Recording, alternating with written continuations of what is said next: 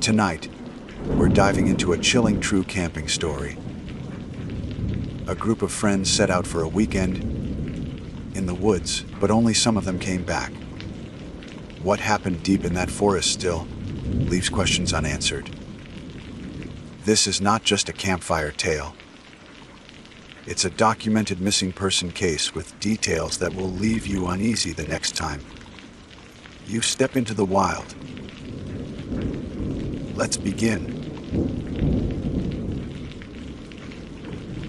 My name is Marjorie Kent, and I have worked for most of my adult life as a park ranger in the Great Smoky Mountains.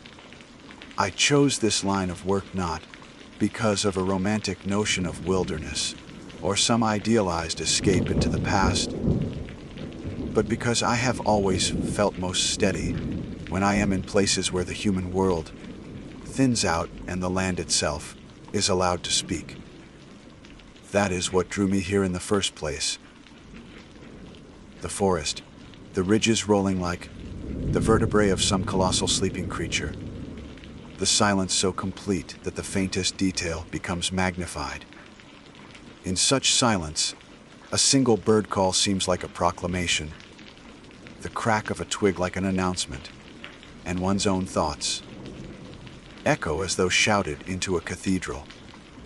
It is in that silence that I have often found peace, and, as I must admit now, terror as well. I was on foot that afternoon, on a stretch of the Alum Cave Trail that few visitors linger on in late autumn. Most who hike here come during summer, when the air is warm and the sky clear enough to see for miles.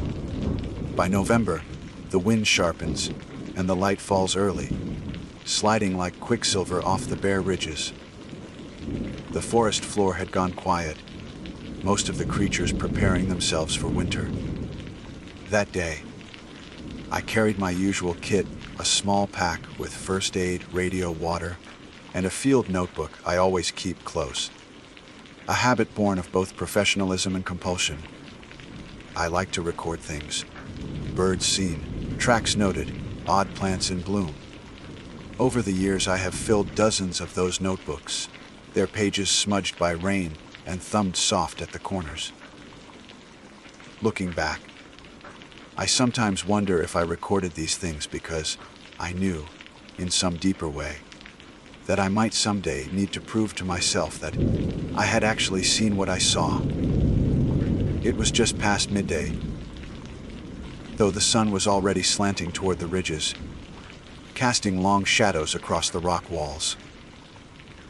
I stopped to rest against one of those walls, a sheer face of weathered stone that jutted from the hillside like the flank of an animal. I remember pressing my palm against it, feeling the familiar chill of mineral, the faint grain of quartz rough beneath my glove. The cliff rose high above me, its upper edge blurred against the pale sky, streaked with moisture where water seeped in thin rivulets. It was then, in a moment of idle curiosity, that I leaned closer, almost without thinking, and laid my ear against the stone. What I heard should have been nothing at all, the silence of rock. Instead, I heard breathing. At first it was so faint that I assumed it was my own pulse, that old trick of the body reminding you of its machinery. But I held my breath, and the sound persisted steady, rhythmic, unmistakable. A slow draw in, a slow release out, like the rise and fall of lungs. My skin prickled beneath my jacket, and I drew back quickly, pressing my boots into the leaf litter. For a moment I stood there, staring at the wall, telling myself I had measured. Perhaps it was wind, funneling through some unseen crevice. Perhaps water moving in a cavern. A subterranean stream echoing strangely. But even as I told myself these things, I saw the surface of the rock shift. The gray stone seemed to swell outward, faintly, as if pushed from behind, and then retreat. Not much. Just enough to catch the edge of my sight, a pulse like something alive beneath skin. I froze, Every instinct told me to step away, to retreat down the trail, to put distance between myself and that impossible sight. Yet another instinct, equally strong, held me in place. Curiosity is a dangerous force, and it has always been stronger in me than fear. I stared, my breath clouding in the chill air, waiting for the pulse to repeat. It did. Slow and deliberate, a rhythm not of wind or water, but of some vast respiration. I extended my hand and placed my fingers against the rock again. The surface was cold, unyielding, yet beneath it I thought I felt a faint vibration, like the tremor of a distant machine or the muffled beat of a heart. The forest around me was silent. Not a bird call, not the skitter of a squirrel. Even the wind had stilled, as if the world itself were holding its breath. That silence pressed on my ears, amplifying the sound within the stone, until it seemed the only sound that existed. I do not know how long I stood there, ear tilted toward the cliff, listening like a child at a door behind which something enormous stirred. At last I stepped back, shaken. The rational mind clamored to explain a cavity within the mountain, air moving through it in a pattern my senses mistook for breathing. Rocks often shift, contracting and expanding with temperature. Perhaps I had imagined the pulse, tricked by the eye's tendency to find movement in stillness. These explanations were serviceable enough to keep me steady as I resumed my hike. Yet I found myself glancing back, over my shoulder more often than usual, the cliff looming tall and inscrutable behind me. The rest of the day passed in a fog of unease. I completed my survey of the trail, noted a few downed branches, and radioed in a report. Nothing out of the ordinary. But in the quiet moments, when I stopped to drink or adjust my pack, I found myself straining to hear, convinced the sound followed me, hidden in the stones beneath my boots. By the time I returned to the station, dusk was already gathering, the mountains folding into shadow. I told no one of what I had heard. What would I say? That a cliff had lungs. That a ranger had leaned against rock and found it alive. Better to let it lie as a strange trick of the senses.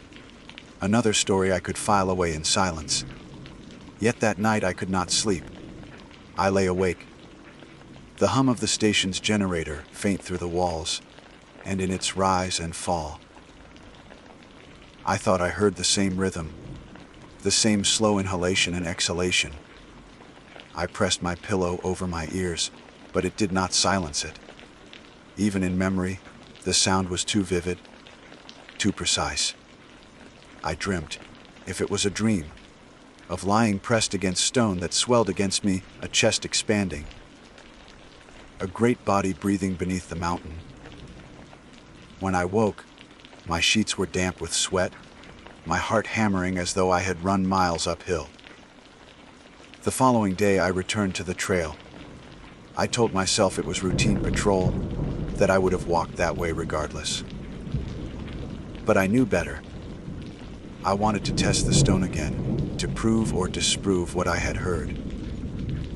The sky was gray with a low ceiling of clouds, the kind that dulls all sound and makes the forest feel close. My boots scuffed against wet leaves as I climbed, every step accompanied by a strange anticipation that tightened my stomach. When I reached the cliff, I stood before it for a long moment, my hands trembling in spite of the cold. Then, with deliberate motion, I pressed my ear once more to the surface. The sound was waiting for me, breathing steady and deep, as if the mountain itself had lungs the size of caverns. This time there was no mistaking it. I felt it through my cheekbone, a vibration that ran into my skull. And worse, the rhythm had changed. It was faster now, as though whatever lay within had sensed me, its respiration quickened by awareness. I stumbled back, gasping, and watched as the surface rippled again, a swell like flesh shifting beneath stone. My knees felt weak, and for a moment I considered fleeing down the trail at full sprint. But I did not run. Instead, I did what any ranger trained to observe would do. I opened my notebook. My hand shook as I wrote, but I forced myself to record it. Time, location, description of sound, description of movement.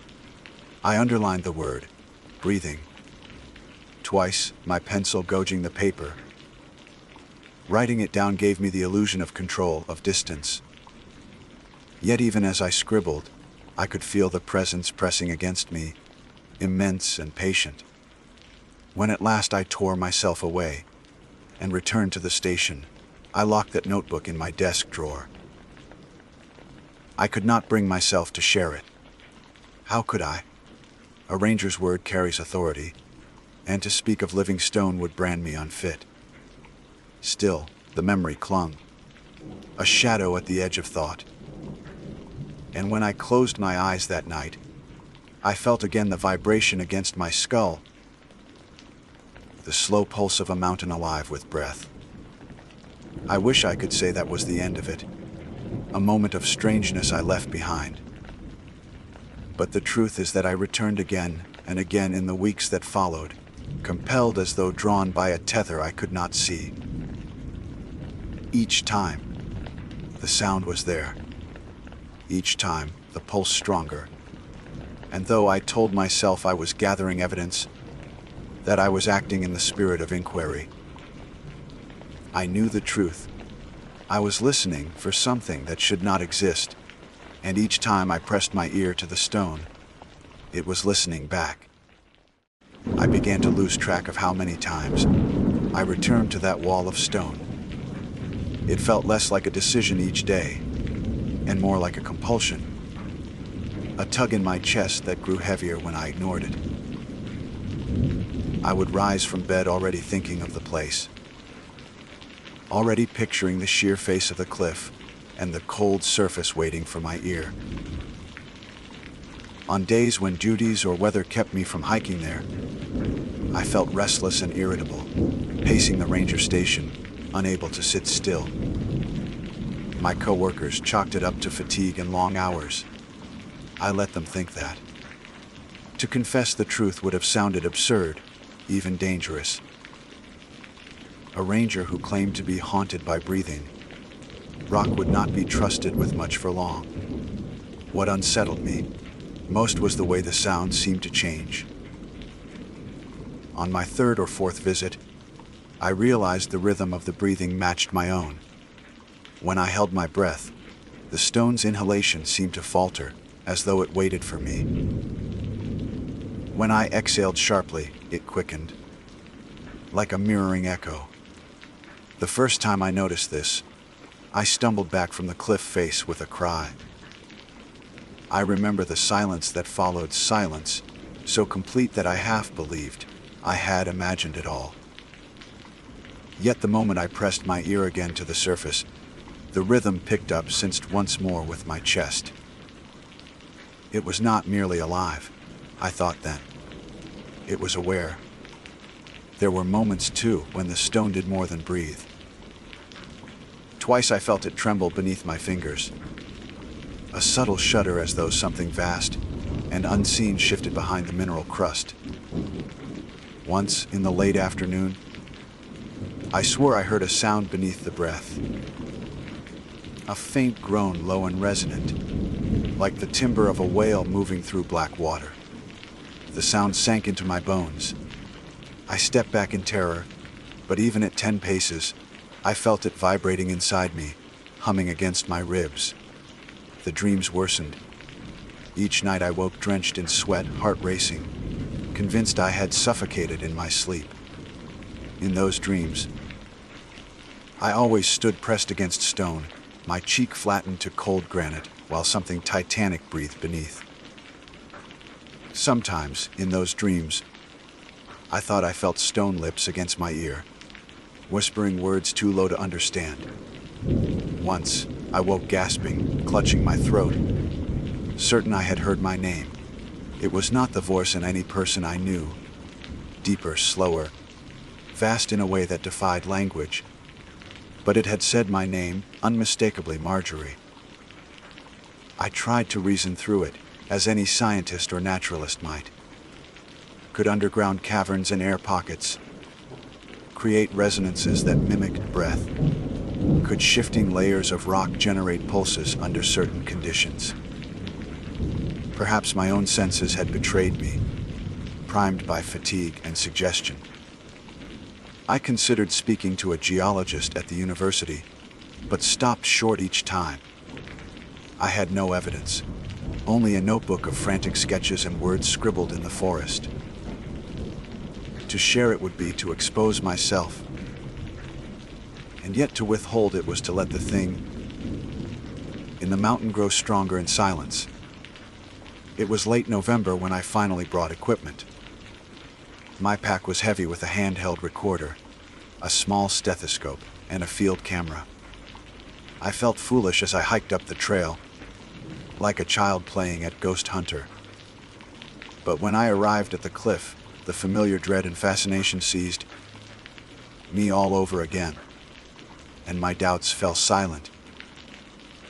I pressed the stethoscope to the rock, my ears filled instantly with the slow rush of air, the rise and fall like tidal waves within stone. I set the recorder down, red light blinking, and let it run. Then I snapped a few photographs of the wall itself, though I knew the camera would capture nothing more than gray, weathered stone. Still, I hoped for any evidence that might anchor this experience in reality. When I replayed the recording later in the station, my hands trembled. At first all I heard was static, the faint hiss of wind, the scrape of my jacket against the microphone. Then, beneath it, faint but steady, the unmistakable cadence of breath. Inhale, exhale, inhale, exhale, slow and vast. I played it over and over, headphones pressed tight, tears welling at the corners of my eyes. It was not my imagination. It was not fatigue. The stone was breathing. Something within the mountain was alive. But the more I listened, the more another sound emerged. One that made my blood run cold. Between breaths, beneath the hiss, a voice. Muffled, distorted, stretched too low for clarity, yet present. A resonance that carried form, if not words. The longer I strained, the more certain I became that it was trying to speak. Not merely a vibration, not a trick of resonance, but language, buried deep. It wanted to be heard. I did not sleep that night. I lay in the dark, recorder clutched in my hands, headphones buzzing faintly. The sound lulled me and terrified me all at once. And each time I began to drift, I jolted awake, convinced that if I let myself fall fully into sleep, I would not wake again. My dreams were not dreams anymore, but tunnels. Dark, endless passages through stone, where something enormous followed close behind me, its breath warming the back of my neck. The following week, I confided in no one. I worked my shifts, answered tourists' questions, cleared fallen limbs from trails. I smiled when spoken to, but inside, I carried the weight of a secret that grew heavier by the day. I told myself I would stop, that I would avoid the cliff, lock away the recorder, burn the pages of my notebook. And yet when the sky cleared and the ridges shone crisp with frost, I found myself once again on that trail, boots crunching over the frozen ground. I could no more resist than I could resist drawing breath myself. That day was different. The cliff was louder. I felt it before I reached it, the vibration running through the soil, faint tremors beneath my boots. When I laid my hand against the stone, the pulse was immediate, insistent, as though it had been waiting for me. I pressed my ear close, heart hammering, and the breath came fast and deep, unmistakably eager. Then came the groan again, louder now, resonant enough to rattle my teeth. And beneath it, the voice. Clearer this time, syllables dragging like stone across stone. I could not understand the words, but I felt them. A rhythm of sound that sank into my marrow. Then, for the first time, I felt heat.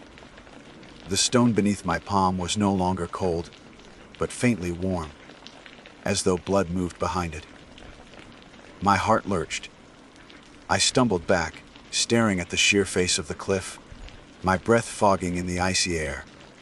The surface rippled visibly now, a swell outward, slow and deliberate. My knees buckled, and I dropped into the leaf litter, notebooks spilling from my pack. I wanted to run, yet could not tear my eyes away. And then, God help me, it spoke. Not through the recorder, not through dream or resonance, but through the stone itself. My name, Marjorie, drawn out, deep and resonant, so vast that the forest quivered. My name spoken by a mountain. I fled. My legs carried me without thought, crashing down the trail, branches whipping against my arms. I did not stop until the station came into view, my lungs burning, my body shaking with exhaustion. I locked myself in my cabin that night, drew the blinds, and sat with my back to the wall, shotgun across my lap though. I knew it would be useless against stone. All night I waited, heart hammering, certain that the mountain would call again, that it would tear open the valley and crawl free. It did not, but the silence was worse. The silence meant it was waiting. The days after blurred. I forced myself through duties, but each sound, a truck rumbling down the road, the hum of the refrigerator, mimicked that rhythm, that inhalation and exhalation. I began to doubt whether I had escaped it at all. Maybe it had followed me. Maybe it had entered me, breathed itself into my lungs while I leaned close. Sometimes, when I stood still, I swore I felt a second rhythm beneath my own heartbeat, as though something vast now beat within me too. I have not yet told anyone. Who would believe me? A ranger swearing that stone speaks, that the mountain breathes and knows her name. They would call it stress, delusion, the product of isolation. And perhaps they would be right, but I know what I heard. I know what I felt. And I know that each night when I close my eyes, the sound returns, louder than before, until I wake gasping, hand pressed to my chest, certain that it is not only the mountain breathing anymore, but me. The longer I tried to resist returning to the cliff, the stronger the pull became. It was like gravity, like the tide. No matter how far I walked, no matter how I filled the hours with tasks, I felt it behind me, a weight tugging at the base of my skull. It was no longer only a place on the trail. It had taken root inside me. I knew, as surely as I knew the rhythm of my own breath, that sooner or later I would go back. And when I did, I feared I would not come away again. The Smokies are full of stories older than I am. The Cherokee spoke of mountains that walk, of caves where voices murmur, of ridges that breathe. Most of those tales are treated now as myth, or else reduced to quaint folklore recited for tourists around fire pits. But alone in my cabin, I remembered them differently. I remembered an elder once telling me that the land itself is alive, that the stone is only the skin of something greater. At the time, I had smiled politely, thinking it a metaphor. Now the words returned like a warning I had ignored. For 3 nights I stayed away. On the 4th, I broke. I set out before dawn, the trail still wrapped in mist. My boots slid on wet leaves, my breath pluming in the cold air. Each step was heavy with dread, yet beneath it was relief, as though I were returning to something inevitable. The forest was hushed, but not with the stillness of peace. It was the silence of expectation, the kind that settles before a storm.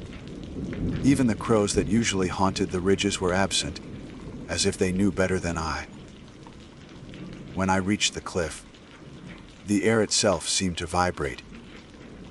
My chest tightened as though I were standing before the mouth of some vast furnace. The stone pulsed visibly now, a swell and retreat too slow to be mistaken for illusion. I set my hand against it, trembling. It was warm again, warmer than before. The vibration ran through my arm, through my bones, until I felt my own body sensing with it. Inhale. Exhale. Exhale. I tried to step back, but my feet would not obey. It was as if the rhythm had seized me, pulling me into its cycle. The voice came then, deeper than anything human. Marjorie. Drawn out, elongated, resonant enough that the trees around me shivered and dropped frost from their branches. My name, spoken as though it had always known me, as though it had waited for me all along. My knees buckled, and I fell forward, ear pressed once more to the stone. What I heard inside was not only breath this time. It was a chorus of sounds, whispers like shifting gravel, groans like mountains grinding together, a heartbeat so slow it seemed eternal, and beneath it words. Words not in any language I knew, but words all the same. They thrummed through me, sinking into marrow, reshaping thought. I realized then that I was not only listening, I was being listened to. I tore myself back with a cry, stumbling into the undergrowth. My body shook, sweat freezing on my skin despite the cold. I ran, half blind, tripping over roots, scraping my palms raw on bark. But no matter how far I fled, the sound followed. In my ears, in my chest, in the hollow of my skull. Each breath I took was mirrored by the mountain, or perhaps it was the other way around. I no longer knew where my body ended and its presence began. The days after blurred into one continuous fever. I performed my duties automatically, but my mind was elsewhere. My coworkers noticed. One of them, a younger ranger named Paul, asked if I was sick. I told him it was just lack of sleep. He laughed and said I looked like I'd seen a ghost. I wanted to tell him he was close, that I had seen something worse, something older than ghosts, older than humanity itself. But I bit my tongue. To speak of it aloud would give it more power. Or perhaps it already had all the power it needed. At night, the breathing filled my cabin. I would lie awake, hands pressed to my ears, and still hear it, steady and patient. The windows rattled in time with it. My chest rose and fell not with my own will but with its. More than once I woke to find myself standing at the door, hand on the latch, ready to walk out into the darkness as if summoned. Only by sheer force did I stop myself, slamming the lock back into place, collapsing against the wall until dawn. I told myself I could resist, that the thing in the stone could call, and I would not answer. But by the seventh night, I was walking the trail again, lantern in hand, frost crunching beneath my boots.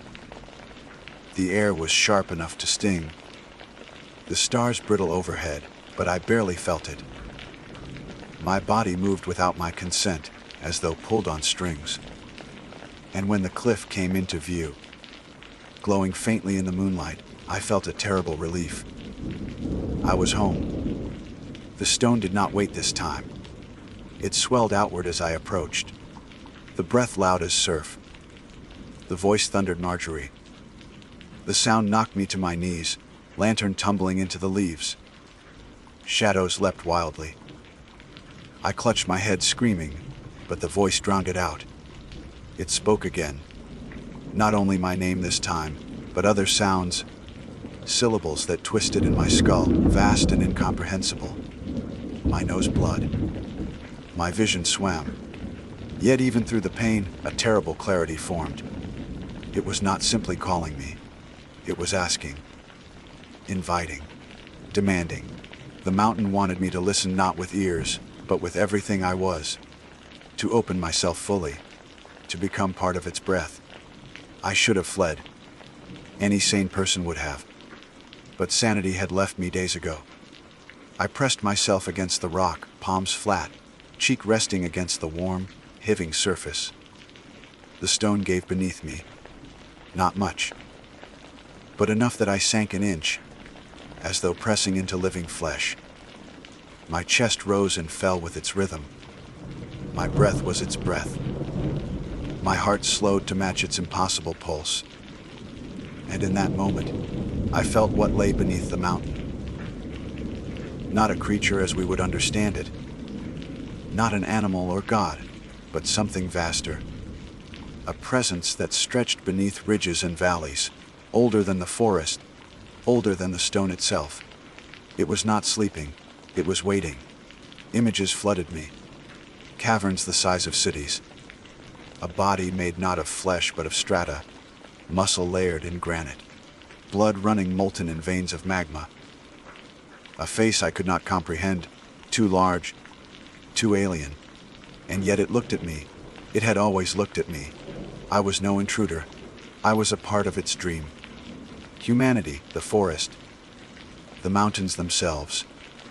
Mere skin stretched over what breathed beneath.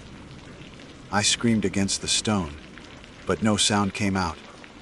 My lungs were no longer mine. I don't know how long I stayed there. Minutes, hours, perhaps longer. When I finally tore myself free, I collapsed onto the trail, gasping. My body felt wrong, as though my bones had shifted, as though my veins carried more than blood. I staggered back to the station, half mad, collapsing into my bunk. Sleep was no refuge. I dreamed of being buried alive, my body becoming stone, my breath the mountains. And when I woke, the dream clung to me like reality. Now I sit writing this, my notebook trembling beneath my hands. I don't know why I bother. Perhaps because putting it into words is the only way to remind myself I am still human. But even as I write, I feel it inside me. My chest rises and falls not at my command. My breath is no longer my own. When I press a hand to my ribs, I swear I feel stone instead of flesh, ridges instead of bone. Sometimes I hear whispers from within, muffled syllables pressing against my skull. Sometimes I feel my lips move without will, shaping sounds in a language older than words. I cannot tell my colleagues. They would not understand, and worse, I fear they would hear it too. I have thought of leaving, of abandoning the Smokies altogether. But I know it would not matter. The mountain is not bound to a single ridge or trail. It is beneath everything, beneath all of us. Once heard, it cannot be unheard. Once breathed in, it cannot be exhaled. I don't know how much longer I have before I am fully its. Perhaps I already am.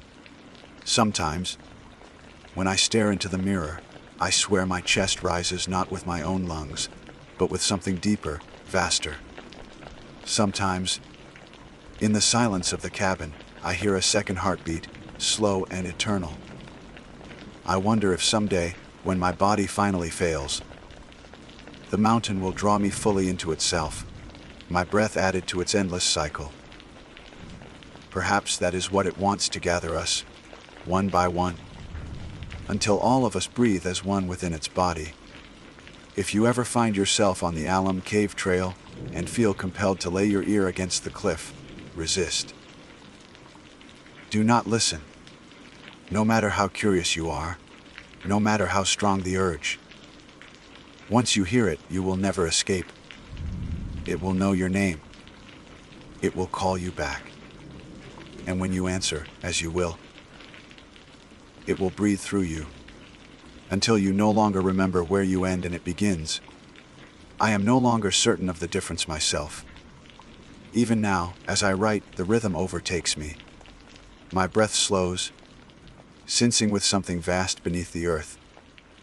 My hand trembles. My vision blurs. And in the silence of the cabin, I hear it calling again. Louder this time, so loud that the walls tremble and the floor shakes.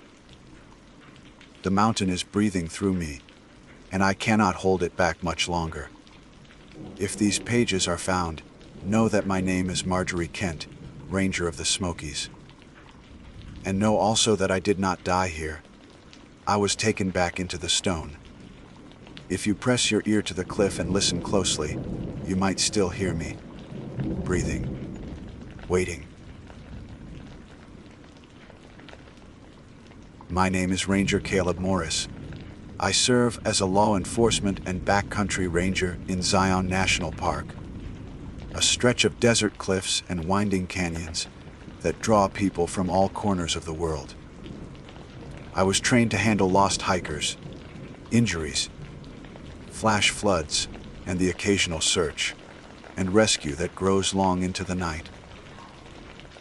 What I was not trained for was what happened on the trail that twisted itself into something impossible, something that stripped the ordinary meaning from distance and direction. I have written incident reports for years, but none like this one. If I sound formal in introducing myself, it is because I must. There needs to be a clear record of who I am, what I saw, and how my life became caught in something that should not exist. The call came just after sunset, when the sandstone cliffs had turned blood red in the last light. Dispatch radioed that a group of campers had reported their friend missing.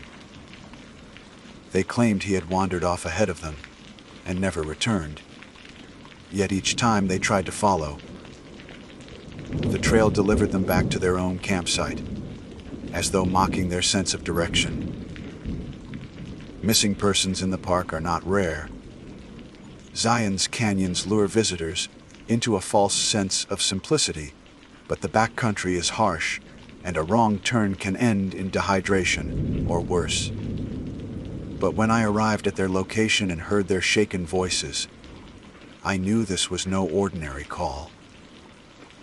There were 3 of them waiting for me, 2 young women and a man, college-aged, their faces pale in the beam of my headlamp. They were camped near a wash where cottonwoods gathered the last of the moonlight, their gear scattered and abandoned in their panic. They told me their friend's name was Jordan. He had insisted on hiking a loop before bed, just a short walk. But when he didn't return, the others went looking. They swore they had followed the exact same path 4 times. Each time they were certain they had covered miles, but each time they stumbled back into their own circle of tents, as if the land itself had folded in on them. Trails don't loop like that, the young man said, wringing his hands as if desperate to convince himself as much as me. His voice trembled, half swallowed by the desert silence. We weren't turning back. We weren't retracing our steps. The ground just changed. I wanted to reassure them, to suggest that exhaustion and darkness had confused their senses, that the mind plays cruel tricks in the wilderness at night. But even as I prepared to say those words, I felt something in their story that clung like static to my skin. I could see in their eyes that they were not simply disoriented. They were frightened, truly frightened, in a way that carried no hint of exaggeration. I told them to stay at camp, conserve their light, and wait for my return. I would trace the trail myself. I had been through this sector of the park before. A lesser, used route, branching off from one of the main backcountry trails, so I knew the terrain should have been straightforward. I clipped my radio to my vest, checked my GPS, and started out beneath the rising moon. The desert night carries sound differently than the day. Each footstep echoed across stone.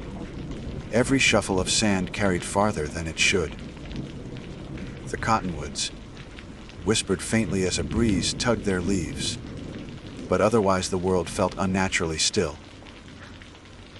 I followed the boot prints that Jordan must have left earlier, pressed deep into the dust. They led along a narrow trail that twisted between boulders and up toward the ridgeline. My GPS showed a steady progression northward. Everything seemed ordinary. Yet as I climbed, I felt the same gnawing unease that the campers had described. The air seemed to thicken, though the night was cool. My headlamp illuminated the sandstone walls around me, revealing patterns in the rock that looked almost like ribs curving inward, enclosing me. I forced myself to keep moving, reminding myself that the desert plays tricks. Shadows stretch, cliffs echo, distances bend under the influence of fatigue. After what felt like 30 minutes, the trail curved down through a narrow wash. My GPS continued to track normally, recording my location. I descended, noting landmarks.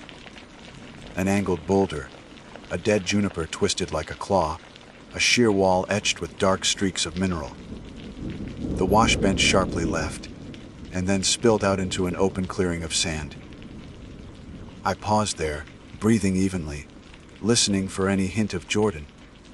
That was when I noticed the fire pit. A simple circle of rocks, charred black, its ashes faintly scattered. I frowned. No official campsite existed in this area, and camping off trail was prohibited. Yet here was evidence that someone had camped before. I bent down to touch the rocks. They were still faintly warm. The clearing opened into another narrow trail that climbed once again. I followed, my boots grinding into the sand. My watch ticked past midnight, though the moon hung stubbornly bright above. I hiked onward, determined to push far enough to prove the campers wrong, that the trail was linear, ordinary, and that their panic had distorted perception.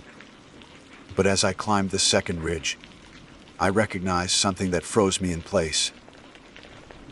To my right was the same angled boulder, tilted like a pyramid. To my left stood the same twisted juniper, its branches skeletal against the stars. Ahead loomed the same mineral-streaked wall. I stopped, breath catching in my throat.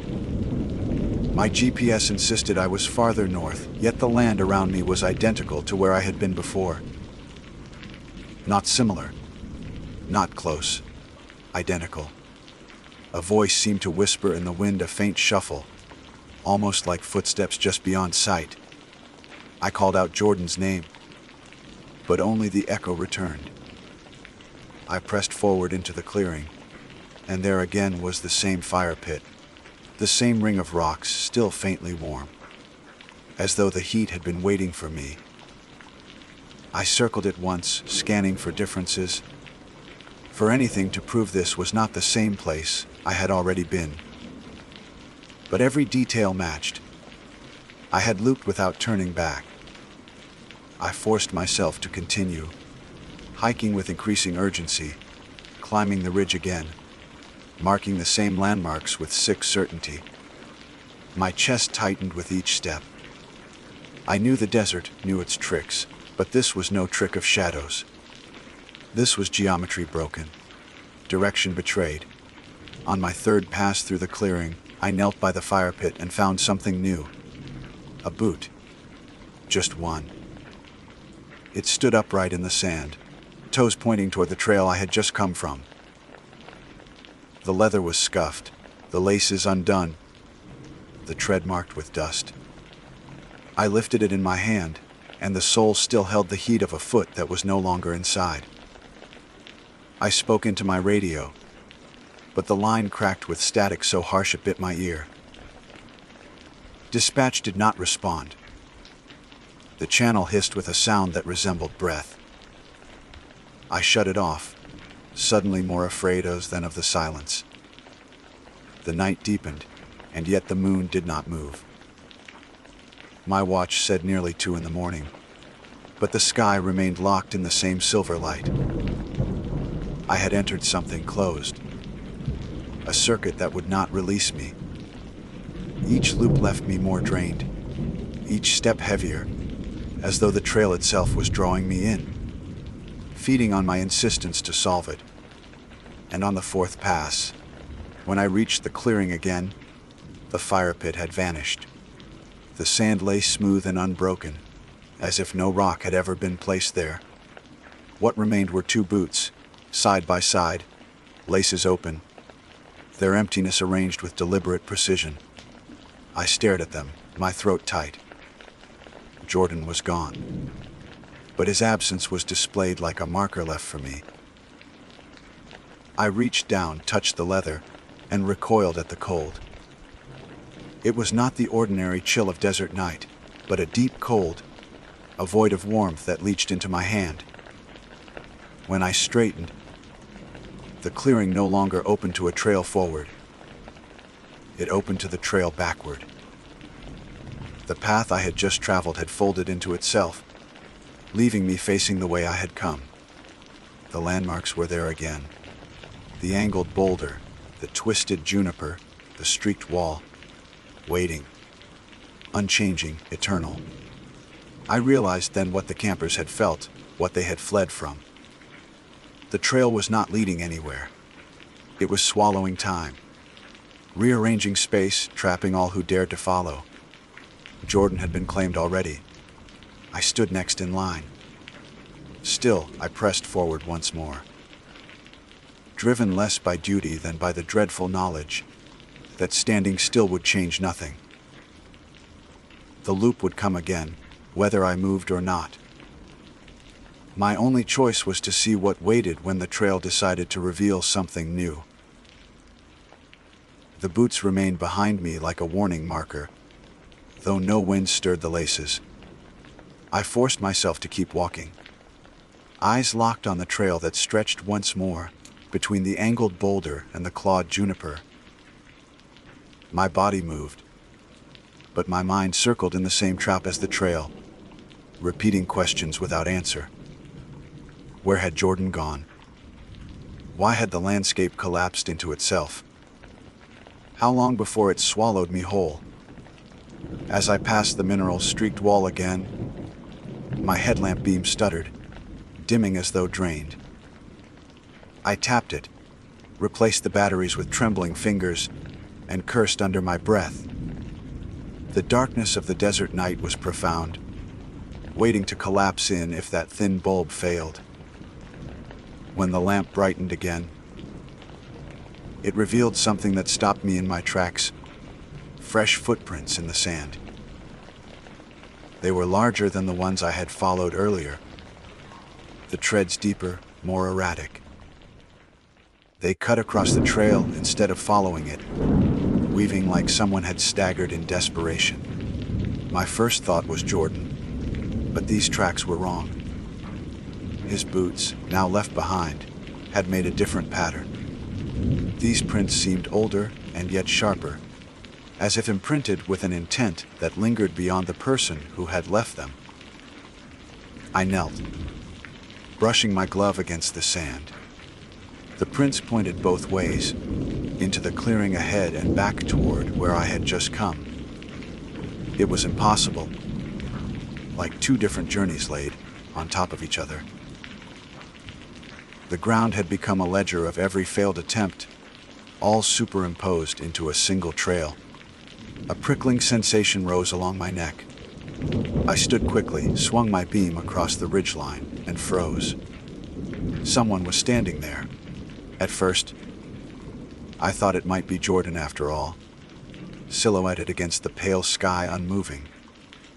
But as I lifted the light, the figure resolved into something that did not align with the human outline. The proportions were wrong. The torso stretched too long, the arms dangling low, and the head bent at an unnatural tilt. Its skin seemed mottled, stone-colored, as if carved from the very cliffs. The moment the beam touched it, the figure slipped sideways into the shadow of the rocks and vanished. I shouted, a harsh bark of sound that felt swallowed before it even reached the cliffs. My hand gripped the radio, but static hissed before I could press the button, rising like the sound of wind through 1,000 throats. I shut it off again, heart hammering. The prints continued forward, so I forced my legs to follow. The loop pulled me onward with a dreadful inevitability, each landmark returning as if painted onto a wheel that spun beneath me. The clearing appeared again. This time, no boots waited in the sand. No fire pit, no ashes. Only a scatter of smalls arranged in a perfect circle, as if mocking the absence of everything else. I stepped inside the circle and felt the ground shift beneath my weight. Not physically. The sand did not collapse, but in sensation, as if gravity itself tilted. The desert air pressed tighter around me. I staggered back out, dizzy, nausea coiling through my gut. The circle was not decoration. It was boundary. My watch showed 3:30 in the morning. The moon still hung, unchanged, above the cliffs. The desert did not sleep, but time itself refused to move forward. I hiked on. My boots dragged, my throat parched, but I could not turn back to the campers. Some part of me already knew the trail would not release me until it finished whatever purpose it held. Whether I found Jordan or became him, the loop demanded continuation. The fourth pass through the ridge came faster, as if the land had shortened itself. I no longer counted minutes, only the repetition of landmarks. By then, my thoughts had blurred into a dull mantra-angled boulder, twisted juniper, streaked wall clearing. Over and over, etched into my mind as if the desert meant to erase every other memory. On that pass, the clearing was not empty. Jordan stood in the center, facing away from me. Relief struck me so hard it was almost painful. I stumbled forward, calling his name. He did not move. Jordan, my voice cracked against the stillness. It's Ranger Morris. We're getting you out. At last, he turned. My light revealed his face, pale and streaked with dirt, eyes wide but unfocused. He looked at me, mouth opening slowly, but no words came. His lips moved soundlessly, like fish gaping at the air. I approached cautiously, speaking calm words. His boots were gone, his socks filthy and torn, leaving bloody smears on the sand. His arms hung limp, and when I touched his shoulder, his skin was icy. He blinked at me, a slow mechanical gesture, and then lowered his head as if ashamed. Jordan, you're safe now, I said, though I knew it was a lie. My voice wavered as I added, we'll walk back to your friends. He shook his head, almost imperceptibly. Then his lips moved again, this time forming one word that reached me in the barest whisper, no.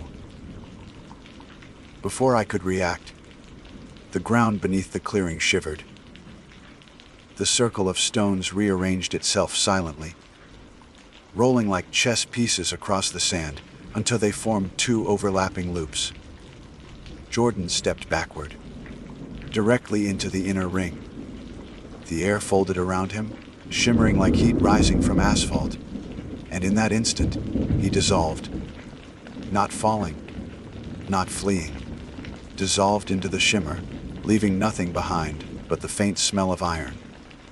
I shouted, lunged forward, but the shimmer collapsed before I crossed the line.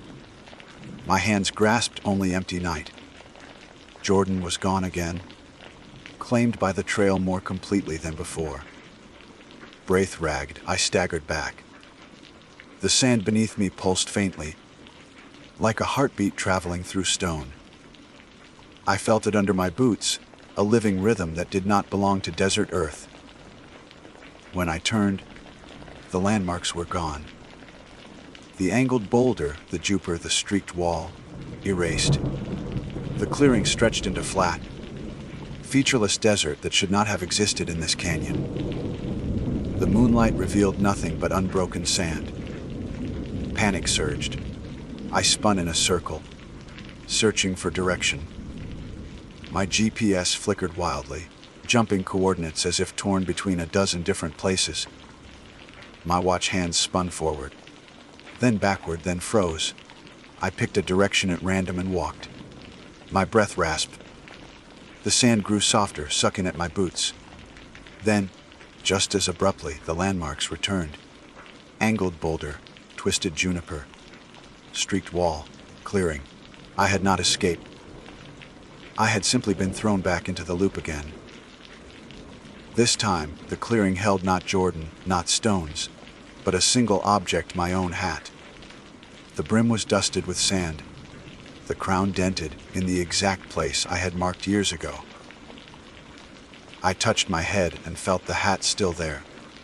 Yet its twin lay before me, proof that the trail was no longer content to recycle Jordan's belongings. It had reached into my life. I left it where it was and pressed onward, heart hammering. My mind spun with theories I could not anchor. Temporal distortion, hallucination, a fold in geography. None fit. The trail was not a place anymore. It was a mechanism operating with rules I could not understand. On the sixth loop, the clearing contained something worse than objects. Figures stood among the stones. 3 of them, dim and distant, their faces hidden in shadow. My first thought was the campers. Relief surged, but when I ran closer, the light revealed hollow shapes, like outlines cut into the air. They shifted with the wind, but never advanced, never spoke. When I blinked, they were gone. Each loop grew harder. My lips trembled, my lips cracked, and thirst clawed at me. I no longer trusted my body. I no longer trusted time. Yet I could not stop. Some instinct told me stopping would make the loop permanent, would let it calcify around me like a tomb. By what I think was the 8th pass, the clearing changed again. 2 boots waited there, but this time they were mine.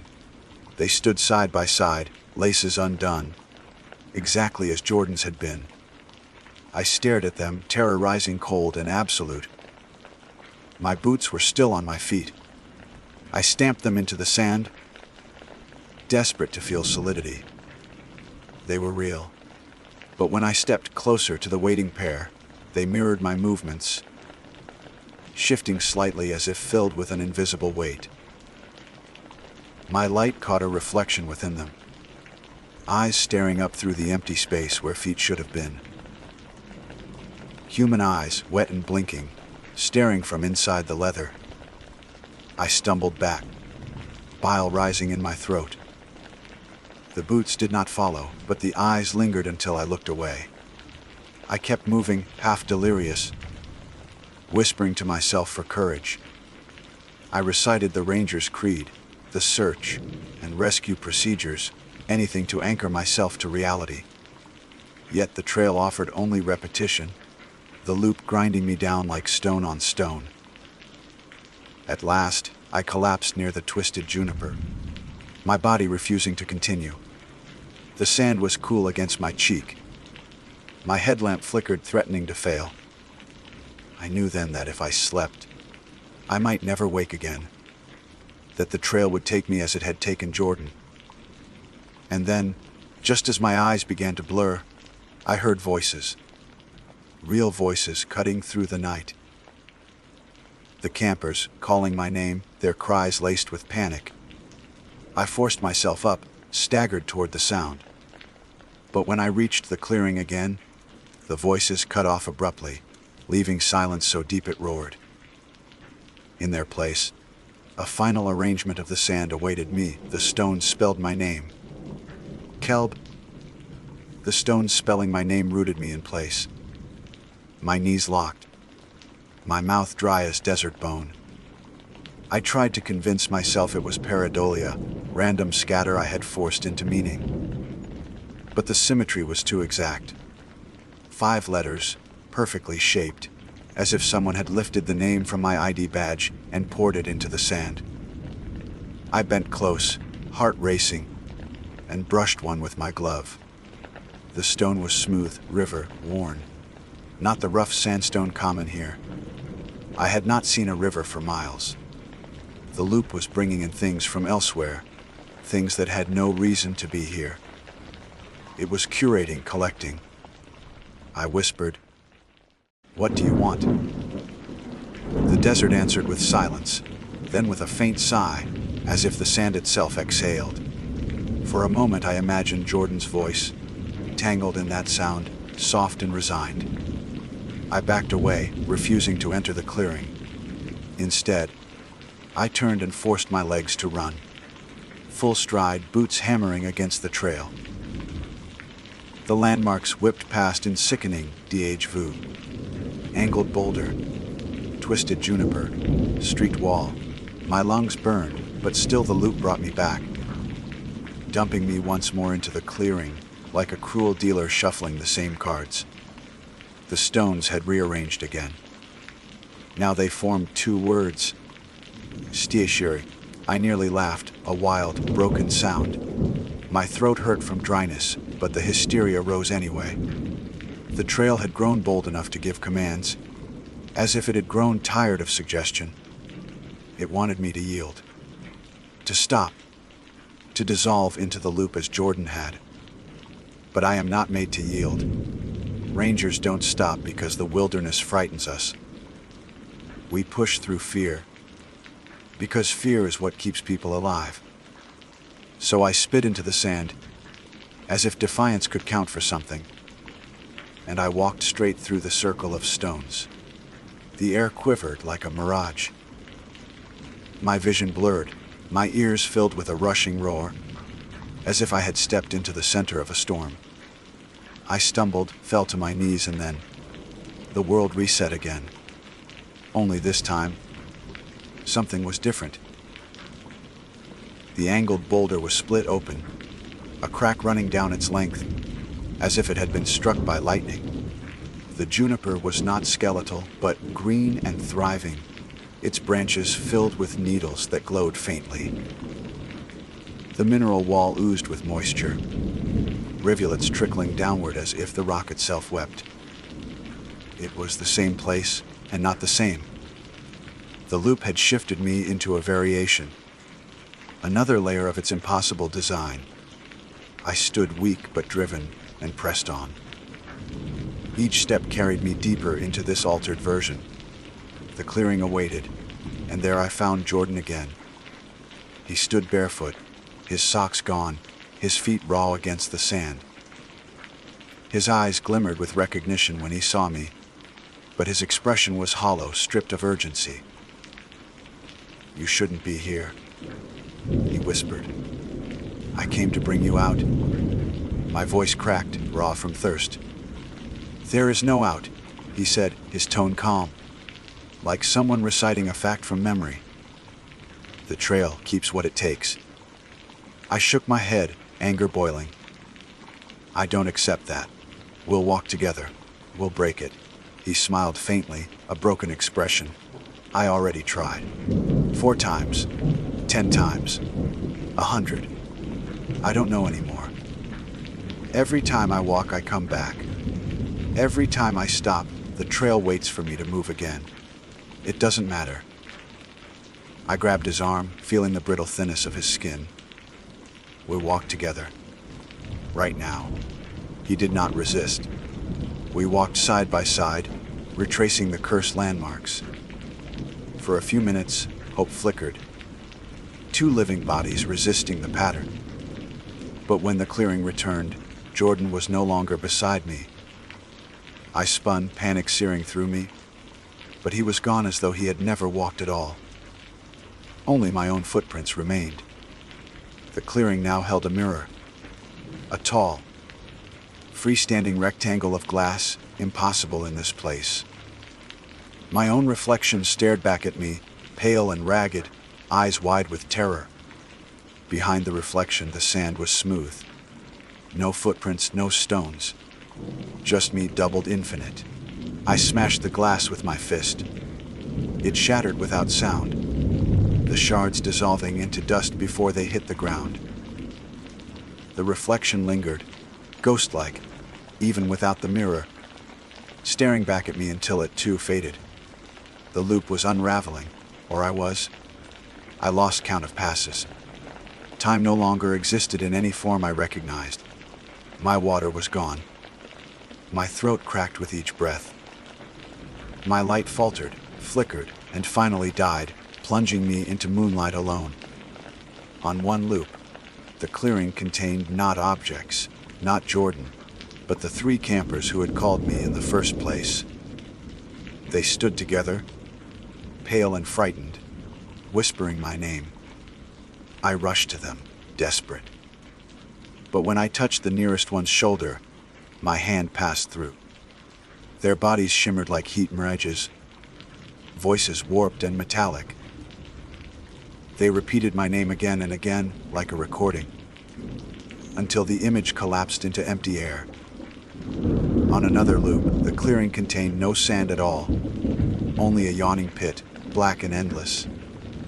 I teetered on the edge, staring into a void that pulled at my vision, begging me to fall. The sound of rushing wind rose from it, carrying whispers in Jordan's voice, in my own voice, in countless voices layered together. I staggered back, heart pounding, unwilling to know what waited below. Each cycle bled into the next. My body weakened, my resolve frayed. I thought of the campers waiting at their site, terrified. I thought of dispatch, who would never receive my calls. I thought of my own name spelled in stones, a grave marker waiting to become permanent. When I collapsed for the final time, it was at the foot of the juniper. My eyes closed, too heavy to lift. I expected the loop to claim me in sleep. But instead, I heard a new sound, running water. I forced my eyes open. The mineral-streaked wall had split wide, revealing a narrow gap.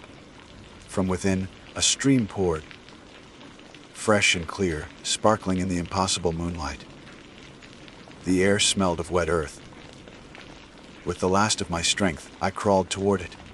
My hands plunged into the water, cold and real. I drank deeply, gasping, letting life flood back into my parched body. The water was sharp, metallic, but it kept me awake. Then I saw it, a path through the split wall. A narrow corridor, slick with moss, leading away from the loop. My heart leapt. Escape. I stumbled to my feet and entered. The passage wound tightly, the stone pressing against my shoulders. The sound of the stream guided me deeper until, at last, I stumbled into open air. I was out. The canyon stretched before me, familiar and real. The moon had shifted lower now, dawn threatening at the edges of the horizon. My GPS blinked with steady coordinates again. I laughed, a broken, hoarse sound, but it was laughter all the same. I turned back to mark the gap, but behind me there was only solid wall. The passage was gone. I staggered back toward the campers' site, guided by instinct and the return of the world I knew. They were still there, huddled in their tents, their faces lighting with relief when they saw me. They asked if I had found Jordan. I could not answer. My throat closed. My mind filled with the image of his dissolving body, his resigned whisper. Instead, I told them the truth that would protect them. The trail was impassable, unsafe, and we had to leave immediately. We hiked out at first light. Every step away felt like a weight lifting from my chest. The trail did not follow. The loop did not return. Days later, when I filed my report, I wrote the details as plainly as I could. Missing camper, search conducted, no recovery. Terrain confusing, hazardous. Area closed until further evaluation. That was all the record would hold. But here, in my own words, I tell the truth. The looping trail exists, hidden in Zion's backcountry, disguised as an ordinary path. It does not end. It does not lead anywhere. It takes. I sometimes wake at night with sand in my mouth, the taste of stone on my tongue. I sometimes dream of the clearing, of the stones spelling my name, of the boots standing empty. In those dreams, I always see Jordan, waiting in the loop, patient as the desert itself. And I know, with a certainty I cannot escape, that one day the trail will open again. Not behind me, but ahead. It will not need to trap me. I will walk into it willingly, because part of me never left. My name is Nora Beckett, and I am a 32-year-old schoolteacher from Massachusetts. I was raised in a family that valued nature, summer hikes, and nights beneath the stars. I always felt at home in the woods, as though the trees and rivers remembered me, as though they had known me all along. Because of that, camping trips were not unusual for me. And when my friends suggested a weekend retreat in Maine's North Woods, I accepted without hesitation. I could never have imagined that trip would change me in ways that still haunt my sleep. We set out in late September. 4 of us crammed into Alex's weathered Subaru with tents, sleeping bags, lanterns, and more food than we could possibly eat. Alex was the sort who carried an axe just to feel rugged, while Jenna brought along her camera and the lenses, because she insisted that forests were more photogenic than cities. My younger brother Daniel tagged along as well, half for the hiking and half because he never turned down free beer. The drive took hours, winding farther north until the paved roads thinned into gravel paths, until the houses gave way to endless trees, and the air smelled sharper, like pine and cold water. We reached the site just before dusk, a patch of clearing beside a lake that glittered even under the fading light. We pitched our tents quickly, laughter echoing through the stillness, and by nightfall we had a fire burning bright. There was something pure about that. The flames snapping, marshmallows roasting, the hiss of the lake when embers drifted too far. We told stories and joked, the way friends do when they are far from phone reception and street lamps. The forest around us was immense, a wall of darkness pressing against the glow of our campfire. The stars were sharp as needles above, and the moon lay low and swollen. I remember feeling perfectly safe, despite the vastness. The world was big, but our circle of firelight was a shield. It was sometime after midnight when he appeared. At first I thought my eyes had tricked me, that I had imagined movement between the pines.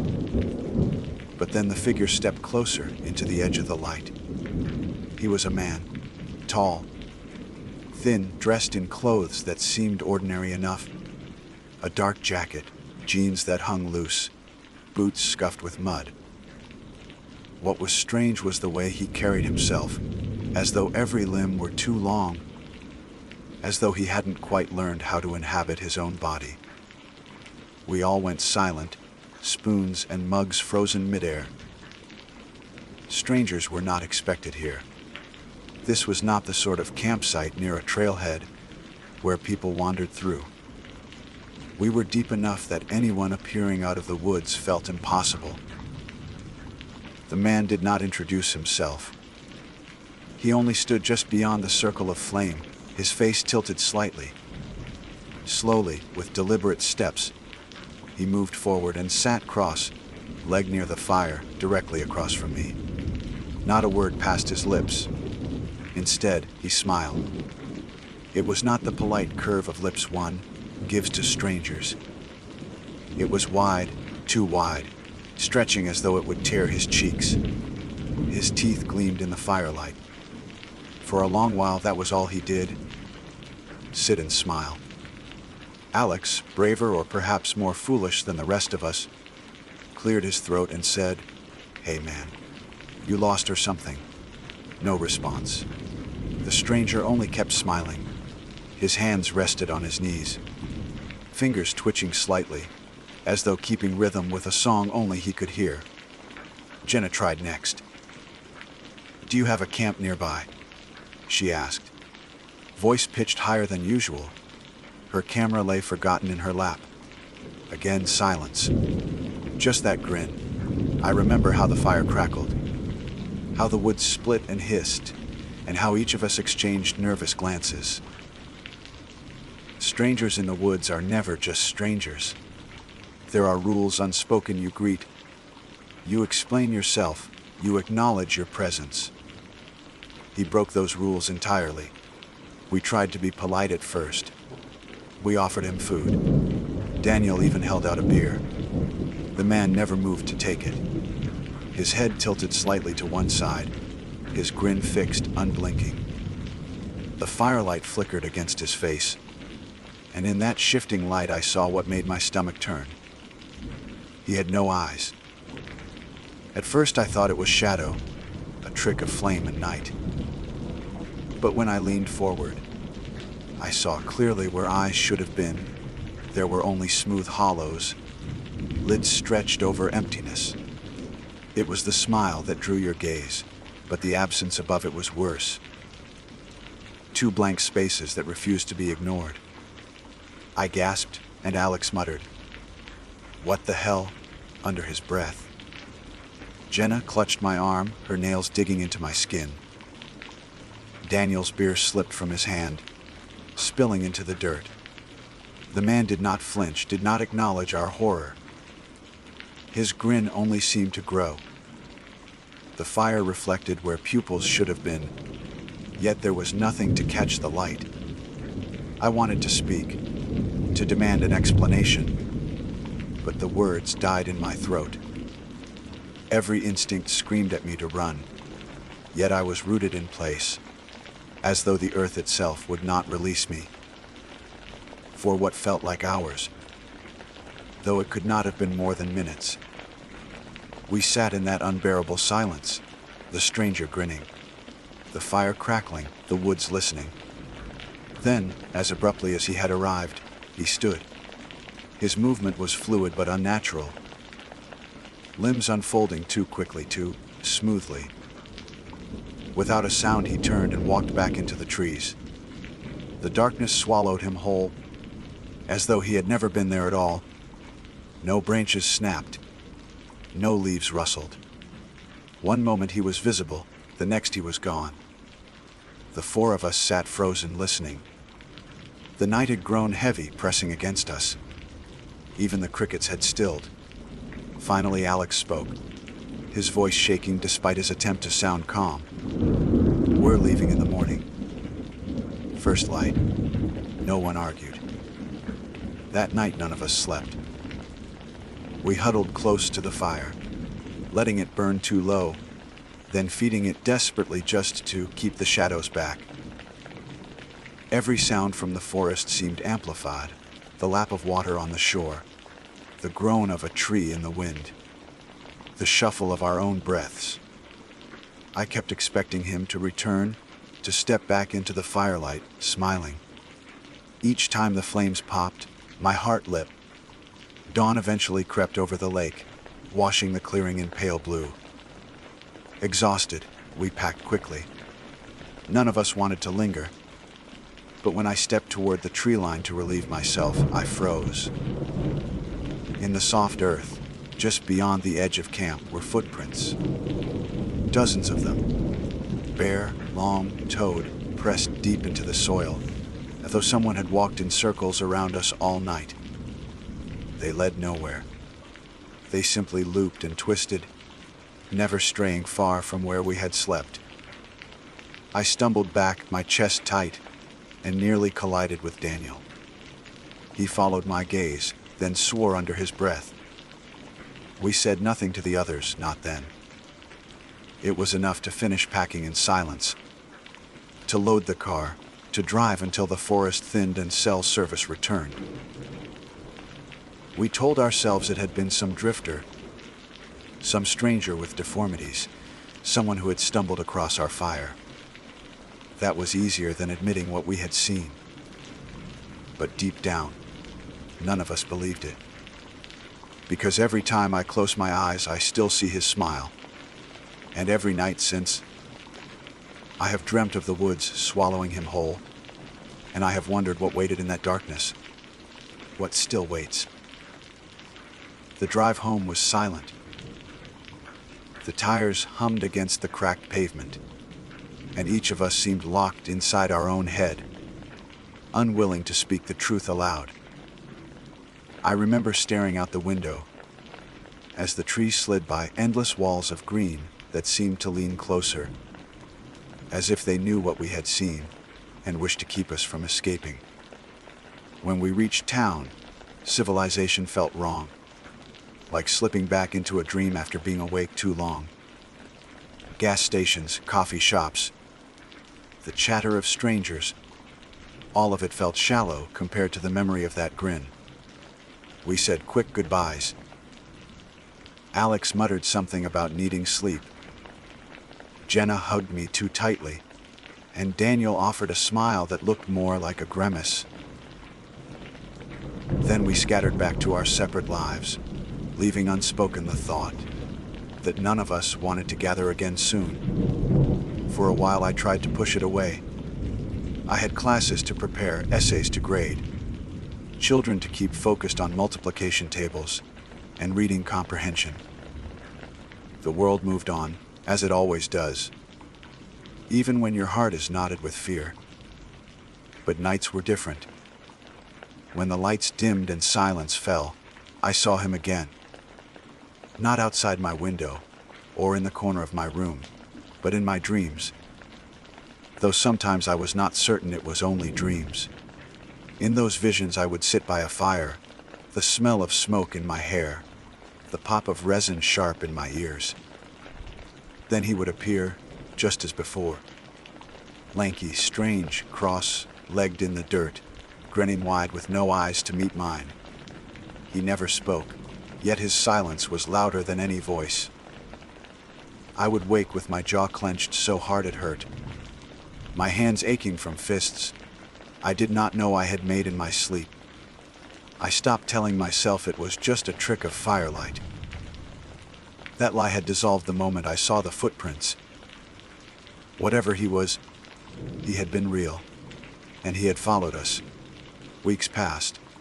I avoided camping trips, begged off when friends suggested hikes. Even walks in the park left me uneasy, every shadow stretching too long, every passerby's smile lingering too wide. Then Jenna called me late one night. Her voice trembled through the receiver. "Nora," she whispered. "He was in my photographs." I sat up in bed, every nerve on edge. "What do you mean?" "The night at the fire. I didn't think I took any shots of him.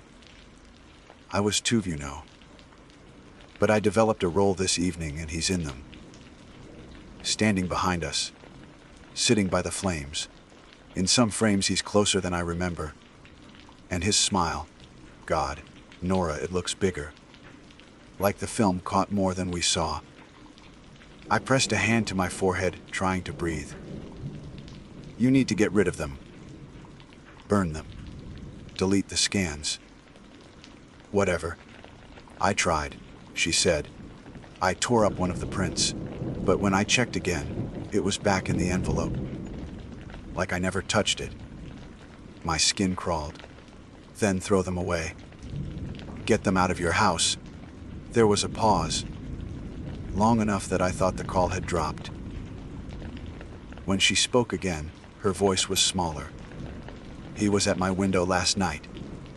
A cold weight pressed against my chest. "You saw him." I didn't open the curtains. I didn't need to. I just knew. I felt him smiling. And when I finally looked, the glass had fogged, like someone breathing against it. but there weren't any eyes staring in. Just emptiness.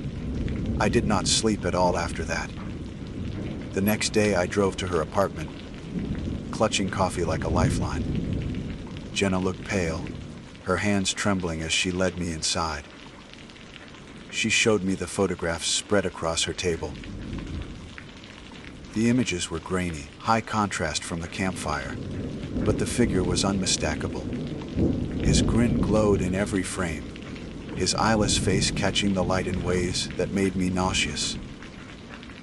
In one picture, he sat behind Daniel, so close it looked as though his breath had brushed my brother's neck.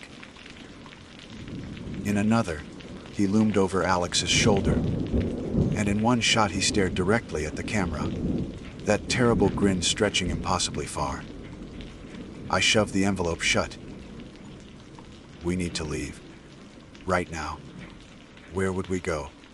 Jenna whispered. Hell follow. She was right. The woods had swallowed him, but it seemed he no longer needed the woods. He could find us anywhere.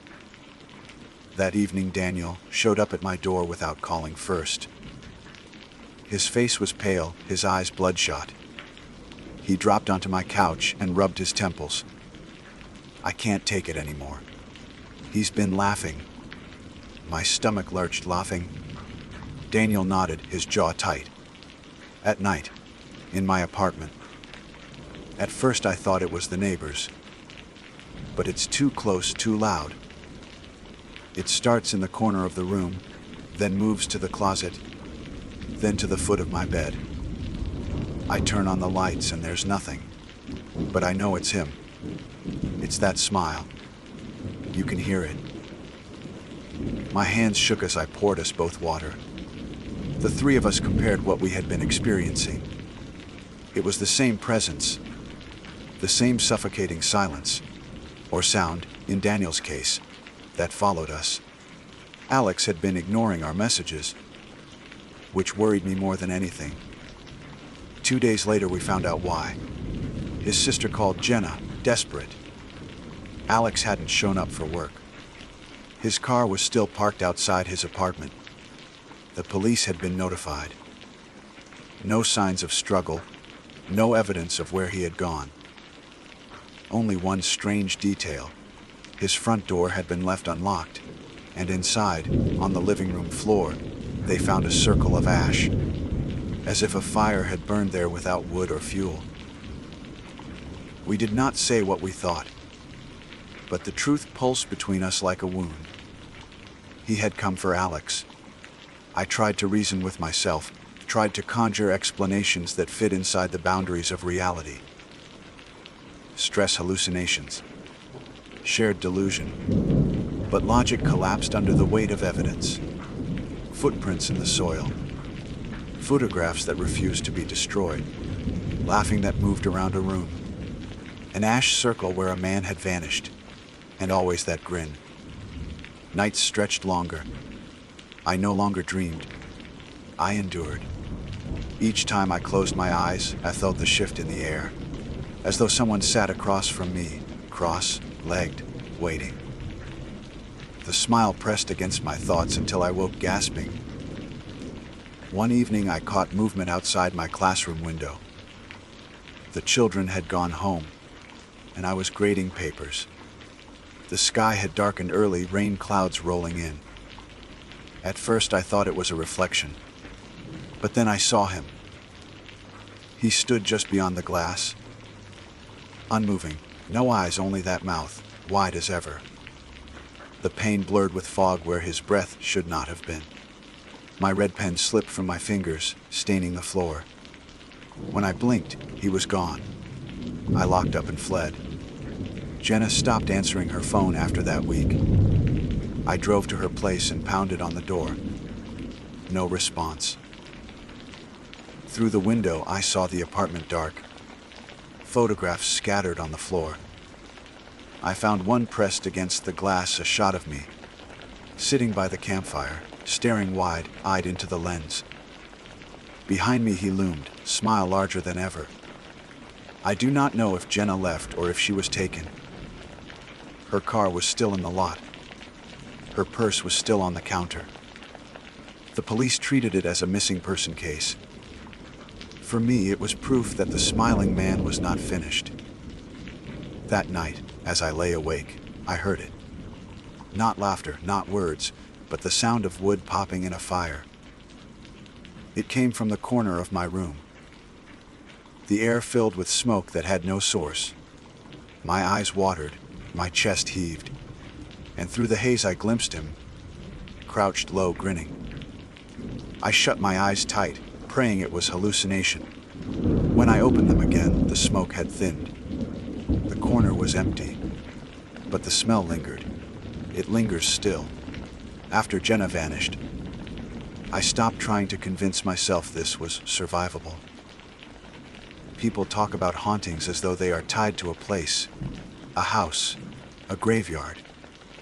But this wasn't that. He was not bound to the woods, nor to the campsite, nor even to the fire. He was bound to us, to me. I started sleeping with the lights on. It made no difference. His presence was not frightened by brightness.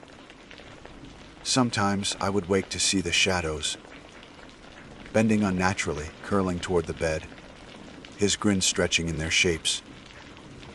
Other nights I would wake convinced someone sat on the mattress beside me, the weight real enough to dip the springs. And when I dared turn, there would be no one there, only the faint sound of lips stretching wider, skin creaking against skin. I stopped working. My students deserved better than a teacher who jumped at every flicker, who stared too long at the classroom door. I took leave, telling the administration it was exhaustion, which was true in its own way. I stayed home, curtains drawn, trying to keep the outside world at bay. But he didn't need the outside world. He carried it with him, the woods, the fire, the silence. Daniel visited often at first. He was unraveling faster than I was. His laughter claim had worsened. He described it crawling under his skin. It's not just laughter anymore. He told me, pacing my living room. It's words. I can't hear them clearly, but I know they're there. He's whispering things. Promises, maybe. Or threats. I begged him not to listen. He nodded, but his eyes were bloodshot, his hands shaking too much to hold his coffee steady. I knew he was listening even if he didn't want to.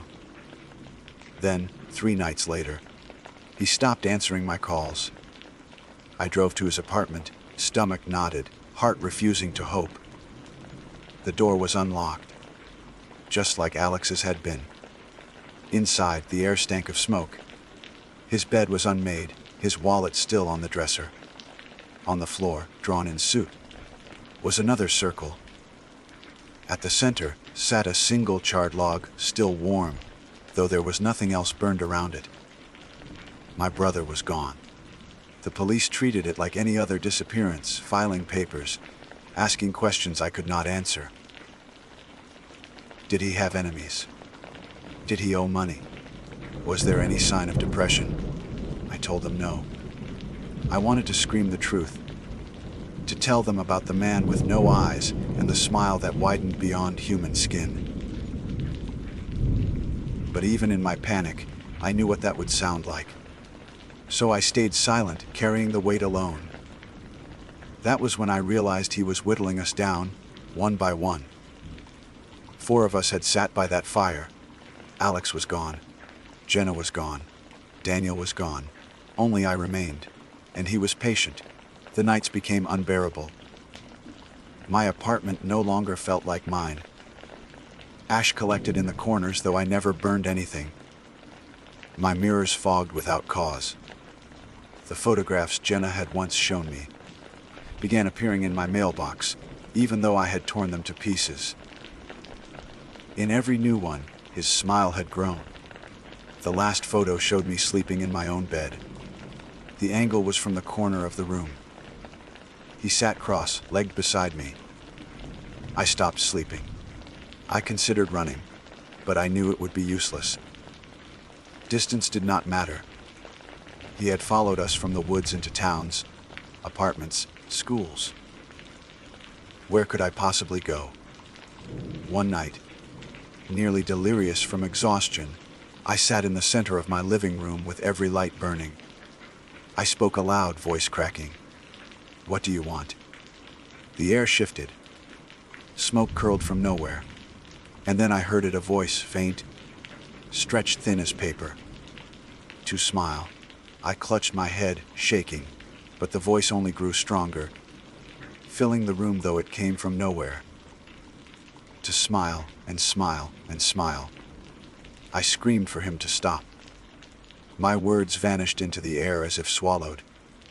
When I opened my eyes, he was there, sitting cross-legged, exactly as he had by the fire, hands resting lightly on his knees. His grin stretched from ear to ear, skin splitting at the corners. Blood trickled but did not fall, vanishing before it could stain. Where eyes should have been, there was only the hollow smoothness of skin. I could not move. My body betrayed me. My lungs refused to breathe. All I could do was sit across from him, mirroring him like some grotesque reflection. He leaned forward. The grin bent wider, and then he vanished. I collapsed, gasping, tears hot on my face. My hands shook as though I had touched fire. For hours I sat there, waiting for him to return, but the room stayed empty. I thought perhaps I had survived, that he had taken the others and left me for reasons I could not understand. But I was wrong. The next day, walking to the corner store, I felt eyes, or the absence of them, on me. Every passerby's smile seemed stretched too far. The cashier's lips curved too wide as she rang up my groceries. A man on the sidewalk grinned as he passed, and for a split second I saw nothing above his mouth but smooth skin. Then he blinked, and his eyes returned, ordinary and blue. The smiling man was not only following me, he was spreading. I stayed indoors for days. But the grins appeared everywhere, on television anchors, on strangers in the background of news footage, on faces in magazines.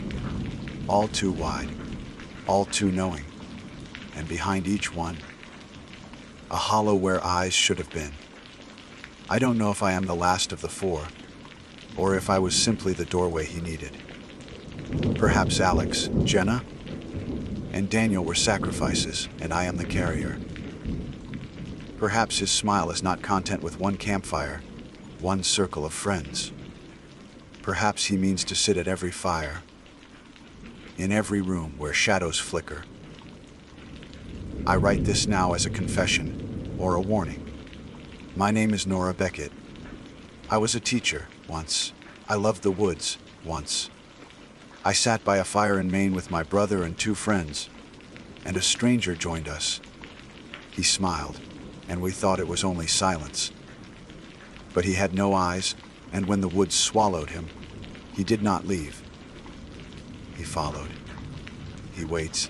If you are reading this and you begin to notice strangers smiling too wide, if you wake to the smell of smoke with no fire burning, if your photographs shift when you aren't looking, then it is already too late.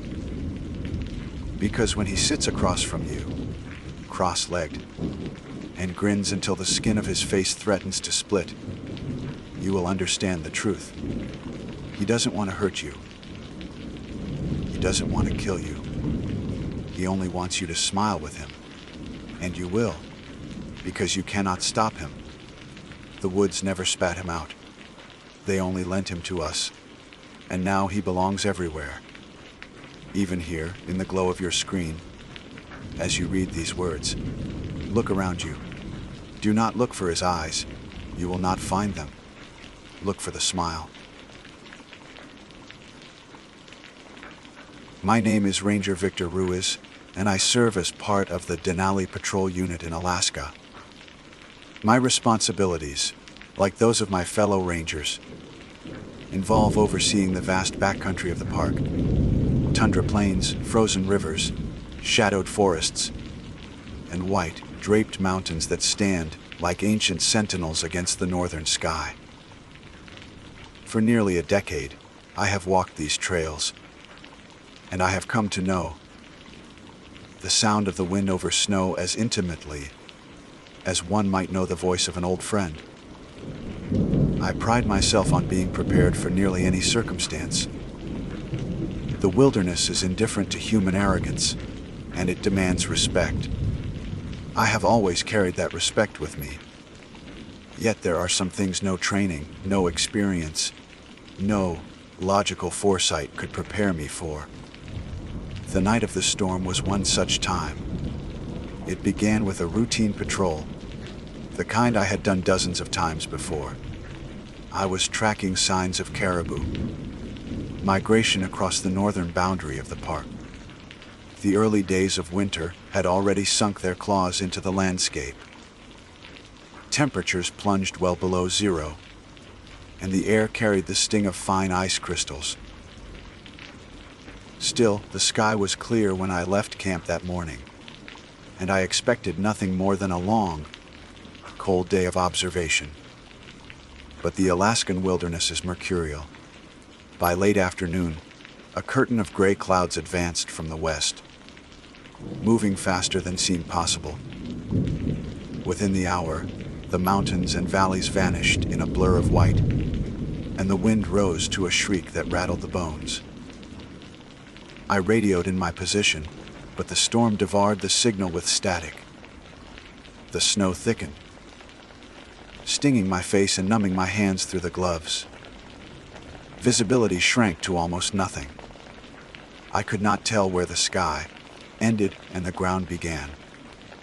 It felt like walking inside a blank page, featureless and disorienting. I knew I had to find shelter before the storm worsened. Out here, exposure could kill a man in less than an hour.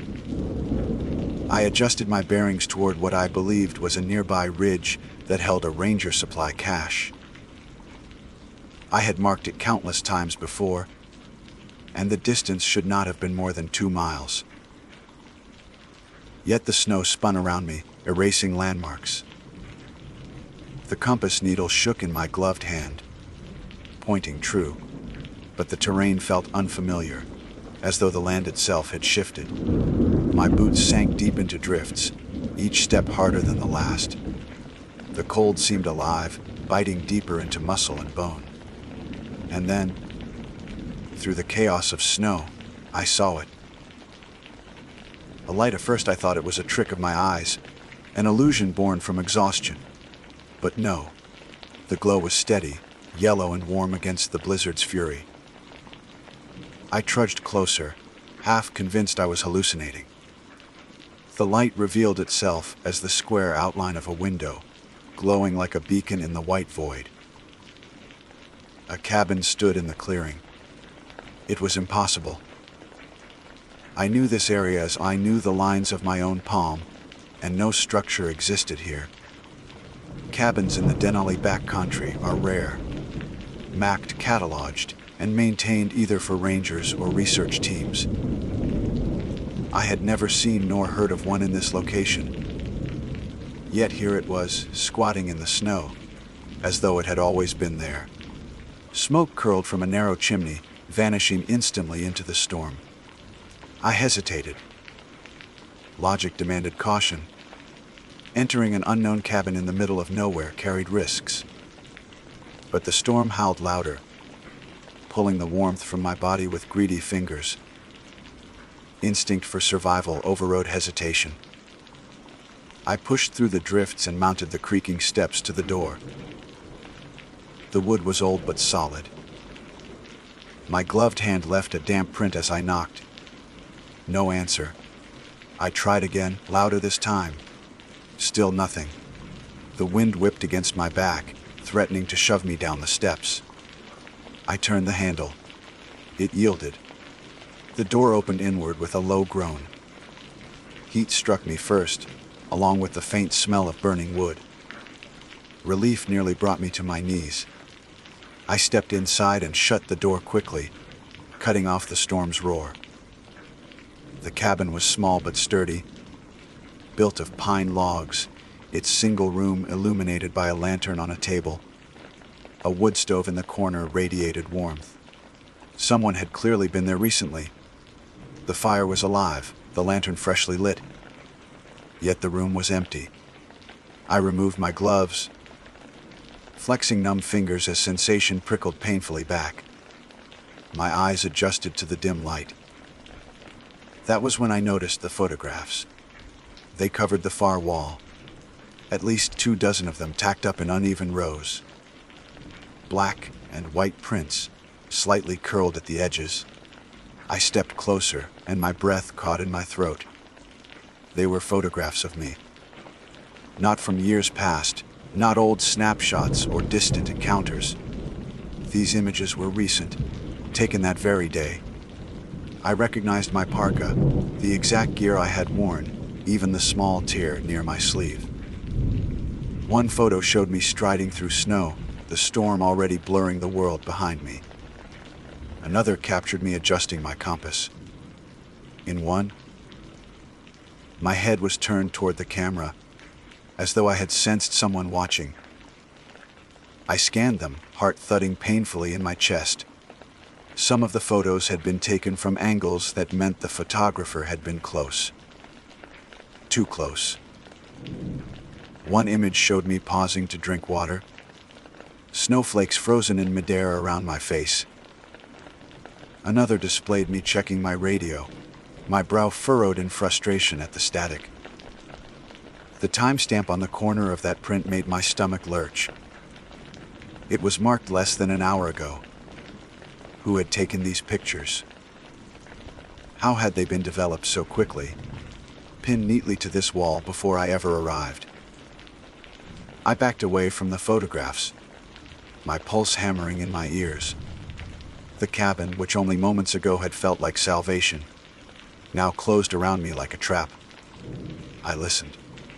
The storm battered the roof, but beneath it I thought I heard something else.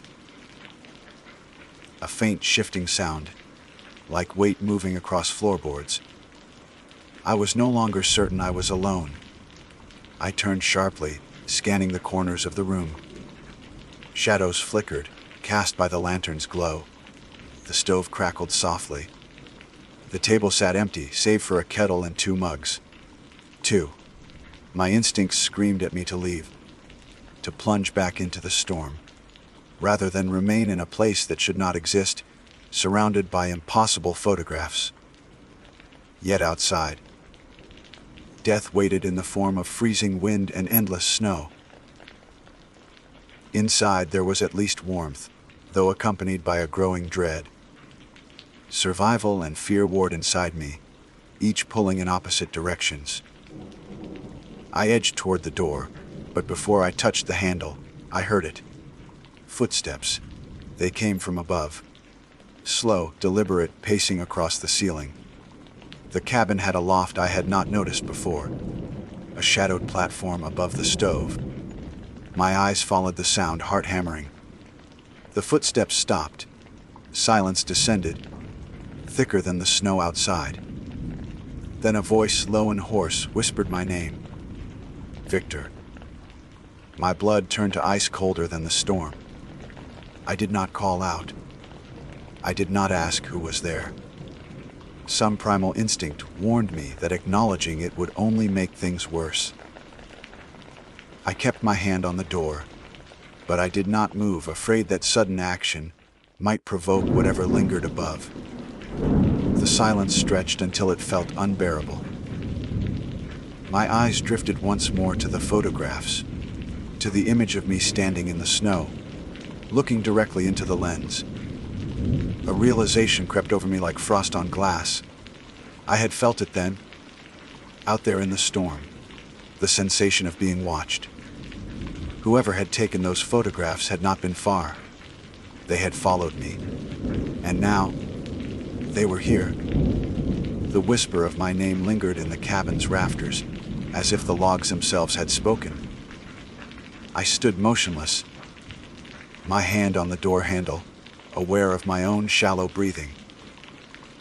The storm outside roared like a living beast, battering against the walls, yet inside the air felt suffocatingly still. Every instinct screamed at me to flee, but reason clawed back against the urge. Running out into a blizzard without shelter was suicide. I would not last the night. The warmth of the stove mocked me, a cruel tether keeping me inside this place that smelled faintly of pine smoke and something else. Something metallic, almost like old blood. The silence stretched, broken only by the pop of sap in the firewood. My eyes fixed on the loft above the stove, where the sound of footsteps had ceased. The lantern's glow barely reached into the shadows overhead, leaving a black hollow that seemed to absorb light. I felt that if I looked long enough, shapes might shift in that gloom, rearranging into something watching me. I forced myself to move, slow and steady, keeping my back to the door but stepping toward the table.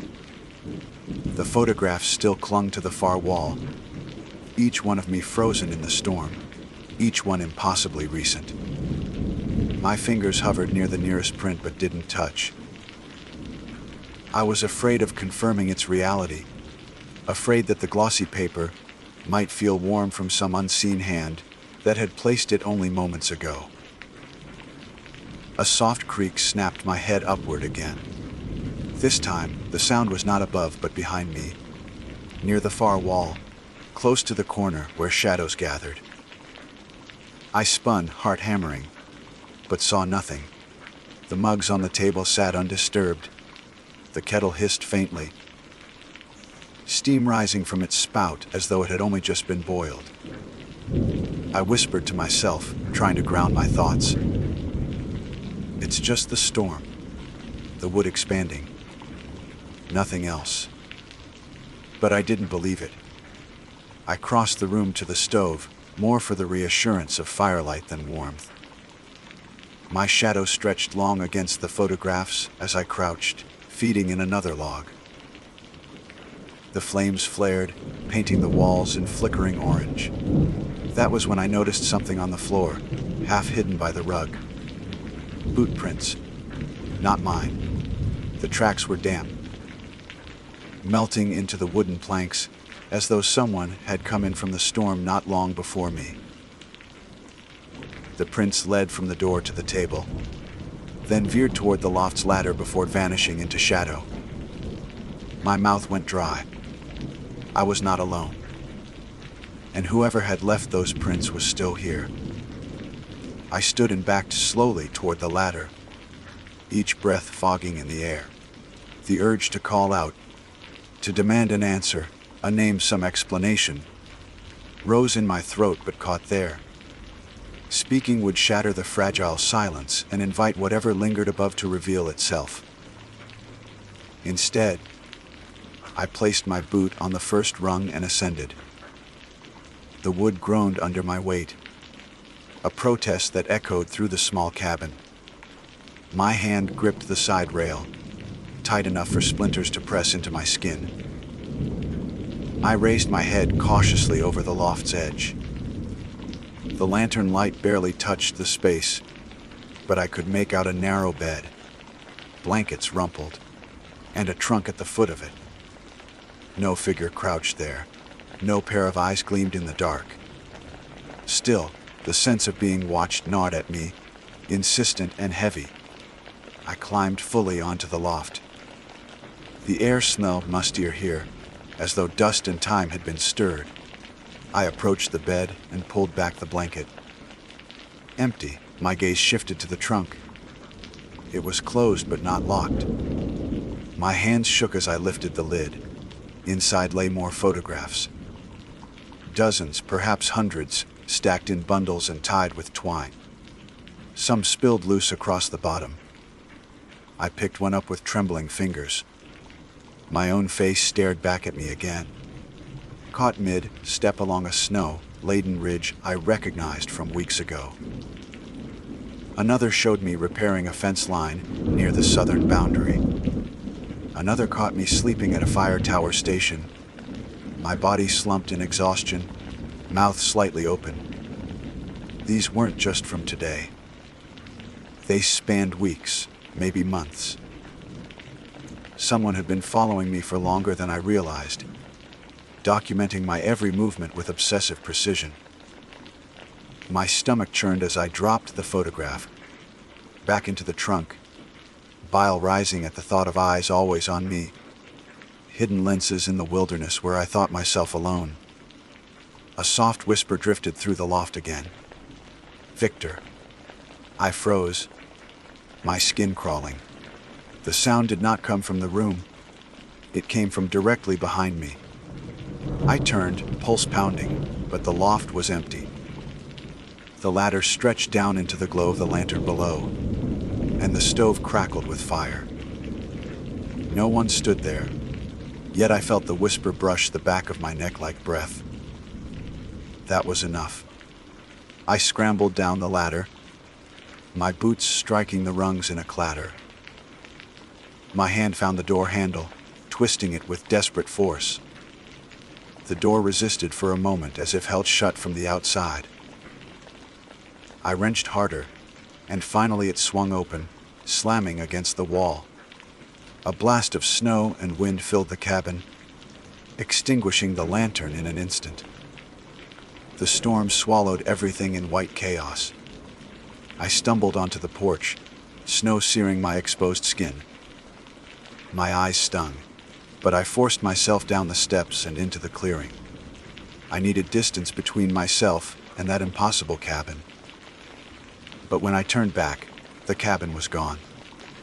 Where it had stood was only an unbroken wall of snow-laden spruce trees, their branches swaying violently in the gale. The porch, the chimney, the window's glow, all erased as though they had never existed. I stood ankle deep in a drift, blinking against the storm, disoriented and trembling. Had I hallucinated at all? The warmth, the fire, the photographs, fabrications of a freezing mind. Yet my gloves were damp with melted snow from prints I hadn't made, and my chest still tightened with the memory of that whisper curling into my ear. I turned in a slow circle, trying to regain bearings. The compass needle quivered uselessly, unable to hold steady. My radio emitted only static. Panic rose like floodwater in my veins. I had to move, had to find real shelter before the storm claimed me. I forced myself onward, trudging blindly through drifts, one step after another, until my body screamed for rest. Hours may have passed, or minutes. I could not tell. The snow blurred time into a meaningless smear. I fell once. Then again, my knees sinking deep. Darkness closed around the edges of my vision. Just when I thought I could no longer continue, light pierced the storm ahead. A glow, faint but steady, cutting through the swirl of white. My breath caught. Not again. Not another cabin. But I staggered toward it regardless, too drained to question, too desperate for warmth to resist. As I drew closer, the shape of a window emerged. Glowing yellow against the storm, my heart lurched in my chest. It was the same cabin, the same porch, the same chimney exhaling smoke into the storm. I stopped dead in the snow, dread flooding every nerve. This place should not exist, and yet it awaited me once more, unchanged. The photographs on the wall, the warm fire, the unseen watcher above. I knew they were inside, and I knew if I entered again, something would happen that I might not return from. But the storm screamed around me, tearing heat from my body, numbing my hands and feet. My choice narrowed like the throat of a funnel: go in and face whatever horror awaited, or stay out here and freeze into a lifeless statue among the drifts. I staggered to the porch. My boots struck the wood with hollow thuds. The door waited, the handle glinting faintly. My hand trembled as I reached for it. This time, I didn't knock. I opened the door and stepped inside. The warmth enveloped me instantly. The lantern burned on the table, the stove alive with fire. The photographs still lined the wall, though I could not bring myself to look too closely at them. The difference was immediate, though. I was not alone. A figure stood at the far side of the room, half-shadowed, watching me. Its face was indistinct, as though blurred by fog or smudged glass, but the outline of shoulders and head was unmistakable. It did not move, did not speak. It only stood there silent as the storm battered outside. I felt my knees weaken. My lips parted, but no words came. The figure tilted its head slightly, like a predator assessing prey. And then, in perfect unison with my own heartbeat, it whispered, "Victor." The figure's whisper of my name reverberated in the cabin, though its mouth never moved. It was as though the sound came from inside my own skull, vibrating through bone rather than air. My skin prickled, sweat breaking despite the warmth of the stove.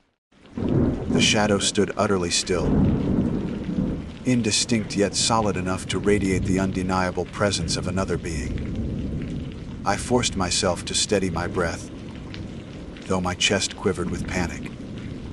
Training had taught me that fear narrows the mind, blinds it to detail. I forced my eyes open wider, studying the thing in the corner. Its edges blurred like a photograph out of focus, but when it shifted its head, the movement was unmistakably human. Still, there was something wrong about its height, its posture. Shoulders slightly hunched, arms too long.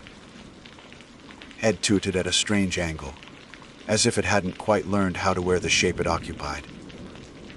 The fire popped, startling me. I realized then the photographs on the wall had changed. Where before they had been still images of me in the snow, now some showed me here, in this room, my hand on the door, my body halfway inside. My stomach lurched as I spotted one with me crouched at the stove. Another showed me halfway up the ladder to the loft. Another, fresh, glossy, showed me as I was now standing frozen, staring at the figure in the corner. I could not breathe. My entire life had been laid bare in photographs that should not exist, each captured moment an intrusion. And the most recent had been pinned there impossibly fast. My voice cracked when I finally managed words. "Who are you?" The figure did not answer. Instead, it took a step forward. The floorboards groaned under its weight. My hand instinctively reached for the radio at my belt, though I already knew what I'd hear. Static crackled loudly, drowning out thought. The figure moved again, each step slow, deliberate, inexorable. Its face, or the absence of it, remained blurred, as though the lantern's light refused to touch it. Yet I felt its gaze, piercing, intimate. I backed toward the door, every muscle taut, but when my hand touched the handle, it refused to budge. The wood was immovable beneath my grip, as though fused shut. I yanked harder, panic surging, but the door didn't so much as rattle. "Victor." The whisper cut through the static, louder this time. Layered, my name spoken in multiple voices overlapping, all slightly out of sync. Male, female, young, old. They all knew me. They all claimed me. I staggered back, my spine pressing to the table. The kettle still steamed faintly, the mugs empty but waiting. Waiting for me, or for us. My hand brushed against one, and I nearly screamed at how warm it was. Someone had prepared tea. The figure stepped closer, its shadow stretching long across the photographs. For the first time I noticed its hands, if they were hands. Long, too many joints. Fingers that twitched as if each moved independently. They flexed once, then stilled, like a spider folding against its web. I broke. I lunged for the lantern and hurled it toward the wall of photographs. Glass shattered, oil splattering, flames leaping instantly. The prints curled and blackened as fire consumed them, the faces of myself burning away in choking smoke. The figure recoiled, a low sound rising from it, a sound that might have been pain or fury, I could not tell. It staggered backward into the corner, its blurred outline shuddering. The flames climbed higher, smoke filling the cabin. I seized the chance. My shoulder crashed against the door once, twice, until with a splintering crack it burst open into the storm. Snow-laden wind rushed inside, colliding with smoke in a suffocating swirl. I stumbled into the white night, lungs burning, eyes watering. The storm clawed at me, erasing sight within feet, but I ran. My boots pounded through drifts, my body driven by pure animal terror. Behind me, through the roar of wind, I swore I heard voices rising, my name chanted again and again, carried on the gale like the howling of wolves. I did not look back. Time ceased to matter. Steps blurred into one endless motion, muscles screaming, heart slamming. I expected collapse at any moment, but fear kept me upright, dragging me through the blizzard's maw. And then, darkness. Not the white blindness of snow, but true, absolute dark. One moment the storm surrounded me, the next it vanished. My body pitched forward onto hard wood. The air was still. I lifted my head. I was on the cabin floor again. The photographs lined the wall unburned. The lantern glowed calmly on the table. The stove radiated its steady warmth. No smoke, no fire, no shattered glass. The cabin stood untouched, as though nothing had happened. I screamed. The sound tore from my throat, raw and ragged. It bounced from the log walls and returned to me, mockingly small. My fists pounded the floor until skin split. None of it mattered. I was trapped. The loft creaked. Footsteps, deliberate, slow. Descending the ladder one rung at a time. I scrambled backward, my spine pressing against the cold wall, eyes locked on the shadow descending. When it stepped into the lantern glow for the first time, I saw its face. It was mine. Not exactly. A distortion. As if someone had stretched a photograph of me across a mannequin. The features were all wrong, blurred at the edges, the smile too wide, the eyes pits of shifting black. But it was recognizably me, an echo or mockery wearing my skin. My double crouched, tilting its head, studying me with unsettling calm. My breath came ragged, body trembling as though every nerve wanted to flee in opposite directions.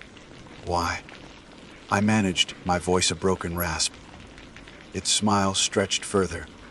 It raised one of its grotesque hands, long fingers twitching, and pointed to the wall of photographs.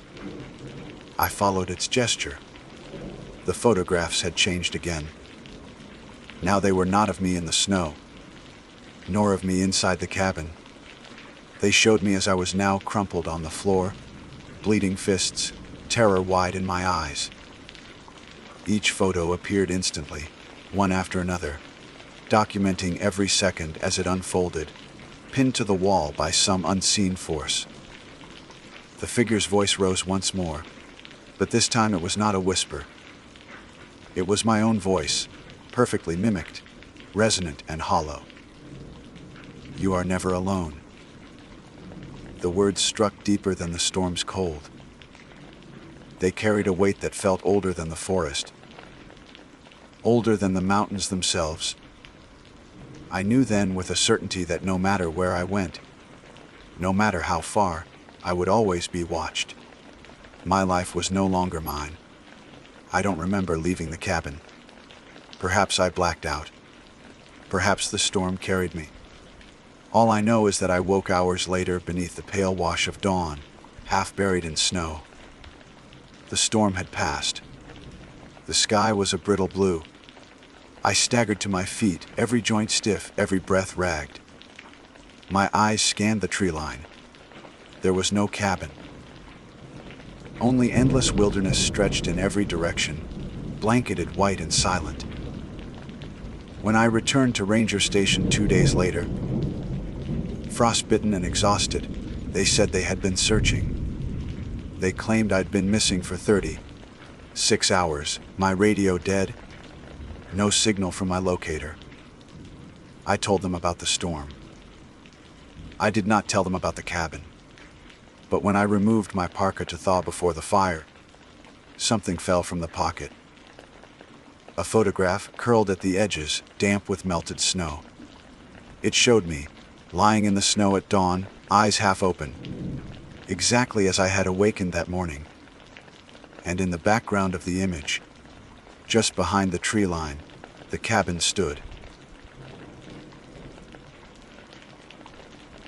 My name is Joel Maddox, and I have worked as a park ranger in Glacier National Park for most of my adult life. That statement alone tells you something about me. That I am a man who has chosen the wilderness over the city, silence over constant chatter, and long nights in solitude rather than crowded rooms. The wilderness has its own language, one that takes years to learn. The snap of a branch means something entirely different depending on its rhythm. The pitch of the wind tells you more about the coming weather than any forecast on the radio. For me, the mountains and forests of Montana have always been more than landscape. They have been the place where I felt closest to understanding who I am. Yet, when I think back to one particular night, I cannot shake the truth that the wilderness also harbors things no one is meant to see. What I witnessed under the pale wash of moonlight has altered the way I step into those woods, how I listen to their whispers, and even how I see myself. The evening began in routine fashion, the kind of night that makes a ranger grateful for the quiet. I was assigned to a patrol near the western boundary of the park, close to areas where illegal hunting has been known to occur. Poaching is not common, but it is always a threat in places where elk herds move through valleys easily accessed from dirt roads and unmarked trails. The season had already seen several suspicious kills just outside park borders, and rumors had circulated of a man bold enough to slip deeper into restricted territory. My orders were clear: patrol the ridges, watch for campfires, and if I spotted anything unusual, radio it in. The sky was darkening as I set out, a faint glow of amber lingering above the jagged peaks, giving way to a night clear and sharp enough to show every star. The air was crisp, laced with the scent of pine and distant snow. I carried my rifle slung across my back, though I hoped I would not have to use it. My flashlight swung at my side, but I relied more on the moonlight, which poured across the land in pale silver. There was enough light to see the outlines of trees, the shimmer of leaves, and the faint shadows of animals moving cautiously through the brush. The forest was quiet in the way it becomes just before midnight.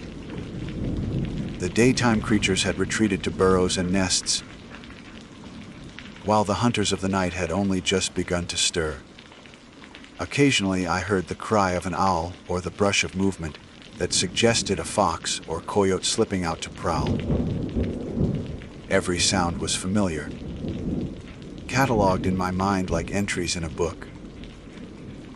I had no reason to think this night would be any different, no reason to prepare for the moment when familiarity gave way to terror. It was near the tree line of a wide meadow that I first noticed him. A figure stood at the edge of the clearing, tall and rigid, with the posture of someone scanning the land for movement. My first thought was simple and practical: a poacher. The outline suggested a man, and though I could not make out details, the stance gave him away. Poachers stand differently than hikers or campers. They stand alert, tense, waiting for something to wander into their sights. My training told me to approach with caution, to identify myself and make clear the authority I carried as a ranger. Yet some instinct, buried deeper than training, made me hesitate. The wind shifted, carrying the faint smell of smoke and sweat, both human in origin. My grip tightened on the flashlight as I raised it, its beam slicing through the silver wash of moonlight. The light fell across the figure, illuminating more than I wanted to see.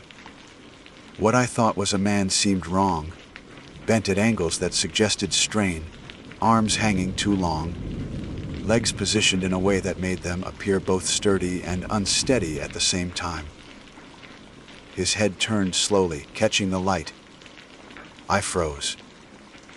The antlers were the first thing I saw, massive and sharp, branching upward not as decoration, not strapped like some grotesque hunter's disguise, but as if they had grown from the very skull itself. The base of each antler seemed fused with flesh, veins pulsing faintly around bone. My mind rejected it. I wanted to believe it was a mask, a trick, something worn by a trespasser with cruel imagination.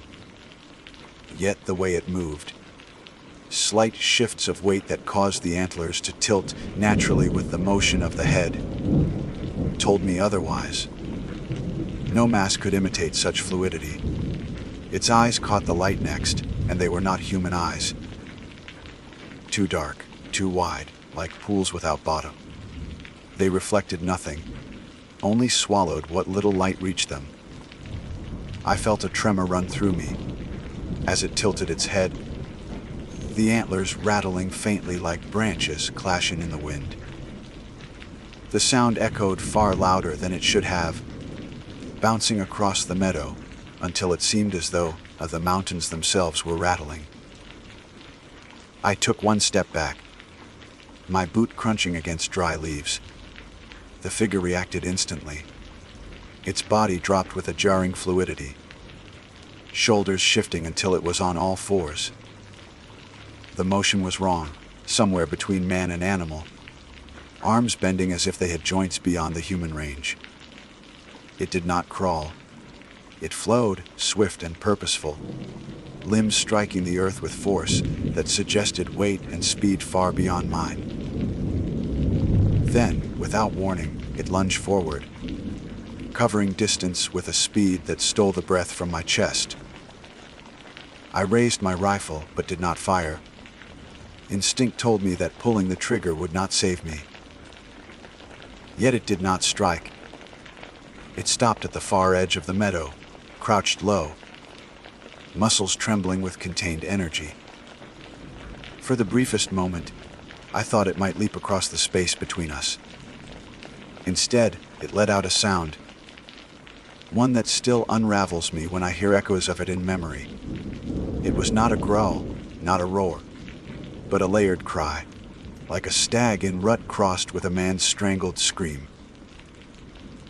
The sound crawled across my skin, prickling every hair, pressing against my ribs as though the air itself had thickened.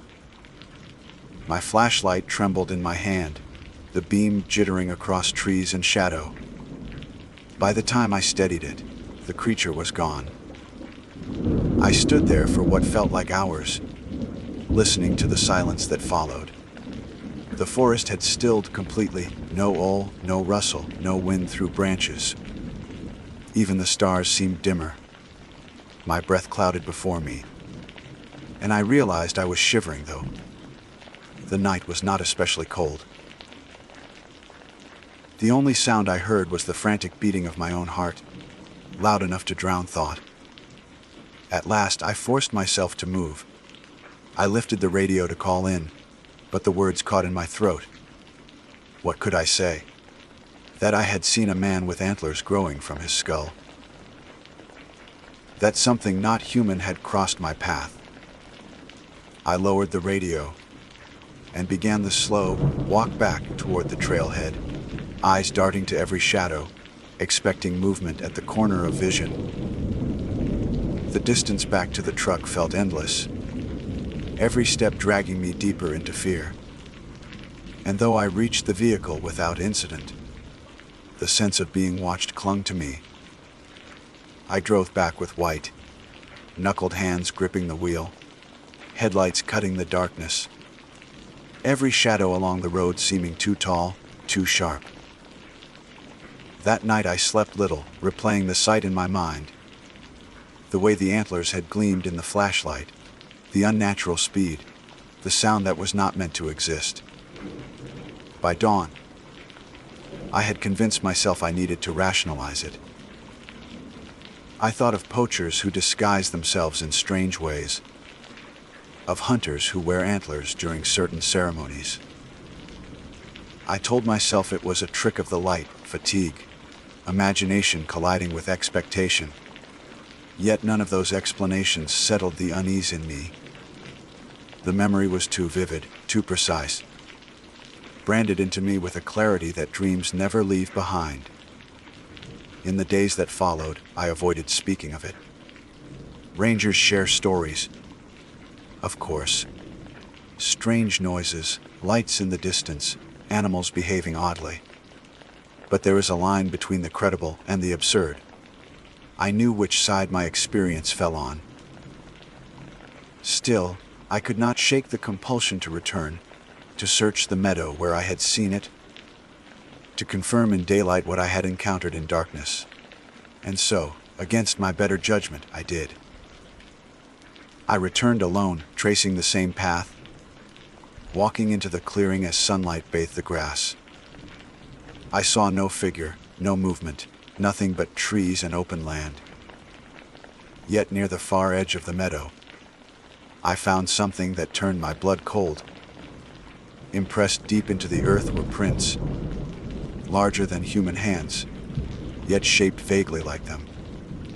Each had elongated impressions where fingers might be, gouged deep as though weight had pressed them heavily into the ground. Around them were marks that resembled hooves, but misshapen, splayed too wide.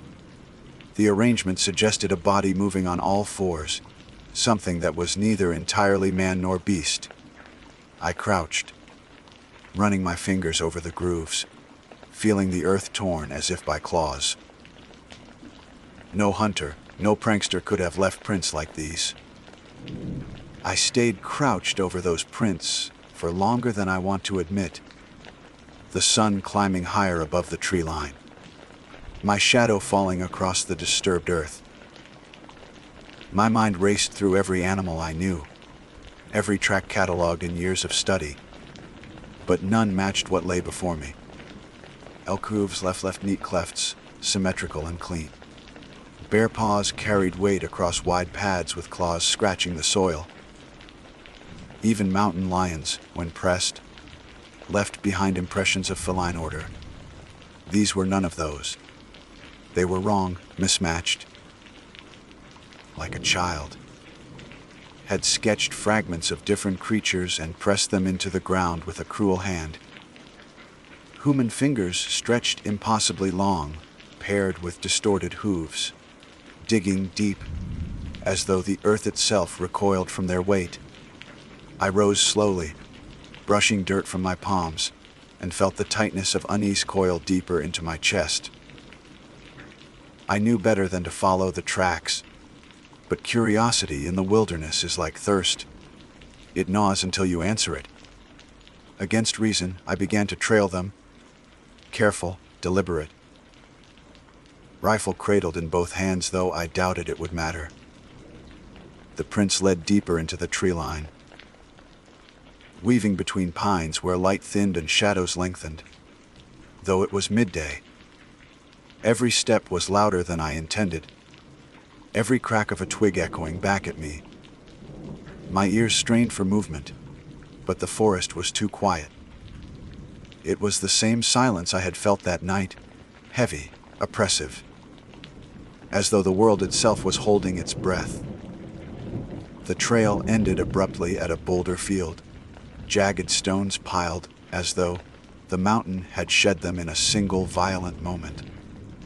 The prints scattered here, some gouging into moss, others vanishing into cracks where no living weight should have been able to balance. I searched, circling, but the tracks disappeared into rock. That should have ended it. Tracks vanish all the time in rough terrain. Animals climb where men cannot, and hunters slip away into places too tangled to pursue. Yet, as I stood among the stones, I felt eyes upon me. Not the glance of deer, not the sharp watchfulness of predator, but something heavier, more deliberate. I turned quickly, heart pounding, but saw only trees swaying gently in the wind. I left then, retreating from the stones with steps faster than I wanted, unwilling to turn my back for too long. The feeling followed me until the meadow opened again, sunlight spilling across grass as if the forest had coughed me out. Only then did I breathe fully. I drove back to the station, hands gripping the wheel tight enough to whiten the knuckles. The prints burned into memory as if etched on my skin. I told myself not to speak of it, and for a while I kept my silence. But silence does not erase unease. Days turned into weeks, and patrols kept me near the same regions. Every time I passed the meadow, I slowed. I caught myself scanning shadows, watching the tree line as though the antlers might tilt into view again. My dreams betrayed me. I would wake in the small cabin provided to rangers, sweat cooling on my skin, the echo of that layered cry still rattling in my chest. Sometimes I dreamed of the prints, stretching longer, deeper, spreading like roots beneath my bed. Other times I dreamed of the eyes, black and endless, swallowing every glimmer of light until I woke choking on the dark. It was near the end of September when the second encounter came. I was scheduled for a night patrol with another ranger, Peter Harlan, a man I respected for his steady humor and seasoned calm. He had worked in Glacier nearly as long as I had, and together we had weathered blizzards, rescued stranded hikers, even faced down an angry moose that refused to leave the trailhead. I considered telling him about the prints, about the figure, but pride and fear tangled too tightly. I did not want him to see me as a man who had let shadows unnerve him. So I said nothing. We set out together, the evening crisp, stars sharp above us, moonlight cutting through the forest with cold precision.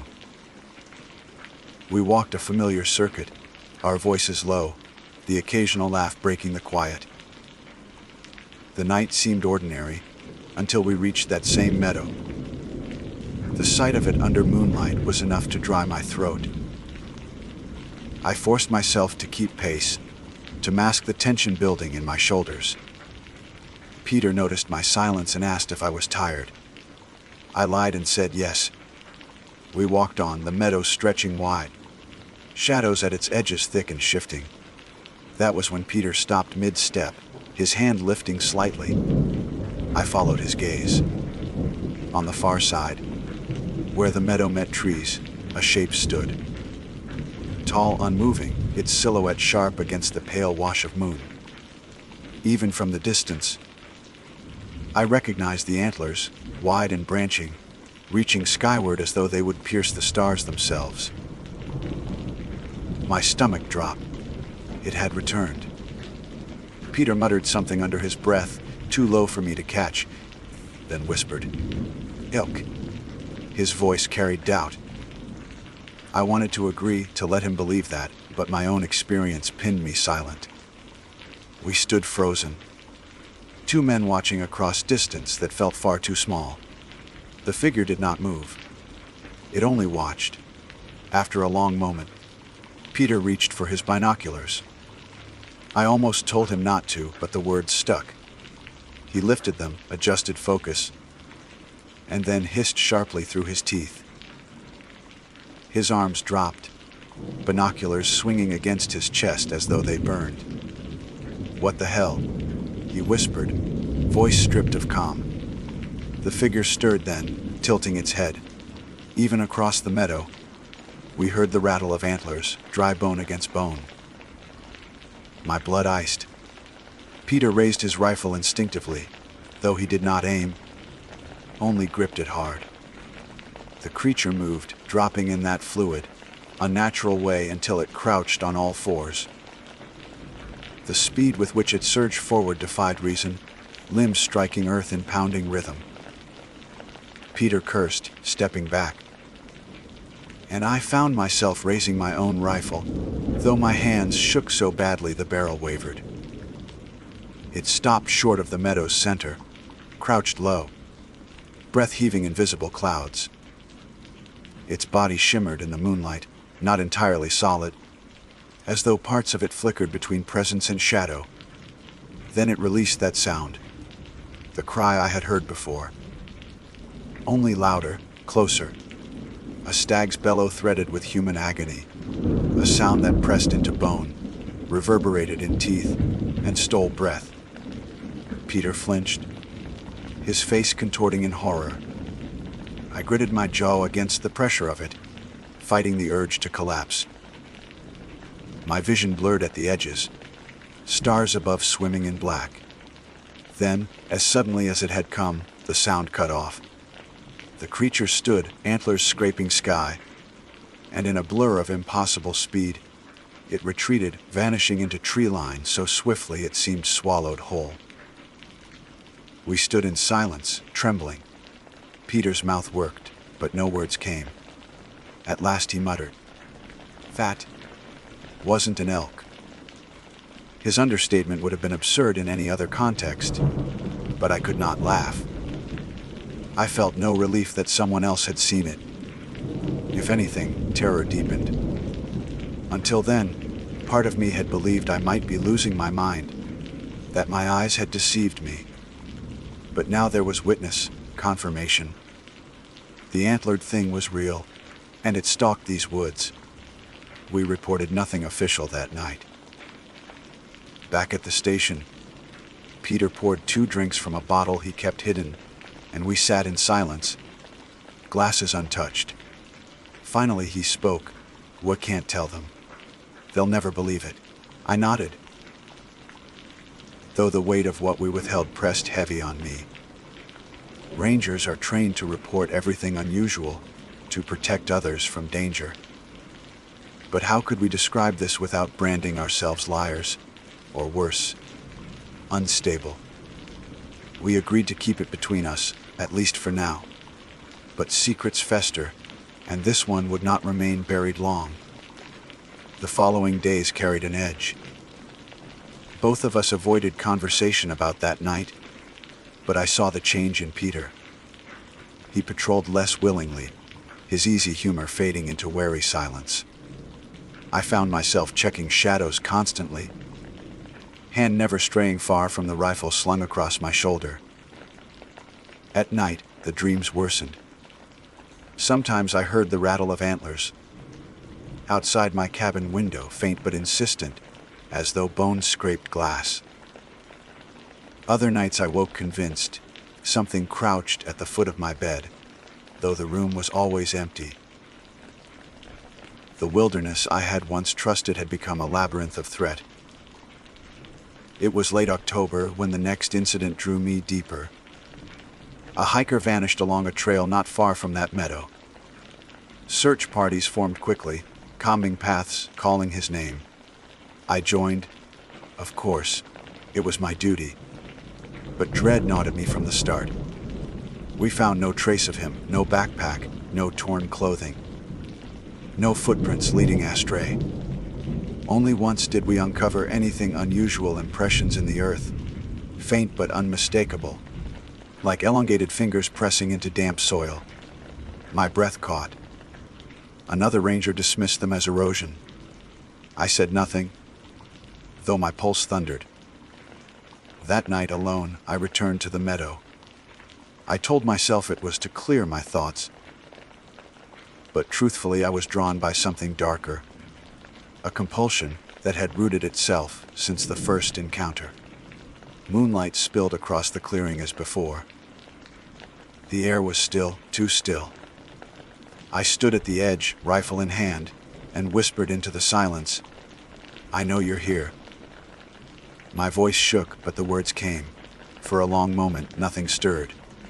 Then, from the shadows of the tree line opposite me, two black eyes opened, wide and endless, gleaming with hunger.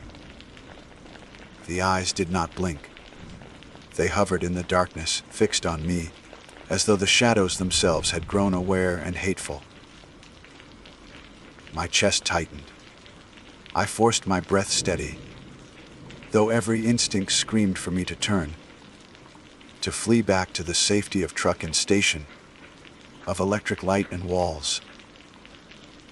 But some stubbornness rooted me there, rifle raised, my boots planted in the grass of that moon-drenched meadow. If I turned away now, I would never be free of it. The forest would always belong to the antlered thing. So I stood. Slowly, the shape came forward, separating from the tree line with deliberate, measured steps. Antlers emerged first, antlers that seemed to grow with each pace, pale bone glinting under silver light. Then the body followed, tall, unnaturally thin, limbs too long, bent in angles that strained against the rules of flesh. Its skin, or what I thought was skin, seemed to shift like smoke clinging to bone. The black eyes remained fixed on me, deep wells of absence. My rifle's barrel trembled slightly despite my efforts to steady it. I could hear my pulse in my ears, a heavy thud that seemed loud enough for the creature to hear. When it reached the center of the meadow, it stopped. We stared across the distance, two beings caught in a stalemate that felt older than the land itself. Then, with deliberate care, it rose higher, unfolding its body into an upright stance. The antlers stretched skyward, branching wider than I thought possible, scraping at invisible boundaries. They rattled as it moved, that dry bone against bone sound reverberating like a warning. The cry it gave was quieter this time, a low rumble of stag and man twined together. But it carried deeper into me than the earlier scream. It was not trying to drive me away. It was answering. I do not remember pulling the trigger, but I know I did. The rifle barked, recoil slamming against my shoulder, echo crashing across the meadow. The muzzle flash lit its form for a heartbeat, solid, undeniable. I saw the bullet strike. I know it did. But the creature did not fall. It did not bleed. It only staggered, as if mildly inconvenienced, before straightening again. Those black eyes never left mine. The rifle shook in my hands. I fired again, then again. 3 shots ringing into night. Each round struck, each round meaningless. The antlered thing tilted its head, almost curious, as though I were an insect fluttering against glass. Then it dropped. On all fours, it surged forward, speed blurring into nightmare. I stumbled backward, heart slamming panic into every nerve. I could not run fast enough, I knew. In that instant, I thought of Peter, of the missing hiker, of every silence in the forest where animals should have been. This was the predator behind them all. It came closer, close enough for me to see the tremor of its limbs, the frost of its breath steaming the night. I braced for impact, but it stopped again, so near I could smell it, a reek of soil and iron, decay threaded with musk. It crouched low, face inches from mine, those endless eyes reflecting my own pale terror. I dared not breathe. Its mouth opened slowly, and I saw not teeth, not tongue, but blackness, a void that seemed to swallow sound itself. From that void came words, or something close to words. The voice was layered, breaking across registers, human syllables torn and stitched with animal howl. "Not yours," it whispered. Then, with a sudden twist of motion, it bounded sideways, leaping with impossible strength back toward the tree line. In 3 strides it was gone, swallowed by forest as though it had never been. I collapsed to my knees, rifle dropping, breath tearing my lungs. The meadow spun around me. My hands would not unclench, fingers locked stiff from terror. I remained there until dawn painted the sky with pale streaks, too shaken to rise, too terrified to leave the open. Only when light spilled across the trees did I stagger to my truck, numb and drained, the words still echoing. "Not yours." I could not keep the silence any longer. I told Peter first. He listened, pale, his jaw tight, then nodded once. "I've heard it too," he said softly, as though admitting a crime. "Outside my cabin. The rattle. The breath. It watches." The admission chilled me more than denial would have. We were not alone in this torment. The antlered thing had marked us both. It was not content to haunt the meadow. It followed. For weeks after, I lived with the sense of being shadowed. Patrols became agony. Every snap of branch sent my rifle jerking up. I caught glimpses of antlers between trees, flickers of black eyes in water's reflection, shapes crouching at the edge of vision. Always watching, always near. Sleep abandoned me. The words it spoke replayed endlessly, "Not yours." What was not mine? The forest, the lives within it, my own fate. The more I dwelled, the more the meaning twisted. I began to feel as though I were trespassing in a land that had never belonged to man. That the wilderness I thought I knew had its own guardian, ancient and merciless, one that would not tolerate intrusion. When winter arrived, search parties dwindled. Tourists left, and the park quieted into its brutal season. The silence gave me no peace. On one night of patrol, snow heavy in the air, I returned to the meadow, compelled as always. My boots sank into white crust, my breath plumed frost. The world was muffled, wrapped in cold. At the meadow's heart, I stopped and waited. The trees loomed like black sentinels. Minutes stretched. Then, faintly, the rattle began. Not one set of antlers, but many. Dozens. A chorus of bone clashing against bone, rising into a storm of sound that shook the night. My blood froze. From the tree line, shapes emerged. Tall, thin, each crowned with sprawling antlers, eyes black as pits. Not one antlered thing. Many. The meadow filled with them. Their bodies shimmering between shadow and flesh. My breath caught in my throat, heart thrashing against my ribs. I lifted my rifle but let it fall. Futile. Surrounded, dwarfed. They did not advance. They only circled, their rattling building into deafening roar. Then, as one, they cried out. The layered scream of stag and man multiplied, echoing through mountains, rattling snow from branches. I fell to my knees, hands clamped to ears, pain lancing through skull. When I dared look up, they were gone. Vanished. The meadow was empty again, only snow falling gently, muffling earth. I lay there shaking, half buried in white, until exhaustion dragged me into blackness. When I awoke, morning sun burned my eyes. I staggered to my feet, snow crusted on my clothing. Around me, the meadow was scarred.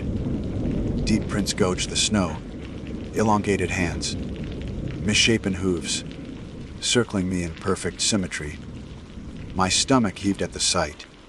They had encircled me as I slept, close enough to touch, and yet left me alive. Alive for what? A warning, a claim, not yours. That was the last night I patrolled alone. I told my superiors I was unwell.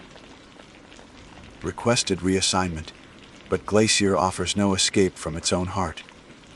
Even when posted to different sectors, the feeling of eyes never left. Peter grew worse too, haunted, hollow. One morning he did not report for duty. Search found his cabin empty, door wide. Snow trampled with prints leading into the woods. Prints that ended, as always, at stone and shadow. We never found him. Official record called it disappearance in winter storm. But I know better. The antlered things had claimed him.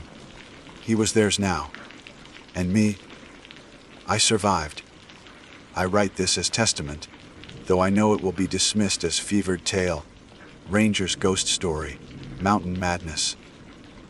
Perhaps you reading will call it that, and perhaps you should. But know this: the wilderness does not belong to us. The rivers and ridges, the valleys and pines, they are not ours to take. They never were. They belong to older things, to guardians with antlers of bone and eyes of black, who walk between shadow and flesh and whisper to trespassers. Not yours. If you ever stand in a meadow under moonlight and hear the rattle of antlers where no elk should be, do not wait. Do not watch. Leave. Because once those black eyes find you, once the antlered thing knows your name, you will never walk the forest alone again. My name is Ranger Natalie Chambers, and I serve as a backcountry patrol officer along the vast and often merciless reaches of Lake Superior. I have been with the Park Service for 8 years, long enough to have seen my share of accidents, tragedies, and the kind of quiet beauty that lures people into wilderness they are not always prepared to face. I was trained to find missing hikers, to respond to boating accidents, to treat hypothermia and broken bones. What I was not trained for was what I stumbled into that autumn. An encounter that would fracture the very notion of what belongs in the natural world and what should not exist at all. I still write these words with my pulse racing, because memory is a cruel companion, reminding me that silence can be louder than any scream. The missing kayakers had been a case that began like many others. 3 college students, all in their 20s, had set out to paddle a remote stretch of the lake, where the granite cliffs and boreal forest rise sharply from the water. Their plan was a 3-day trip, and they had texted family upon launching from the harbor. When the 4th day arrived with no contact and no sign of return, their parents called in. At first, we assumed weather had slowed them. The lake has moods: steel, gray chop one moment, deceptive calm the next. But when 2 more days passed, concern hardened into dread. A small search was organized, consisting of myself, another ranger named Paul Dennison, and a volunteer with the Coast Guard. We carried radios, emergency gear, and a certain grim resignation. By the 6th day missing, survival odds plummet in that terrain. We launched from a rocky cove at dawn, the horizon blurring into a pale smear of light. The air had that mineral coldness particular to Superior, a damp knife, edge that seeps through even layered clothing. We scanned for overturned kayaks, for the splash of color against water or stone, anything to suggest where the young men had gone. Hours passed with only the hiss of paddles and the distant cry of gulls. Then, rounding a bend beneath an overhanging cliff, we saw them. At first I thought they were asleep. 3 bodies sat propped against the rock shelf just above the waterline, their kayaks floating nearby, tethered loosely by straps. They were upright, backs against the stone, faces turned slightly upward as though watching the sky. The stillness was uncanny. We paddled closer. Paul was first to speak, his voice cutting the silence. "Natalie, they're not moving." I stepped from my kayak onto the ledge. boots scraping the stone. The air smelled faintly metallic, like blood diluted in water, though no wounds were visible. Their eyes were glassy, skin waxen with the pallor of death, but what froze me were their mouths. Each of them sat with jaws stretched wide, lips drawn back in a rictus of terror, teeth bared as though mid-scream. But no sound came, nor ever would, when I knelt and pushed gently on the jaw of the nearest boy. I saw the horror that would haunt me. The throat was empty, smooth scar tissue where vocal cords should have been, as if something had reached in and plucked their voices away. I staggered back, choking on bile. Paul swore softly, crossing himself despite being a man I knew seldom entered church. The Coast Guard volunteer, a young woman named Danny, turned away to retch into the water. The silence pressed on us, thick and almost tangible. Even the gulls had ceased their cries. The lake itself seemed to hold its breath. Protocol demanded we radio in, but when I tried, my hand held. The static was unbearable, a shrieking distortion that drilled into my skull. Paul tried his set with the same result. It was as though some frequency in the air bent the radios into instruments of torture. We could not call for help. The only choice was to document and recover what we could. We photographed the scene, hands trembling. Then, with as much reverence as we could muster, we moved the bodies one by one into the kayaks, strapping them down for transport. It was grueling work, and the sense of being watched never left me. Every so often I felt a prickle at the back of my neck, as if unseen eyes tracked our movements from the tree line above. Once, I thought I heard a faint whistle, high and tremulous. But when I looked to Paul and Danny, they gave no sign of hearing it. The paddle back felt endless. The dead weight of the bodies slowed us, and the sky darkened into a slate curtain. A storm was building, the kind that can swallow Superior in minutes. Waves rose, slapping hard against the hulls, but the kayaks holding the boys seemed strangely steady, as though guided. At one point, Danny gasped. Pointing at the shoreline, we hugged for safety. In the spray and shadows, I glimpsed shapes moving among the trees. Tall, too thin, swaying almost boundlessly as they kept pace with our progress. I blinked, and the trees were empty. Fear has a way of inventing phantoms, but I was not convinced these were inventions. We reached the ranger dock just as the storm unleashed itself.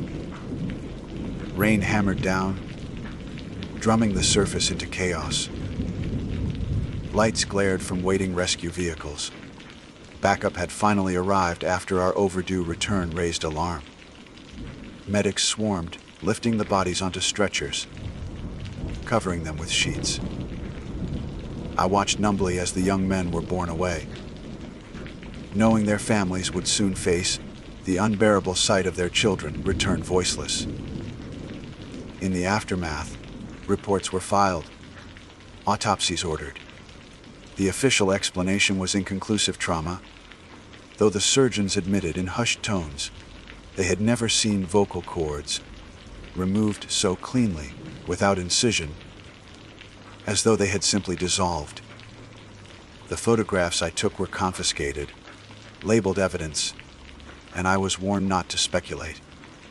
But how can one not speculate when faced with such a thing? Something took those voices.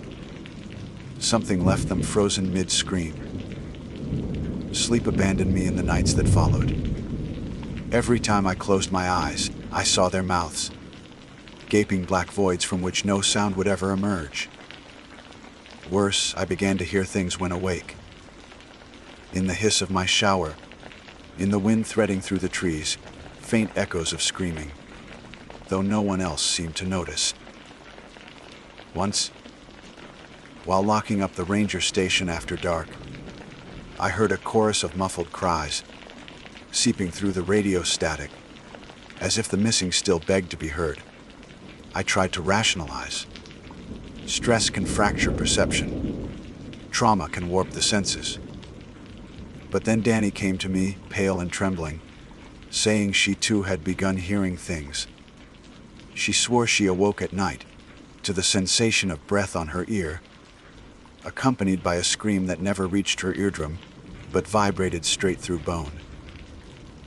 Paul, too, confessed unease.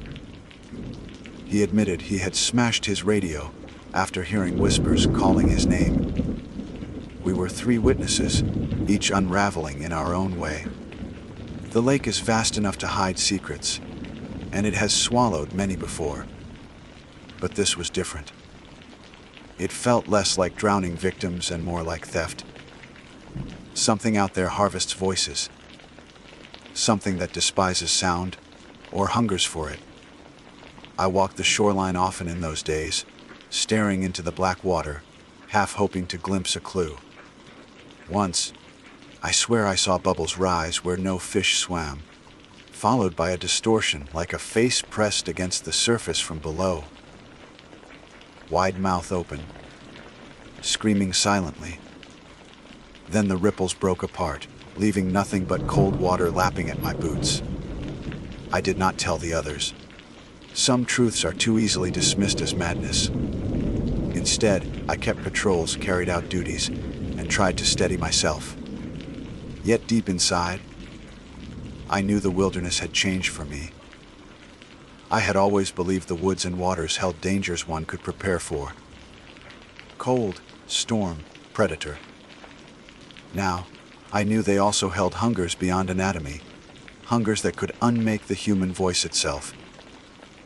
And the worst part was not knowing. If those young men had screamed as they died, or if their voices had been taken first, leaving them in silence as death approached. That question gnawed at me, louder than any shout, louder than the storm. It gnaws at me still. For a week after the recovery, the station sounded wrong. Doors still creaked, boots still thudded on old wood, the coffee maker still hissed. But the space between sounds felt, stretched thin, like the room had been padded with something that absorbed more than it should. Conversations dwindled. Our supervisor, Hutchins, ran interference with media and families. Paul asked for night patrols, so he could be alone on the lakeshore, as if solitude might dilute whatever kept humming in his skull. Danny stopped by my office twice and never sat. She hovered in the doorway and said my name, like she needed to be sure I was really there. And when she swallowed, it clicked loudly in her throat. On the 8th morning, the mother of one of the boys called the station. She didn't ask for Hutchins, she asked for me. Her voice was faint, like the phone line ran underwater, yet every syllable cut. "You found my son." I told her yes. I told her we had done all we could. I said the lines that are meant to salve the living, and they rang tinny and wrong in my own ears. She breathed, slow and measured, as though counting. They sent me his things. His wallet, his watch, his phone. A wet exhale. I charged it, Miss Chambers. There's a recording. It's only a few seconds. Her voice stuttered like a record skipping. Will you listen? Please. I almost said no. It would be outside procedure. It would be cruel to insert myself into this family's rawness. But I heard something small and hard in her plea. The kind of grit grief leaves behind, that either becomes pearl or erodes you. I gave her my private email. 10 minutes later, an audio file landed in my inbox, dated the boy's second day out. The subject line had no words, just 3 dots. I waited until the office emptied. Then I put the file on my desktop and turned the volume low. What came from my speakers wasn't a scream, not at first. It was wind, the laugh of waves against rock, a voice saying, cheerful and a little performative, the way young men get when they think they're making memories. Lake Superior is superior, my dudes. Another voice, softer. Don't be that person, Theo. Followed by laughter. Then a click as if someone shifted the phone. Then silence. Not dead air silence. The software visualizer shows even white noise. But a dropout that turned my room into a vacuum. I could hear my own blood then, the rush behind my eyes. When sound returned, it came back as flailing. Paddles splashing too fast to be useful. A panting breath that hitched. The first scream burst from the speaker like pressure let off a valve and then cut. Not faded, but snuffed. A second scream rose and broke off in the same instant, chopped mid-note. The third sound wasn't human. It was the crackle of radio static. Except it bent like a voice learning how to be. If there were words, they were wrong shaped. Something trying to wear language the way you drag a shirt onto a body without arms. I shut it off. My chair's fabric scraped the floor, and that tiny noise felt obscene. I copied the file to a flash drive and locked it in my desk, because I didn't know if I was protecting the world from it, or it from the world. Then I drove the long way home to let the road scrub the edges off me. The lake was a sheet of hammered metal under a pale sky. Out beyond the cliffs, I imagined empty mouths. That night I dreamed I stood at the waterline and called my own name. The wind took it up, carried it a few feet, and set it down at my boots. My name sat on the stones like a shell, and when I picked it up it crumbled to grit in my palm. I woke to the taste of salt, and my jaw clenched so hard my teeth ached. The next day, Danny asked me to meet her at the little diner inland, where the coffee is always slightly burnt, and the pancakes are always perfect. She wore a scarf even though it wasn't that cold and wouldn't unwrap it. The look on her face put me on alert. Too composed. Like when a person is holding a plate piled high and has decided the only answer is to walk very slowly. You asked me, after, she said, cutting triangles in her pancake without aiding them. If I heard anything. In the static, she made herself meet my eyes. I hear it when there is no static. I thought of my shower, my wind, my empty rooms. Me too. It's not voices exactly. She laid her knife down. It's the shape of voices. Like fossils. Paul slid into the booth without asking. His eyes were red-rimmed, and his knuckles raw from worry's habit of finding bone. "I need to go back," he said. "No hello. No small talk. I can't sleep in my own house. I can't sit with my radio off. Because it's worse, and I can't sit with it on because it's worse. So either we go back and we see if there's a thing we can do, or I quit and take a job somewhere soundless." He laughed then, a harsh little bark. "There's nowhere soundless. Officially," I said, because some residue of discipline still lived in me. "We have nothing to go back for." Paul stared at his hands. "I dream about their mouths. I wake up and my jaw is locked and my throat hurts, and I can't make a noise for a full minute. And then it comes back like my voice had to decide to be mine. If we don't go back, it's not going to stop." Dani unwrapped her scarf.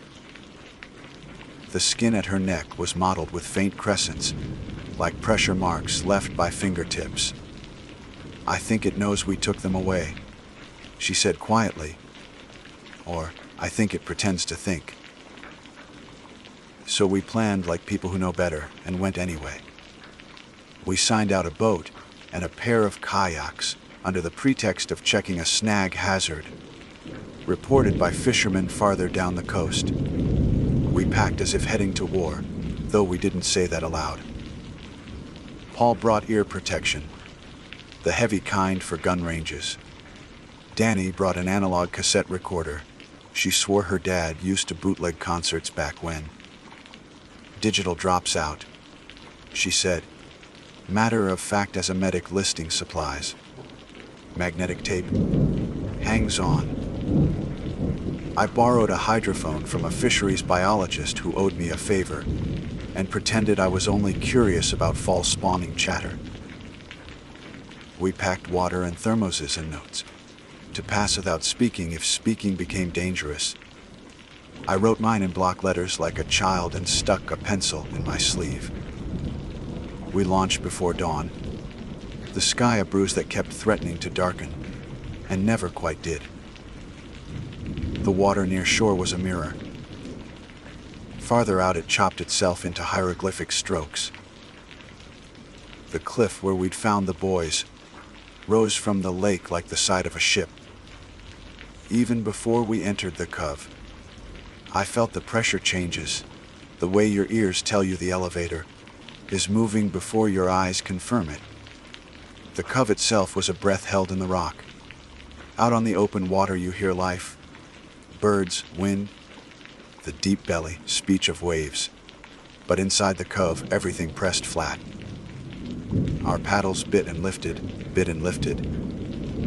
and I found myself counting the dricks off my blade to make sure I hadn't vanished. We beached on the same narrow shelf of rock.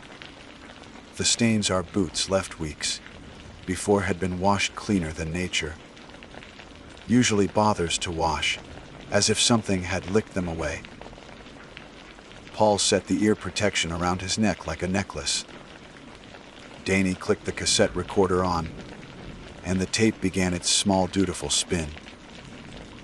The hydrophone cable felt like a snake, coiling through my fingers as I fed it into the water. It sank with the kind of slowness that makes you imagine intelligence. I held the headphone cup to one ear, and the world outside lifted away.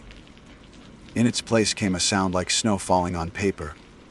Then, beneath it, a very low hum. Not mechanical, but biological, the way a cello is biological when wood and wire turn breath into tone. I don't know what made me speak first. Maybe I wanted to prove the cove hadn't taken everything. I said, quietly, "Hello." The hydrophone didn't capture my voice. It turned it into a shadow of itself. The hum swelled and fell again, as if something very large had turned its head. Paul shot me a look that said, "Don't," and then wrote on a pad, "Do not speak loudly." I nodded. We moved along the shelf, scanning for anything a rational report would accept. A fissure that could cause infrasound, a vent, some geology trick. The rock was old basalt and gneiss, varnished by water. In one place it was slick as wet skin. We found the slit by accident, because a gull found it first. The bird skimmed the cove and tried to land on a ledge hidden by spray. It opened its beak mid-call, and the call didn't come. Its wings flailed 3 beats too fast, as if surprise could be flown out of, and then it was just a body with feathers falling past our field of view. The splash was delicate and obscene. I stepped closer to where the gull had tried to land. The slit was slender as a blade wound, not a cave entrance so much as a seam. When I held my hand near it, the air pulled at my skin. Not wind. Negative wind. I took my hand away fast and felt silly. Then, felt relieved at the silliness, because it meant we hadn't entirely crossed out of the world that names things. Danny leaned in and the tape recorder whirred on. She whispered, "Please." And I wanted to cover her mouth like she was a child about to touch a stove.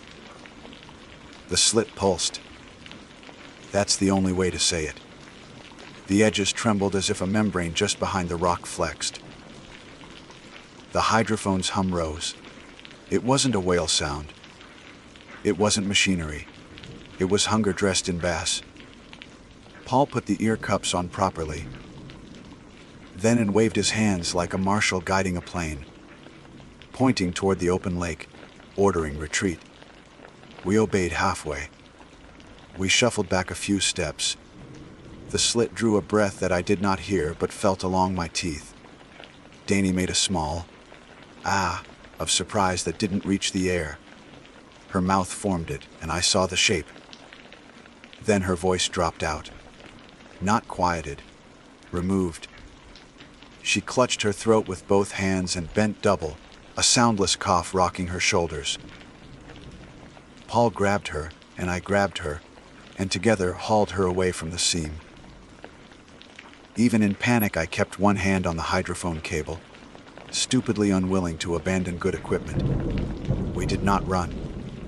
Running would have made us noisy, and something in me had the certainty of a child who touched an electric fence once and learned. We made distance. The pressure lessened. Danny's breath turned audible again in little shreds that built into words. It took it. It took it. It took just the edge. She touched her throat with 2 fingers like a person checking a wound without opening the bandage. I wrote Ilievi Nobu, and underlined now until the pencil broke. We shoved off. Out past the cove, the world reattached. The wind had picked up a little, and it felt like a friend. We paddled in silence, but for the work. Noises you can't banish. Oars in sockets. Water parting. When we reached a safe distance, Paul said, softly, "Don't." No talking. He gestured to the cassette deck. Danny turned it off and set it in the bottom of her kayak, like an animal she didn't trust and didn't want to anger. Back at the dock, Hutchins met us with his eyebrows up and his mouth as flat as paper. "Find your snag?" he asked. The tone said he knew we'd not gone where we said. We lied badly. He sniffed once, like a dog cataloging scents. "Next time you borrow a hydrophone, sign it out through me," he said, and walked away.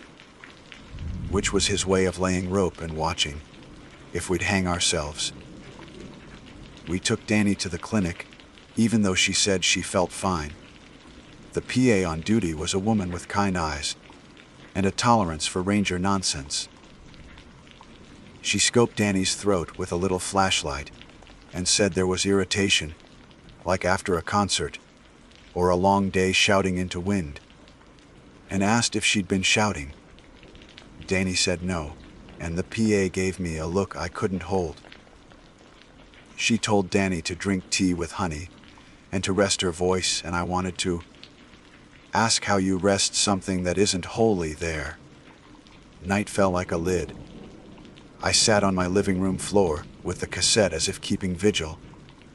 When I pressed play, what came back wasn't the slick scrape of our boots or the small slap of water. Those sounds existed at the edges like diminished stars. The main thing was a tone that moved inside my head more than in the air. Layered under it, faint as threads, were shapes of speech. I couldn't pick words, only the fact of there having been words once. Here and there a human voice broke the surface. Mine, a whispered hello, turned into a smear. Danny's please was a moth wing against a window. Then, after a long chord that hurt my chest, the tape coughed up 3 human cries, in quick succession like fish thrown from deep water. They weren't the boys. Even as I thought it, I knew their mothers would never mistake them. These were fresh. The first was Paul's name said, in my own voice like a warning. The second was my name in Danny's voice, but stretched, syllables pulled long. The third was a word I didn't know I could still fear hush. It came out as a command, and as it came the tone swelled until my speakers rattled, and I reached to stop the tape with hands that fumbled. When the room went silent, the silence had weight and form and sat in my lap like an animal. I didn't sleep.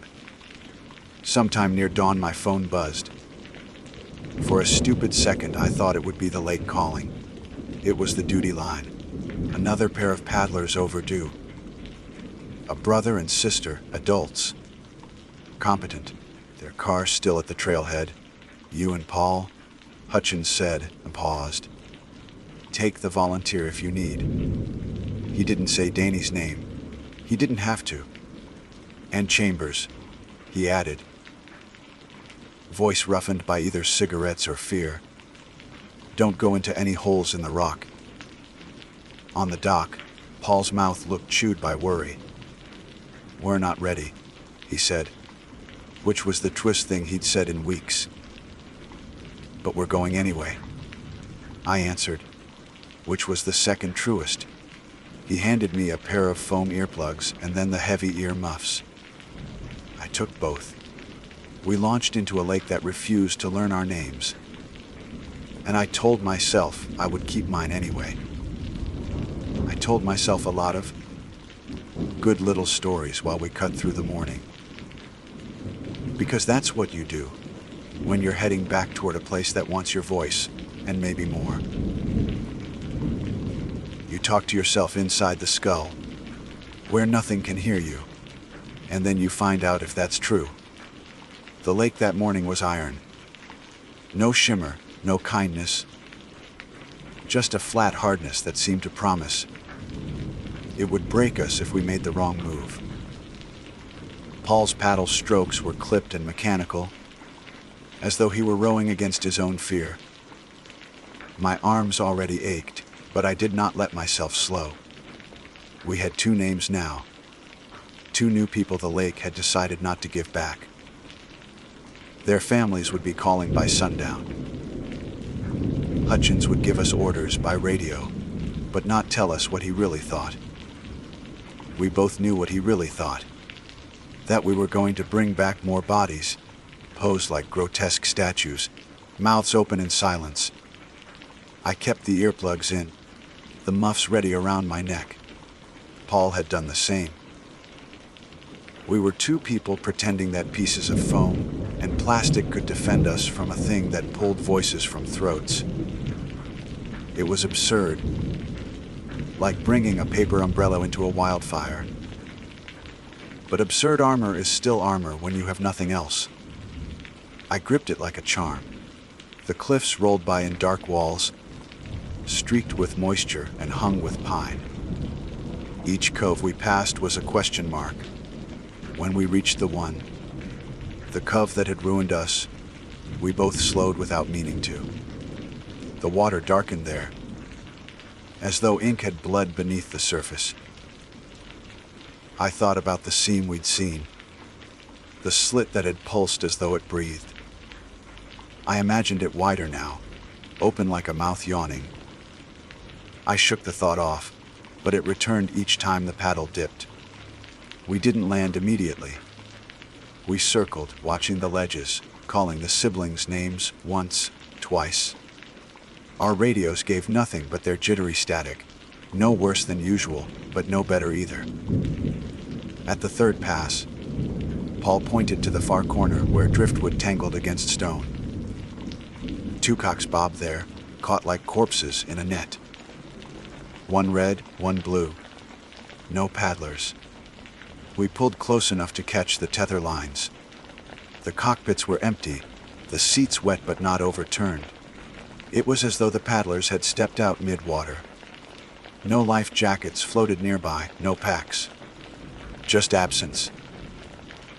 The silence inside the cove had the thickness of wet wool. Every splash of paddle seemed smothered before it reached the air. Paul's eyes said what we were both thinking: they had gone to the seam. I wanted to argue, to say maybe they hiked inland. Maybe they had made camp above. But the cliff face was sheer, no trail, no easy scramble. No footprints on the wet shelf. No chance. We beached and dragged the kayaks up, setting them side by side like offerings. My ears buzzed. I couldn't tell if it was real or just anticipation, but the hair on my arms lifted. We moved with caution, hands signaling when words seemed unsafe. I pointed left, Paul right. We scanned. The rock glistened like oiled skin, dark veins in the basalt. My boots slipped twice, and each time the slap of my hand on stone was swallowed, echo stolen. That was worse than noise. That was proof. When we reached the seam again, it had changed. It was no longer a narrow slit, but a vertical gash the length of a person. Blackness pressed between trembling lips of rock. It shivered, though there was no wind, no quake. The air around it pulled inward like tidewater. My breath caught, not because of the sight, because of the sound. From inside, from deep beyond the visible dark, came the muffled cries of the missing. Not recordings. The brother's voice shouting his sister's name. The sister gasping. Stop, stop, cut clean in half. Their words pressed into the air like damp fingerprints. My stomach turned to stone. Paul yanked the muffs over his ears and motioned me to do the same. I obeyed. The world dulled, cottoned. But sound still came, not through air but through bone. You know how a dentist drill vibrates the jaw? It was like that. Voices resonated through skull, bypassing ears. I staggered, biting my tongue, tasting blood. Paul scribbled on his pad, duo no tien scuar. The seam convulsed. Out of it, something thin slid forward. Not flesh, not stone, but some in between. A membrane stretched too tight, translucent, inside it veins of shadow instead of blood. It quivered like a drumhead, and every quiver released more soundless screams that rattled my teeth. I saw the shape of mouths opening and closing behind it. Too many mouths. None aligned. Faces pressed as though begging to be let out. But they had no eyes, only voids where throats should be. Paul grabbed my sleeve, shaking his head violently, gesturing toward the kayaks. Retreat. Then the thing pushed further. A ripple traveled across its surface, and with it came our names. Mine, whispered in Paul's voice. Paul's, whispered in Danny's voice. Then Hutchins. Then the siblings, crying each other's names. The horror was not just that it spoke. The horror was that it spoke in voices stolen, stitched together, replayed as bait. I felt my knees weaken. My own name echoed again, this time in my own voice, stretched and warped until it cracked. I wanted to run. But then I thought of the siblings, maybe alive inside, pressed behind that membrane. I thought of their mother waiting for a call that would break her. My duty warred with terror. I reached into my pack and pulled out the hydrophone we had borrowed again, this time with its cord coiled like a lifeline. Paul gaped at me, shook his head violently. I mouthed the proof. He scrawled death. We stared at each other, frozen in stalemate, while the seam breathed like a gill. The decision was made for us. The membrane convulsed, and from its surface, something sloughed free. A shred of dark tissue that splattered onto the stone like a jellyfish. It quivered, then spread, crawling toward us with wet suction sounds. Even muted through the muffs, I could feel its pull. I yanked Paul back. We scrambled toward the shelf edge, boots slipping. The thing left behind streaks like ink on glass, widening as it slithered. Paul ripped a flare from his belt, struck it, and hurled it. The red fire hissed across the rock and caught the thing square. For a moment, it writhed in seizure, the membrane on the wall spasming in sympathy. Then both retracted, the crawling shred dissolving into smoke, the seams snapping shut like a cut stitched by invisible hands. The silence that followed was not relief. It was hunger pausing. We didn't wait. We sprinted for the kayaks, shoved off, and paddled with a frenzy I have never matched. Behind us, the cliff loomed impassive, as though nothing had happened. The water remained calm, but my chest ached with the certainty that we had only postponed its reach. Twice I thought I heard splashes behind us. Once I dared glance back and saw rings widening, where nothing moved. My throat was raw from holding screams in. Back at the dock, we hauled the siblings' kayaks up, empty. Their bodies never appeared. Reports would be written, statements given, language bent until it broke. Accident. Possible drowning. Words that mean less than silence. Hutchins looked at our faces and did not ask. He signed the paperwork with a hand that trembled once, then steadied. I thought that would be the end. But endings are mercies we don't always earn. That night, while lying in bed with lights off, I heard my phone buzz. I reached for it, but it was blank, no call, no text. Then it buzzed again, and again. On the fourth time, I lifted it to my ear without dialing. What came through was not static, not a voice, but a scream.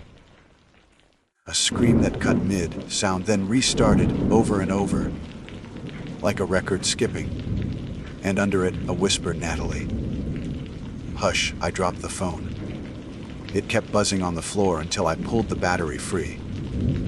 Since then, silence has become a living thing around me.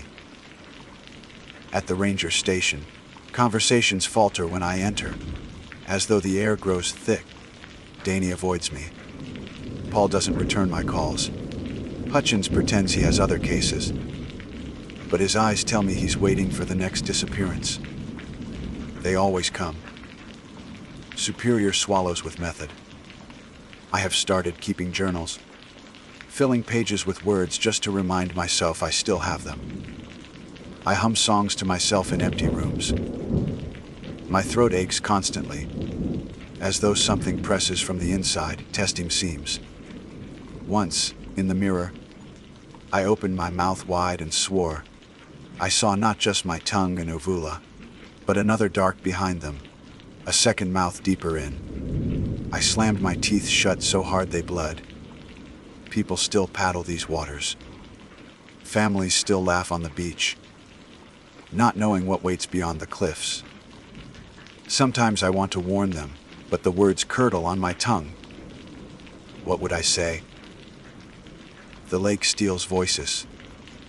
They would laugh, and then, when their silence arrived, no one would remember the warning anyway. The last time I patrolled, I carried the cassette recorder Danny left behind. I turned it on while sitting by the cove, miles from any radio.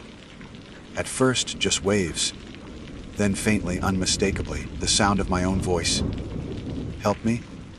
Not recorded from the present, but some future. Some moment yet to come when my voice will no longer be mine.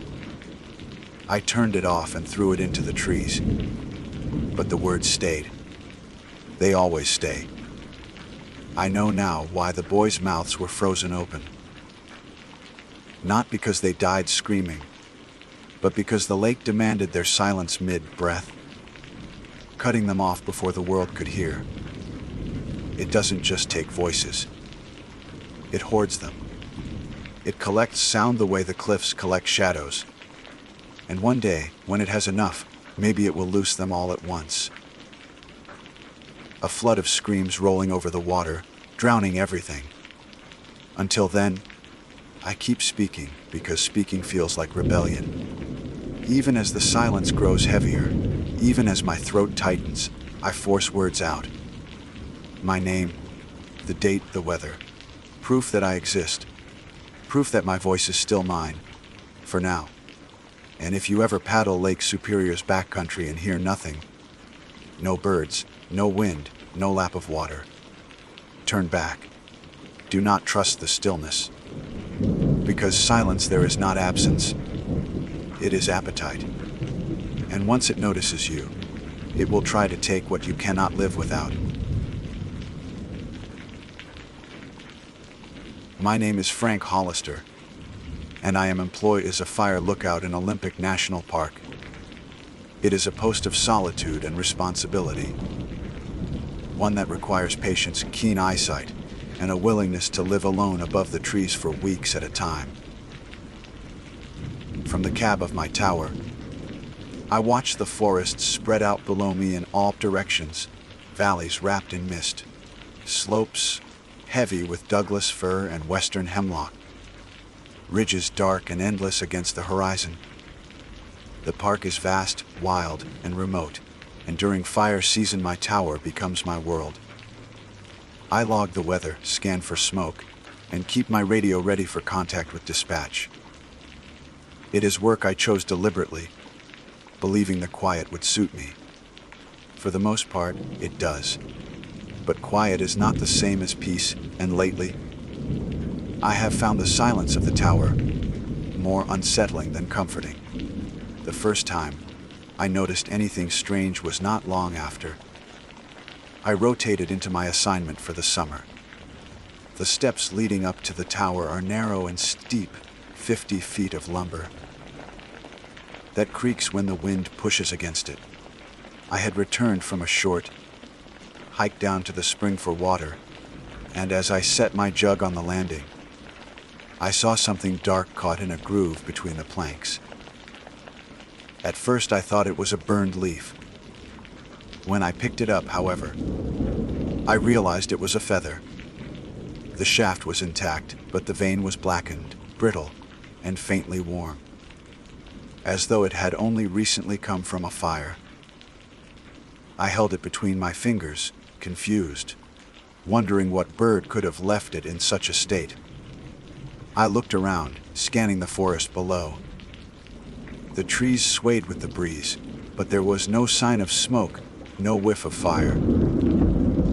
I dropped the feather into my pocket and carried it inside, telling myself it must have been blown up the stairs by the wind, perhaps from some campfire embers below. It was odd, but I did not dwell on it. The tower teaches you not to fixate on small mysteries. There are too many of them, and they will gnaw at you if you let them.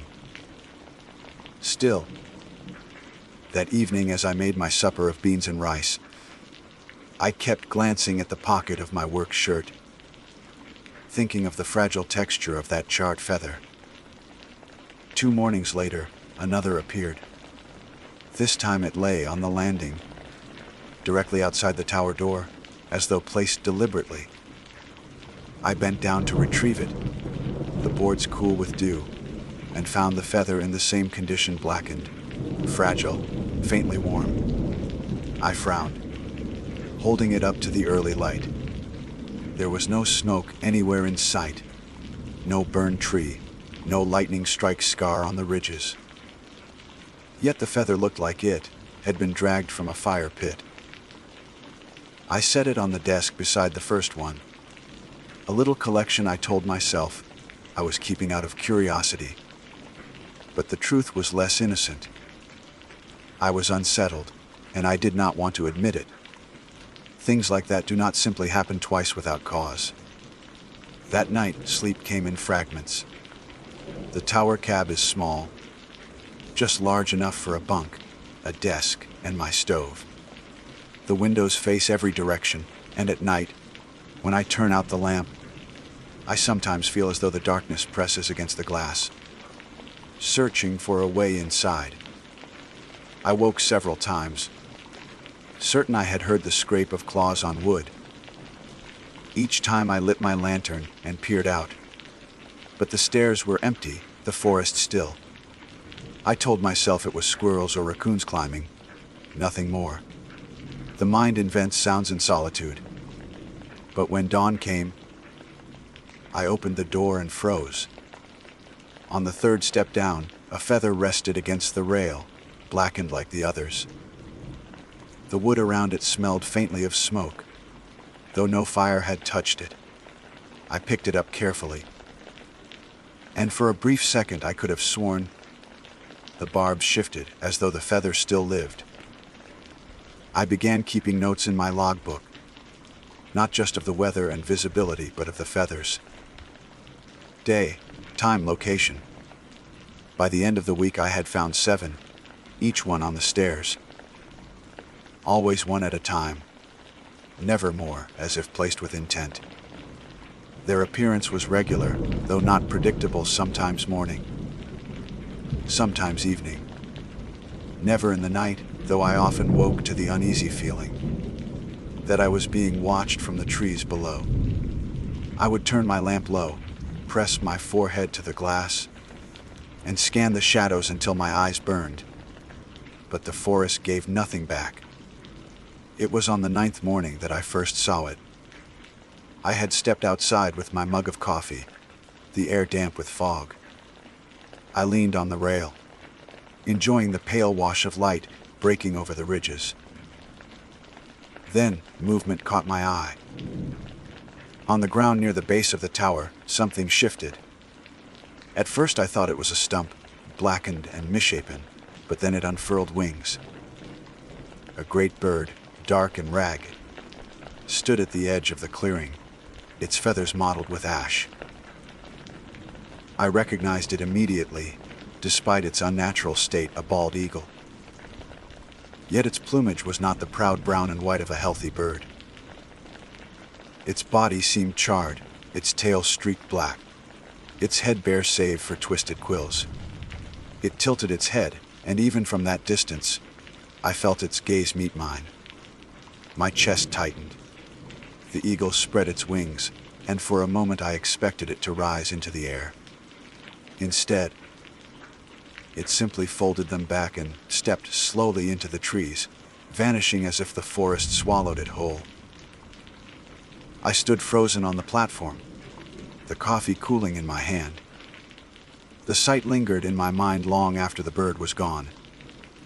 I wanted to radio dispatch, to tell someone what I had seen, but the words would not come. How does one explain that a blackened eagle has taken to leaving charred feathers on your tower steps? You do not. You keep silent, lest your sanity be questioned. So I said nothing, though my silence felt heavy, like a stone in my pocket. The days that followed brought no reprieve.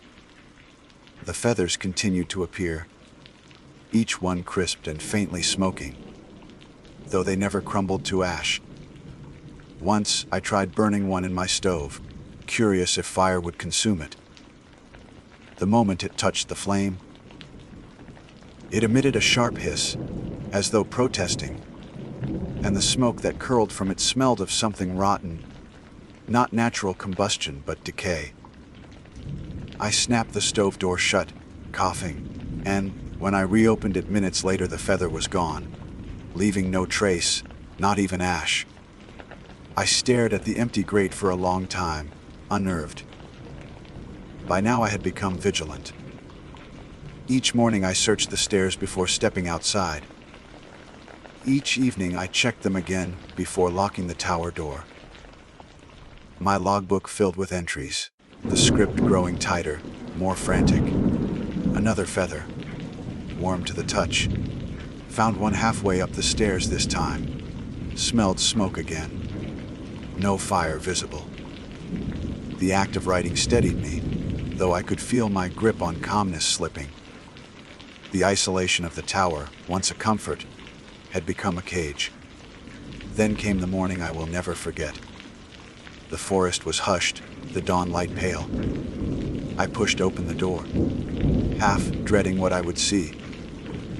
Sure enough, on the top step lay a feather, larger than any of the others. I bent to pick it up, and as I did, a shadow swept across the platform.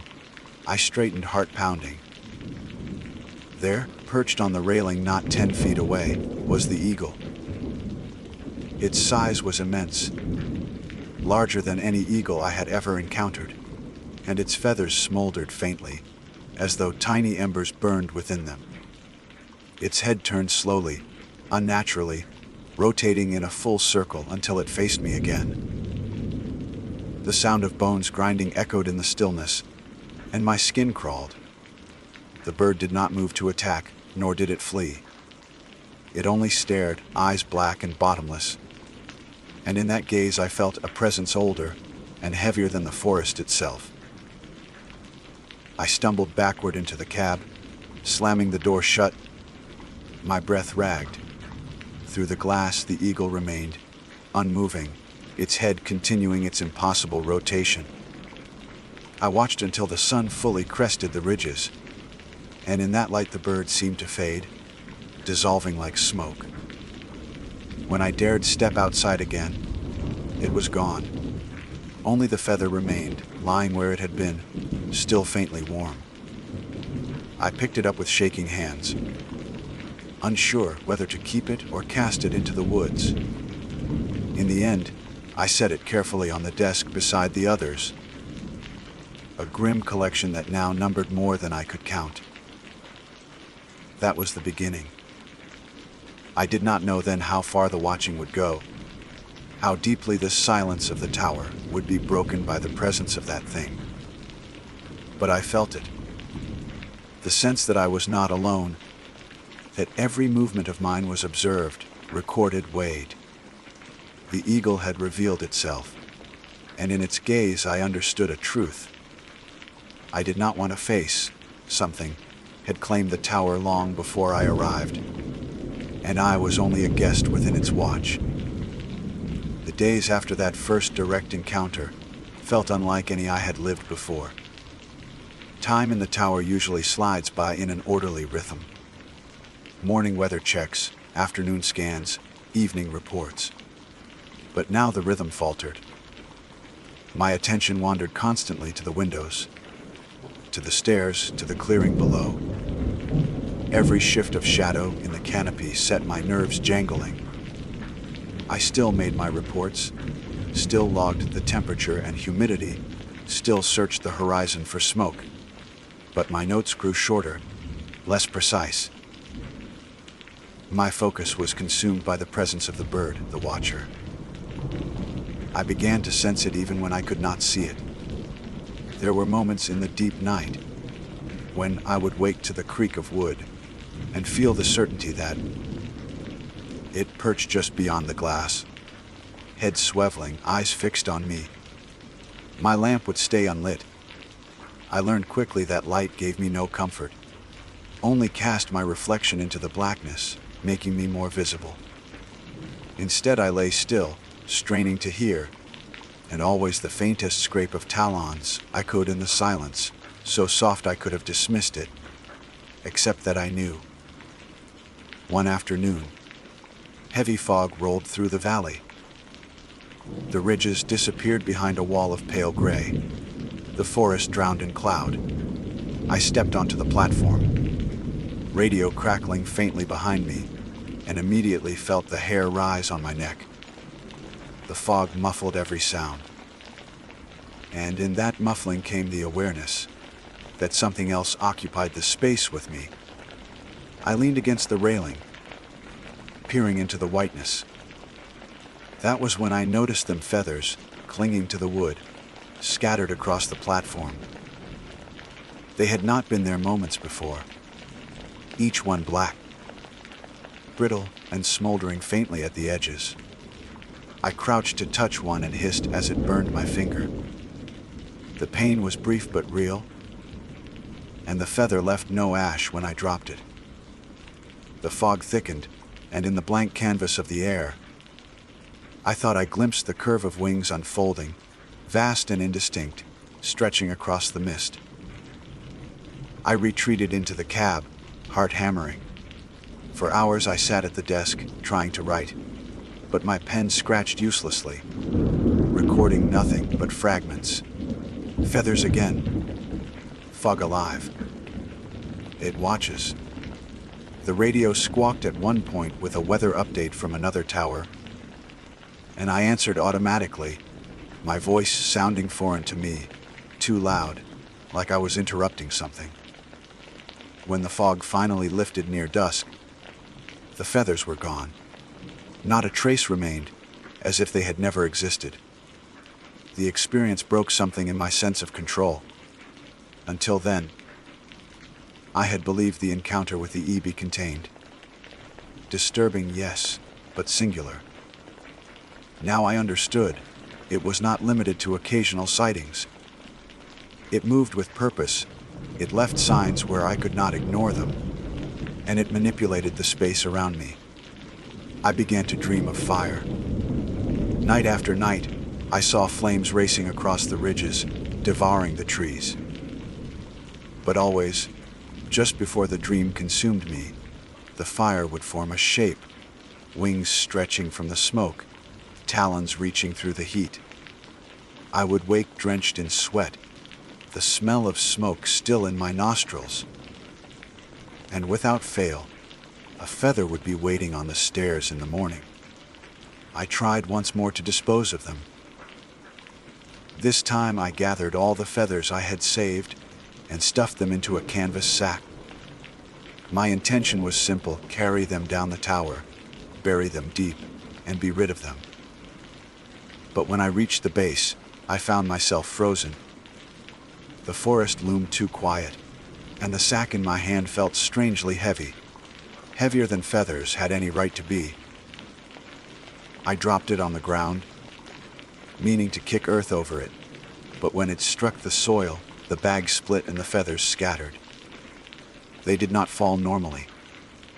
They rose, each feather lifted in the air, as though borne on invisible currents, circling slowly around me. I staggered back, my breath caught. They swirled once, twice, and then collapsed all at once, onto the ground in a perfect ring around my boots. A circle, unbroken, binding me in place.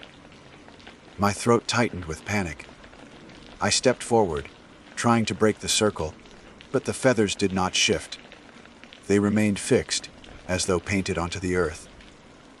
I forced myself to step harder, grinding one under my heel. It crumbled instantly, dissolving into smoke, and the others followed, vanishing in a ripple that broke the ring. I gasped, stumbling free, then turned and climbed the stairs two at a time, slamming the tower door shut behind me. My lungs burned, though I had run only a short distance. The smell of smoke lingered, embedded in my hair and clothes. After that, I stopped trying to rid myself of the feathers. Each one I found, I placed carefully on the desk, an unwilling curator of a growing collection. They seemed to want to stay, and I had no strength left to defy them. My logbook filled with sketches of feathers, wings, circles. I scarcely recognized my own handwriting, jagged and urgent. As the weeks dragged on, my isolation deepened. Normally, during long watches, I could ease my solitude with books, or the scratch of radio chatter from neighboring towers. But now, books lay unopened, and the radio brought only static. Sometimes voices crackled faintly through, but they were never clear, never familiar, and often sounded like whispers more than speech. Once, late at night, the static formed a single word: my name. I dropped the radio and backed against the wall, staring at it as though it had grown teeth. The eagle itself returned only rarely, but when it did, its presence dominated everything. One dawn I found it perched directly on the railing again. This time I forced myself not to retreat. I stood at the threshold of the cab, fist clenched, trying to muster some authority. "What do you want?" I asked aloud, voice shaking. The bird tilted its head, bones creaking audibly, and fixed me with eyes so black I felt my reflection vanish inside them. No answer came. Yet, in the silence that followed, I felt words press into my mind, not spoken but imposed burn again. I reeled backward, clutching my head. The voice was not sound, not vibration in the air, but something deeper, as if the thought had been carved directly into me. I staggered to the desk, gasping. The bird remained unmoving, watching. When at last I looked up again, it was gone. The only proof of its presence was a single feather on the floorboards, still smoking faintly. That phrase haunted me burn again. I turned it over endlessly, trying to decipher it. Was it a command? A memory? A warning. The park had seen fires before, of course. Every ranger learns the history of the great burns that once tore through the Olympic forests. But the way the words echoed in me carried something older than human record, as though the forest itself remembered a time of burning. My sleep unraveled. I no longer distinguished between dreams and waking. Sometimes I would find myself standing at the windows with no memory of rising from my bunk, staring into the night. Other times I would wake to find ash smeared across my hands, though I had lit no fire. Once, I discovered my logbook open to a page. I had written a page that read only, "The tower is not yours." I considered abandoning my post. I imagined calling dispatch, requesting immediate relief, and hiking down from the tower forever. But every time I rehearsed the words, something stopped me. The forest seemed to lean closer, the weight of the trees pressing inward, and I felt as though the watcher knew my thoughts. The idea of leaving filled me with dread greater than staying. It was as though the tower itself had claimed me, and to walk away would be to trespass against something vast and unforgiving. So I remained, caught in a strange paralysis. My reports continued, though less frequent, less coherent. I wrote of clear skies, low wind, stable conditions, all while knowing a storm churned inside the tower itself. And still, every few days, a new feather appeared, keeping count of something I could not understand. The turning point came late one night, when a dry lightning storm swept across the ridges. Flashes lit the clouds, and thunder rolled like a drumbeat. I scanned the horizon nervously, watching for strikes. Then, in one brilliant flash, I saw it, the eagle, vast and luminous against the storm, perched not on my railing, but on the peak of the tower roof itself. Its wings spread wide, each feather outlined in fire. I heard the creak of wood as though the weight of it bent the tower. Then the thunder crashed, and the vision dissolved into darkness. I stumbled to the door and looked out, but there was nothing. Only the rain beginning to fall, hissing against the glass. Yet the smell of smoke thickened in the air undeniable.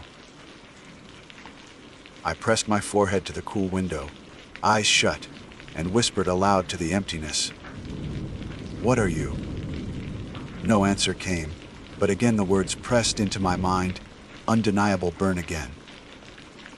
The storm that night should have ended things. Rain pounded the glass, lightning cleaved the sky, and thunder shook the tower as if the mountain itself roared. But instead of release, the storm was a summons. Each flash illuminated the valley in stark white. And with each illumination came the certainty that something immense moved through the trees below. I tried to steady my breathing, to remind myself that lightning and wind conjure phantoms, that shadows leap in storms. But the truth was written already in my bones. The watcher had drawn closer. Sleep was impossible.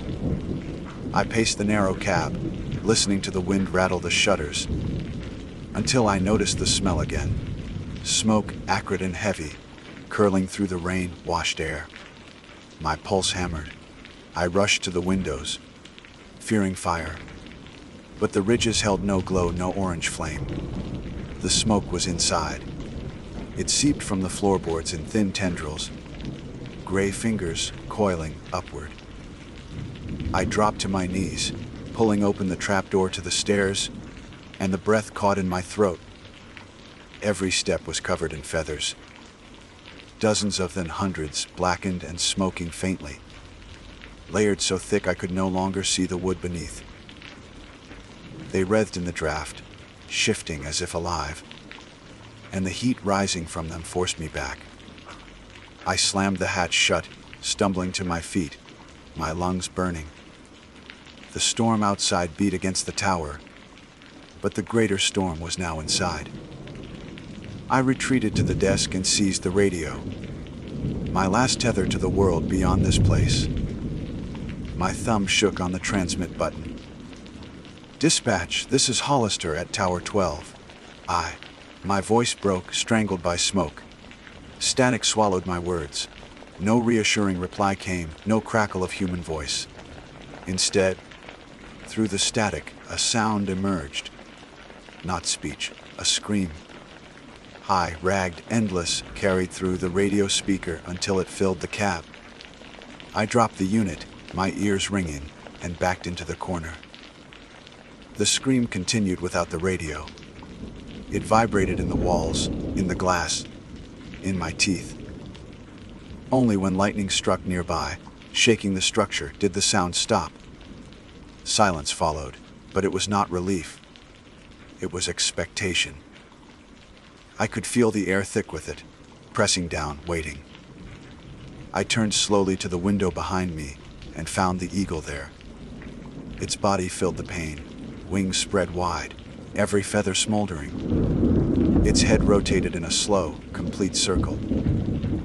Bones grinding loud enough to cut through the storm. When its gaze aligned with mine, the words carved themselves into me again. Burn again. I staggered forward, gripping the desk for support. My eyes blurred, and in them the bird became more than bird. It was shape and shadow. Fire and ash, wings that spanned ridges, talons that scraped valleys. A thing older than the forest, older than the stone, demanding not worship but recognition. And in that moment, I understood the feathers, the smoke, the words. All of it was not warning, not omen. It was invitation. The watcher did not guard the forest. It consumed it again and again, and I was chosen to see. The rain ceased as suddenly as it had begun. The storm clouds tore open to reveal a bruised dawn, streaked with purple and gold. The bird was gone. Only a single feather remained, pressed against the outside of the glass, its veins still glowing red as an ember. I lifted my hand, trembling, and the heat of it radiated through the pane into my skin. The glass did not burn, but my hand shook as though it had touched flame.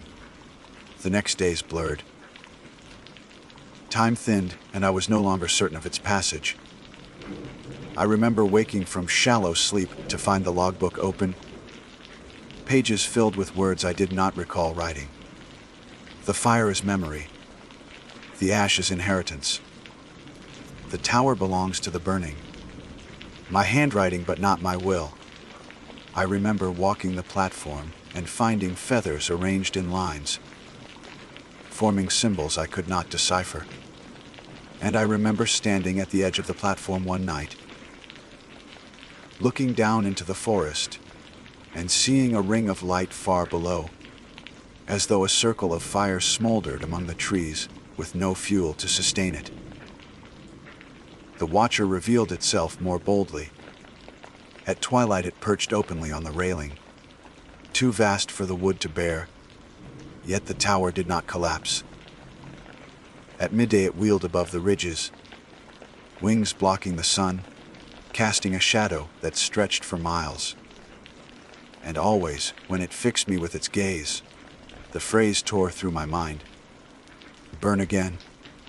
Each time I tried to resist, but each time the words embedded deeper, like nails driven into green wood. On the 12th day since the storm, I reached the breaking point. I had not eaten more than scraps, had not slept more than minutes, and my body trembled with exhaustion. Yet I moved with clarity as though guided. I gathered matches, kerosene kindling. My hands did not hesitate. I carried them to the platform, set the wood against the railing, doused it, and stood with the match trembling between my fingers. The forest spread below me, vast and still. The tower creaked in the wind. And behind me, though I did not turn, I felt the watcher perch. Its weight bent the air, its heat licked my skin. The words surged again, burn again. I struck the match. The flare was small, harmless, human. I held it to the kindling, and the flames caught, licking upward. Smoke rose, acrid and sharp, mixing with the ever-present scent of the feathers. My eyes watered. The flames spread across the platform rail, crackling, eager. The tower groaned. In that moment of ignition, I felt the eagle move closer, its breath hot against my neck. Not breath, not flesh, but fire itself leaning in. My knees buckled, and I clutched the rail to keep from falling into my own blaze. The flames snapped higher, and for an instant I saw shapes in them. Wings unfurling, talons reaching, eyes blazing like coals. The watcher was no longer separate from the fire. It was the fire. It had always been the fire. Panic surged through the haze of awe. I staggered back, choking, and realized what I had done. The flames spread faster than they should, racing along the boards as though guided. If I did not stop it, the tower itself would ignite, and with it the forest below. My survival instinct screamed louder than the command in my head. I seized a bucket, filled it from the rain barrel, and hurled the water across the flames. Steam billowed, stinging my face, but the fire hissed and resisted. I threw another and another until the flames sputtered, then died. Smoke clung to everything, bitter and suffocating. My lungs burned. The platform was scorched, blackened in patches, but intact. I sank to my knees, coughing, tears streaking my face. For the first time in weeks, the air felt empty. No gaze pressed into me, no words carved my thoughts. The watcher had vanished. The silence that followed was absolute. For hours I sat there, waiting for the next feather, the next whisper, the next impossible presence. None came. By nightfall I dared to believe it was gone. I collapsed onto the bunk, slept without dreams, and woke at dawn to a world that seemed clean again. When I stepped onto the platform that morning, the sun was bright, the ridges sharp against the sky. I breathed deeply, savoring the scent of wet wood and pine. My hands shook with exhaustion, but I felt relief. True relief for the first time. The desk was clear, the feathers were gone. Every last one. And yet, as I stood there, basking in the fragile return of peace, I noticed something on the railing. Not a feather. A mark. Blackened, burned into the wood.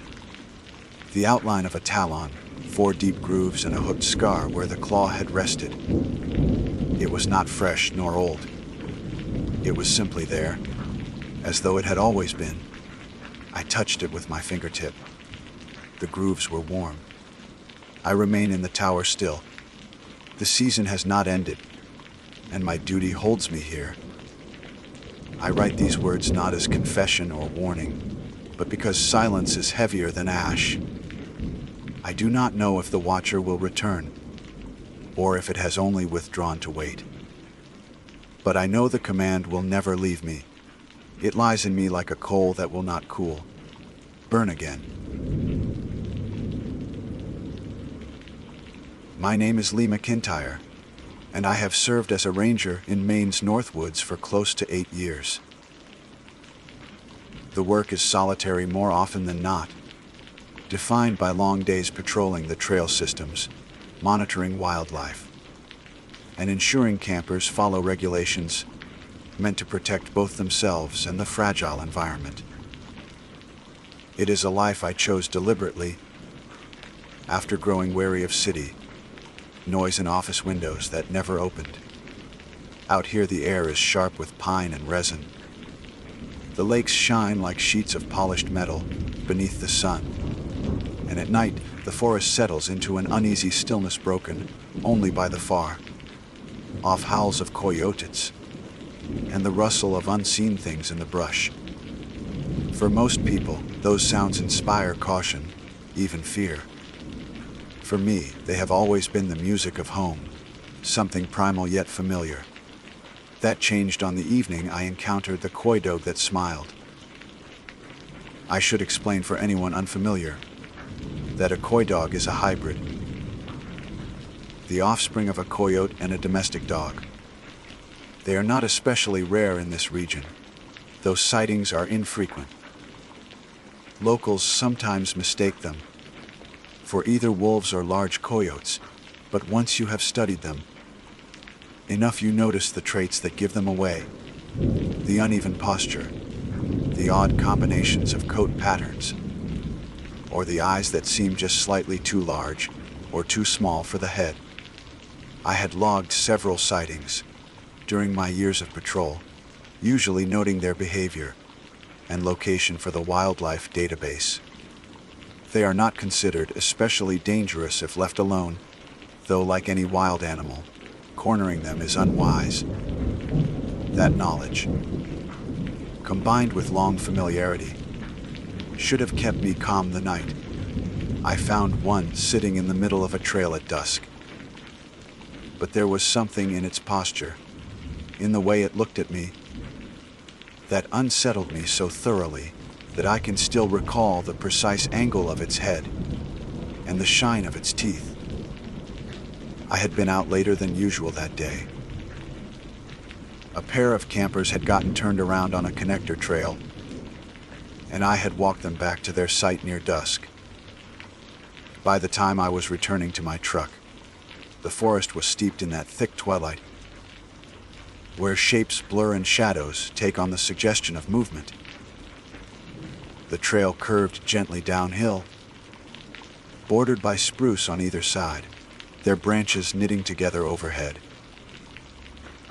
About halfway along that stretch, I noticed the shape. At first glance, I thought it might be a stray dog. It sat perfectly still in the center of the dirt path, its body framed by the encroaching dark, ears upright, tail laid neatly across its paws. As I drew closer, I realized it was not a domestic animal but a coy dog. Its coat was mottled gray and tan, patchy in places as if tufts of fur had fallen out. Its eyes gleamed faintly in the dim light, fixed on me with a focus I can only describe as unnatural. But what froze me where I stood was the expression it wore. It was smiling. The word seems absurd, even childish, but there is no other way to describe it. The animal's lips were pulled back, not in a snarl, not in the tense grimace of an animal, warning me to back away, but in a relaxed curve, as though it were genuinely pleased. Its tongue lolled slightly between rows of teeth, and the expression had none of the tightness of aggression. I remember stopping in my tracks, one hand instinctively going to the radio at my belt, though I did not raise it. I had the sudden thought that if I moved too quickly, I would break some delicate balance between us. The forest around me seemed to hold its breath, the usual drone of insects and rustle of evening wind strangely absent. It was only the coy dog and me, staring across the narrow trail. I whispered, more to myself than to the animal, "What are you doing?" My voice sounded out of place in that heavy silence. The coy dog tilted its head as though it had heard me. Then the smile widened. I have seen plenty of dogs appear to grin, mouths open, tongues panting. This was different. The lips stretched further than seemed possible, curling upward until the corners nearly touched the outer edges of its eyes. And then, impossibly, one of its teeth fell. I saw it drop cleanly from the gum, bounce once on the dirt, and lie still. A second later, another tooth slipped loose and landed beside it. I should have fled then. Any rational person would have backed away, chalked the vision up to fatigue, and put as much distance between themselves and that creature as possible. Instead, I remained rooted, unable to tear my gaze away as tooth pattered softly onto the earth. The coy dog did not flinch, did not show any sign of pain. It only smiled, the expression stretching wider as the neat rows of white gave way to ragged black gaps. Within a minute, the animal's mouth was a ruin of missing teeth and receding gums, yet still it held that expression. The teeth on the ground formed a small pile, pale against the dirt. I forced myself to move then, stepping slowly backward up the trail, my boots crunching softly in the soil. I did not turn my back. Some primitive part of my mind insisted that doing so would be a mistake. The coy dog remained seated, head slightly tilted, the grin unchanged, even though the mouth was now almost toothless. When I had put 20 yards between us, I finally turned and hurried up the path, my breath loud in my ears, my heartbeat pounding hard enough to blur my vision at the edges. I did not stop until I reached the truck. Even then, when I looked back toward the trailhead, the darkness had already swallowed the figure whole. That night I lay awake in my cabin, the image replaying endlessly behind my closed eyes. The smile, the falling teeth, the stillness of the forest. I told myself I had witnessed a sick animal, that perhaps it had been suffering from some disease causing tooth decay. Rabies, distemper. Any number of conditions might explain abnormal behavior. But the certainty with which it had met my gaze, the deliberate widening of that grotesque grin, it was impossible to reduce it to mere illness. And the silence of the woods haunts me as much as the animal itself. Forests are never truly quiet. The absence of sound that evening was wrong in a way my mind cannot dismiss. I did not report the encounter to my supervisor. What could I have said? That a coy dog had smiled at me until its teeth fell out. At best I would be teased. At worst questioned about my fitness for duty. Instead I kept the story to myself, though the memory lingered like a bruise. For the next week, each patrol felt heavier, the trees leaning too close, the dusk arriving too quickly. I avoided the trail where I had seen the creature, choosing alternate routes under the excuse of checking new growth areas. Still, unease clung to me like damp air. At night, I began hearing noises outside my cabin. The scrape of claws across wood, the faint sound of something breathing just beyond the door. When I flung it open, flashlight in hand, there was never anything there. But once, just once, I thought I glimpsed a pale shape, retreating into the tree line, its head turning back toward me before the shadows claimed it. I found the first tooth 3 days later. It lay on the porch, directly in front of the door, small and white and unmistakably canine. I picked it up using a rag and placed it in a plastic evidence bag, though I never turned it in. The next night there were 2 teeth. The following night 3. Each morning I found them waiting, aligned neatly on the wood as though someone, or something, had set them there. I checked for signs of predators, for tracks in the dirt around the cabin. But the ground was undisturbed. It was as though the teeth had simply appeared. By then sleep was nearly impossible. Every creak of the cabin, every whisper of wind across the roof seemed amplified into menace. I began drinking coffee late into the night, sitting at the table with my sidearm close, at hand, eyes fixed on the door. My rational mind insisted I was being absurd, that there must be an explanation. Perhaps a raccoon had dragged up bones. Perhaps I was the victim of some cruel prank by local teenagers. Yet deep inside I knew better. I knew the smile I had seen in the forest had followed me home, and it was not finished with me yet. I did try to be sensible about it. The morning after the 3rd night of teeth, I swept them into a fresh evidence bag with a gloved hand. labeled the time and place, and photographed the porch boards. I set a ruler and a quarter for scale, and noted the lack of tracks in my log. I dusted the step and first 2 planks with baking flour so any visitor would leave prints. I mounted a trail camera at knee height, aimed straight down at the threshold. Sometime after 1 in the morning came the scrape, a deliberate drag across wood, then the tick of something placed carefully on the board.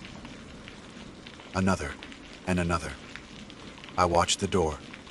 The knob didn't turn. The glass didn't tremble. When the last click fell, I counted to 600 by the clock before moving. Outside, the flour lay smooth. On that untouched surface, arranged in a neat arc like the beginning of a grin, sat 6 teeth. I photographed the curve, slid each tooth into a labeled envelope, and sealed the bag. The urge to say hello to whoever had left them tugged at my face like wire. In the morning, I reviewed the footage. At 01:47, the microphone recorded the scrape and the clicks. Between one frame and the next, the teeth simply existed, gray pixel noise hardening into white shapes. No raccoon, no fox, no human shadow. Labeling the clip like evidence steadied me more than I liked. By then there were 12 teeth. The first set were smooth and white, roots whole as if lifted from the gum line. The second set were darker at the tips. They weren't all from the same mouth. Several were juvenile. 2 had the broad crowns of premolars. 1, wide, 4 cusps, made my stomach tight. I wrote, molar, possible human, and hated my own handwriting for speaking the thought. That afternoon, I drove the bags to Dr. Valerie Chen at the Regional Wildlife Lab. She laid them out in tidy rows on steel and took her time. Dog, coyote, probably a hybrid, she said. These dark tips are odd. I'll scope them. This one, tweezers paused over the wide crown. Leah, that's a human molar. Tell me I'm wrong. You're not. No blood. No cementum staining. It's as if they were cleaned. I told her about the arc in the flour and left out the smiling animal because some truths feel like traps when you say them. She promised tests the same day. That night at 2:11 the scrape resumed. I opened the door on cold air and an empty porch. A tooth arsed down from a patch of shadow like a drop of milk and tapped the board. Another appeared a foot from it and fell. They came from no mouth or hand, but from a precise point in space. I watched 8 teeth drop into a second tidy arc and shut the door gently, as if slamming it might tear the surface between us wider. Valerie called at ZOHM30. Those dark tips aren't tar, she said. Under the scope the layers look like keratin, but wrong. Not heat. Not a chemical I know. 2 coyote teeth have microscopic tool marks at the roots. She hesitated. Leah, where did you really get these? I told her the trail, the smile, the nightly offerings, the way the teeth fell out of nothing. She was quiet for 3 beats. Bring the new ones. Don't keep them there. When I lifted the first evidence bag, it rattled more than it should have. There were 20, 8 teeth inside the bag that had contained 12. The zipper was still sealed. I emptied it and counted with shaking fingers. None of the 20. 8 matched the 15 damp from my porch. The teeth had multiplied while shut away from air. Valerie and I counted 40, 3 across her tray. She locked them in a steel cabinet and put her hand on the key as if it might jump. I need to be there, I said. If someone is doing this, I need to catch them. We both knew no prank accounts for teeth appearing out of air. I napped in my boots and woke to my jaw aching, as if I'd been clenching it. In the mirror, my gums looked a shade paler. I pressed a finger to my right canine and felt it shift a fraction. I chalked a line across the threshold, taped a hair to the jamb, and aimed a second camera inward. At midnight I sat without lights. The woods were loud in the wrong way. Loon call half a step slow. Wind gusts ending too cleanly, the house breathing out when I breathed in. The scrape came from the back steps at Zoa once in 52, followed by the sound of an animal licking a bowl. Wet, patient. I stood with my ear inches from the pane and felt a face on the other side. Not heat, not pressure, certainty. The licking stopped. Boards creaked once. Then came a long, satisfied sigh shaped like relief after pain. I opened the door. No tracks. No smudge on the frame. On the step sat one tooth alone, larger than the others. When I lifted it, a smell rose faint as old pennies. Blood left in air too long. I put the tooth down and locked all 3 locks. At first light, the teeth on the porch were arranged into something new, not a grin, but a circle with a gap at the top, an open mouth seen from above. In the center lay a small gray crescent, the strip of gum no longer than my thumb, dotted where teeth had been. I slid it into a jar and twisted the lid until the glass squealed. On the trail to the access road, past the white birch where the air runs a degree colder, the coy dog sat exactly as before, tail curled around its paws. Morning should have softened things. It didn't. Its eyes were wet and yellow-flecked. Its lips were pulled impossibly high. Where teeth should have been was only darkness. A blade of sun slid across its muzzle and stopped at the edge of that dark, as if light refused to cross it. The muscles of my own face twitched in mirror. The corner of my mouth pulled upward without permission, and I bit the inside of my cheek until I tasted iron. "Stop," I whispered. Its ears flicked. It rose, unfolding stiffly, joints articulating with a faint crack like lake ice. It stepped aside. In the dirt beneath its paws were dark crescents, prints of gums, pressed to earth. The black in its mouth shifted like a school of fish turning. That broke me. I ran. I have stood my ground before a bluff, charging cell with a cub. I ran anyway and didn't look back. In the clearing by my truck the world had sound again. A jay scolding. The tick of cooling engine metal. I drove to Valerie's with the jar and the newest teeth. One look at the gum strip and her face went still. "Don't go back alone tonight," she said. "I think it's trying to trade," I said, dizzy just admitting it. I held up the jar. "It's giving me pieces of a mouth. Maybe it wants mine. I'm coming." Or we call the warden. "What do I write in the report?" I asked. "Entity delivers dental trophies nightly, while negotiating for Ranger's smile." We both knew how that would read. "It doesn't like being seen," I said. "It wants me alone." "Then at least wear eyes for me." She taped a small camera to my vest strap and clipped a recorder to my belt. "Don't turn your back on whatever this is." I drove back at dusk and sat on the porch as the light blotted out of the trees. I didn't lay flour or chalk. The door stood open behind me. I held a single tooth, the human molar, and considered dropping it as a bargain. In my palm it felt warm, as if just pulled from a mouth. At 01:39 the scrape came not on wood, but inside my head, faint as a thought. Something arranged pieces on the flat of my mind. I tasted iron. I set the molar on the porch and said, clearly, no. The scrape paused. In the kitchen behind me ceramic clicked on ceramic. I stood without meaning to and walked toward the sound. Words I meant to say. "No, stop. Not yours," melted like ice under tongue. On the counter sat my coffee mug. Inside the mug was a tooth that wasn't mine. Beside the mug, on the cutting board, lay a small, neat pile of white, tilting toward a shape I recognized too late. My right canine gave under its gum. A soft, treacherous release. Something cold traced the inside edge of my smile, approving. The tooth slid free and struck the wood with a delicate sound that, in any other house at any other hour, might have been pleasant.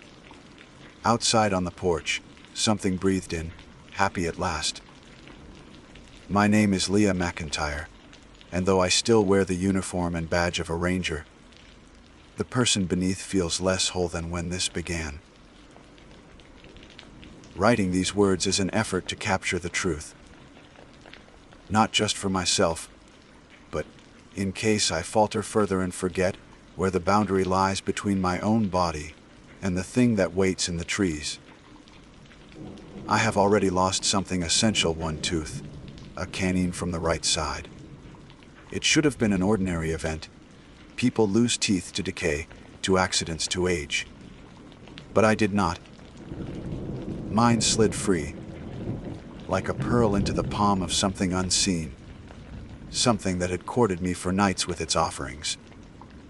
Now every time my tongue grazes the gap, I feel not absence but a tether stretched outward into the forest. The coy dog smiles through me, and I through it. The night it claimed that first piece of me was not the end, but the opening act of a longer ritual. After my tooth fell, I did not sleep. I sat at the kitchen table as dawn crept in pale strips across the floorboards. Outside, I heard footsteps circling the cabin, deliberate and measured. They were not the quick skitter of an animal, but the calm pace of something that knew I was awake and listening. When I rose to the window, nothing moved among the trees. Yet in the dirt I saw impressions, not paw prints, not boots. They were too round, too shallow, as if gums had pressed into the soil like damp clay. A trail of them curved away into the timberline, leading east toward the trail where I had first seen the creature. I did not follow. Valerie demanded I leave the cabin. "Stay with me in town," she said. "File something, anything. We can't pretend this is wildlife anymore." I told her I would consider it, but in truth I felt I could not abandon my post. The woods were mine to protect, and whatever this was, it had chosen me. To flee would not sever the bond. The toothless smile would only find me again, in streets or apartments, maybe leaning from a subway tunnel or crouching in a stairwell. Better to face it here, where at least I know the rules of the land. The next night I set the recorder on the table and left the door ajar. I spoke aloud into the silence. "You have one. You will not take more." For a time there was nothing but the creak of wood as the cabin settled. Then came the reply, not in words but in laughter. It began as the soft panting of a dog at rest, then shifted into rhythm, the breath lifting at the ends like the chuckle of a child. I pressed my palms over my ears, but the sound reverberated from within. The recorder captured only static, a hiss that rose and fell as though mimicking speech. When I played it back in the morning, I thought I heard my own name forming beneath the noise. By the fourth night, new teeth waited on the porch. 12 of them, aligned in two arcs like upper and lower jaws. In the middle rested a tongue, shriveled and gray, as if it had been dried in sun for weeks. The smell clung to my hands, even after I sealed it in a jar. I told myself to bring the evidence to Valerie, but I could not. Some part of me feared that by showing her I would bind her into the same bargain, that the smile would turn its attention to her. So I kept the jars sealed in my cabin, lining the shelves like grotesque trophies. Each one seemed to hum faintly when I neared, as if eager to be reunited into a whole. Sleep came fitful. I began to dream of chewing sounds, loud and close to my ear. In one dream, I sat at the ranger station, filling out incident reports, and every time I opened my mouth to speak, teeth rained out onto the desk in neat rows, clattering like dice.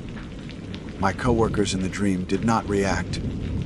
They smiled politely, lips closed, as if waiting for me to finish. I would wake with my jaw sore, my gums throbbing, as though they had been worked loose by invisible fingers. When I checked the mirror, the remaining teeth were still intact, though they seemed to sit lighter, as if the roots had thinned overnight.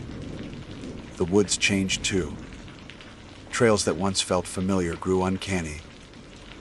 The air hung heavy, soundless again as it had been that first night. On one patrol, I discovered something worse than silence. A group of deer stood motionless in a clearing, 7 of them, their bodies stiff as statues.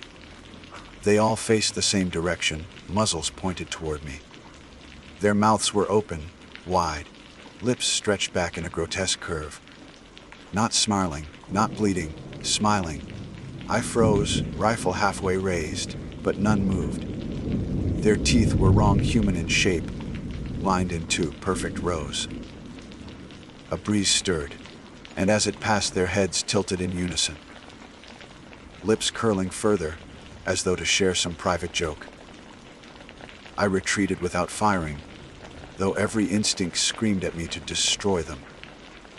When I returned later that day, the clearing was empty save for tufts of fur and prints pressed deep as if by bare gums. I told Valerie a fraction of this, enough to keep her worried, but not enough to draw her closer.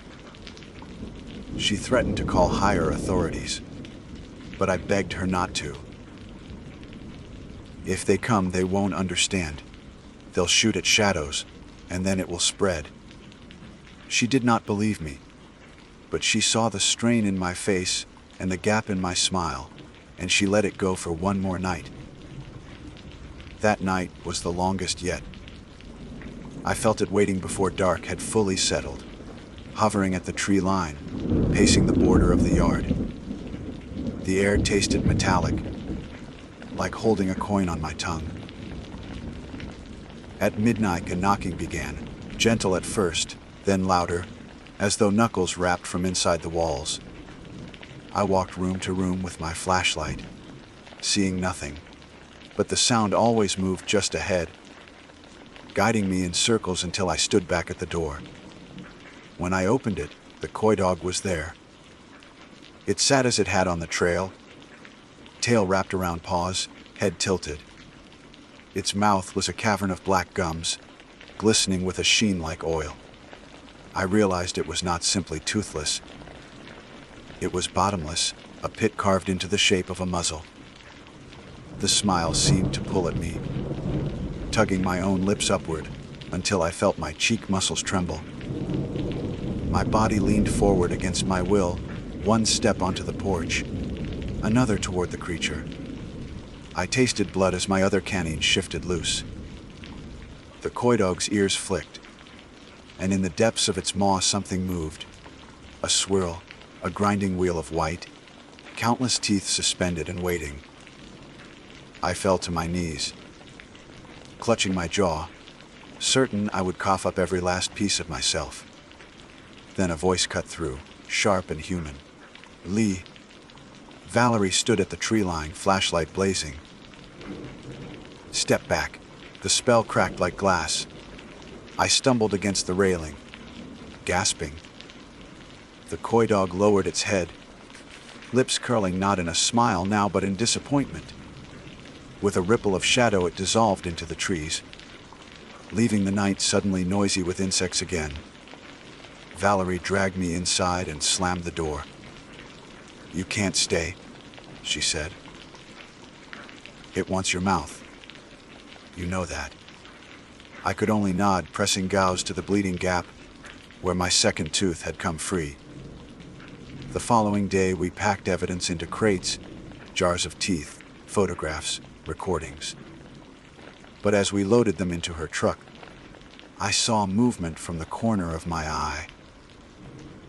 A pile of white had appeared on the porch boards once more, glistening in morning sun. Not teeth this time, but fragments of jawbone, arranged into a crescent grin. At the center sat a single tooth, my own canine, the one I had lost. Clean, whole, as if it had never left my mouth. I wanted to pick it up. Every nerve screamed to reclaim it. Valerie stopped me, her hand clamping my wrist. "Don't touch it," she whispered. I believed her, but the longing remains sharp as hunger. We left that afternoon, driving toward town with the crates sealed tight. Yet even as the forest thinned and the road widened, I felt the tethers stretching, humming in my gums. When I glanced in the mirror, just for a heartbeat, I saw another face beside mine. Its grin was wide, toothless, endless, and it was wearing my ranger hat. Now, as I finish this account, I sit in Valerie's spare room. The evidence is locked away in steel, though I hear rattling from the cabinet at night, the faint clink of teeth against glass. My mouth aches constantly. Twice I have woken to find blood on my pillow, though no new gaps appear. I fear the smile is only waiting for the right moment, when I am too weak or too careless to resist. If you read this, know that there are things in these woods that do not hunt with claws or hunger for flesh. They want something smaller, subtler, yet more essential. They want the shape of your joy, the curve of your grin, the part of you that greets the world before any word escapes. They want your smile, and once you have seen theirs, you will never truly stop smiling back.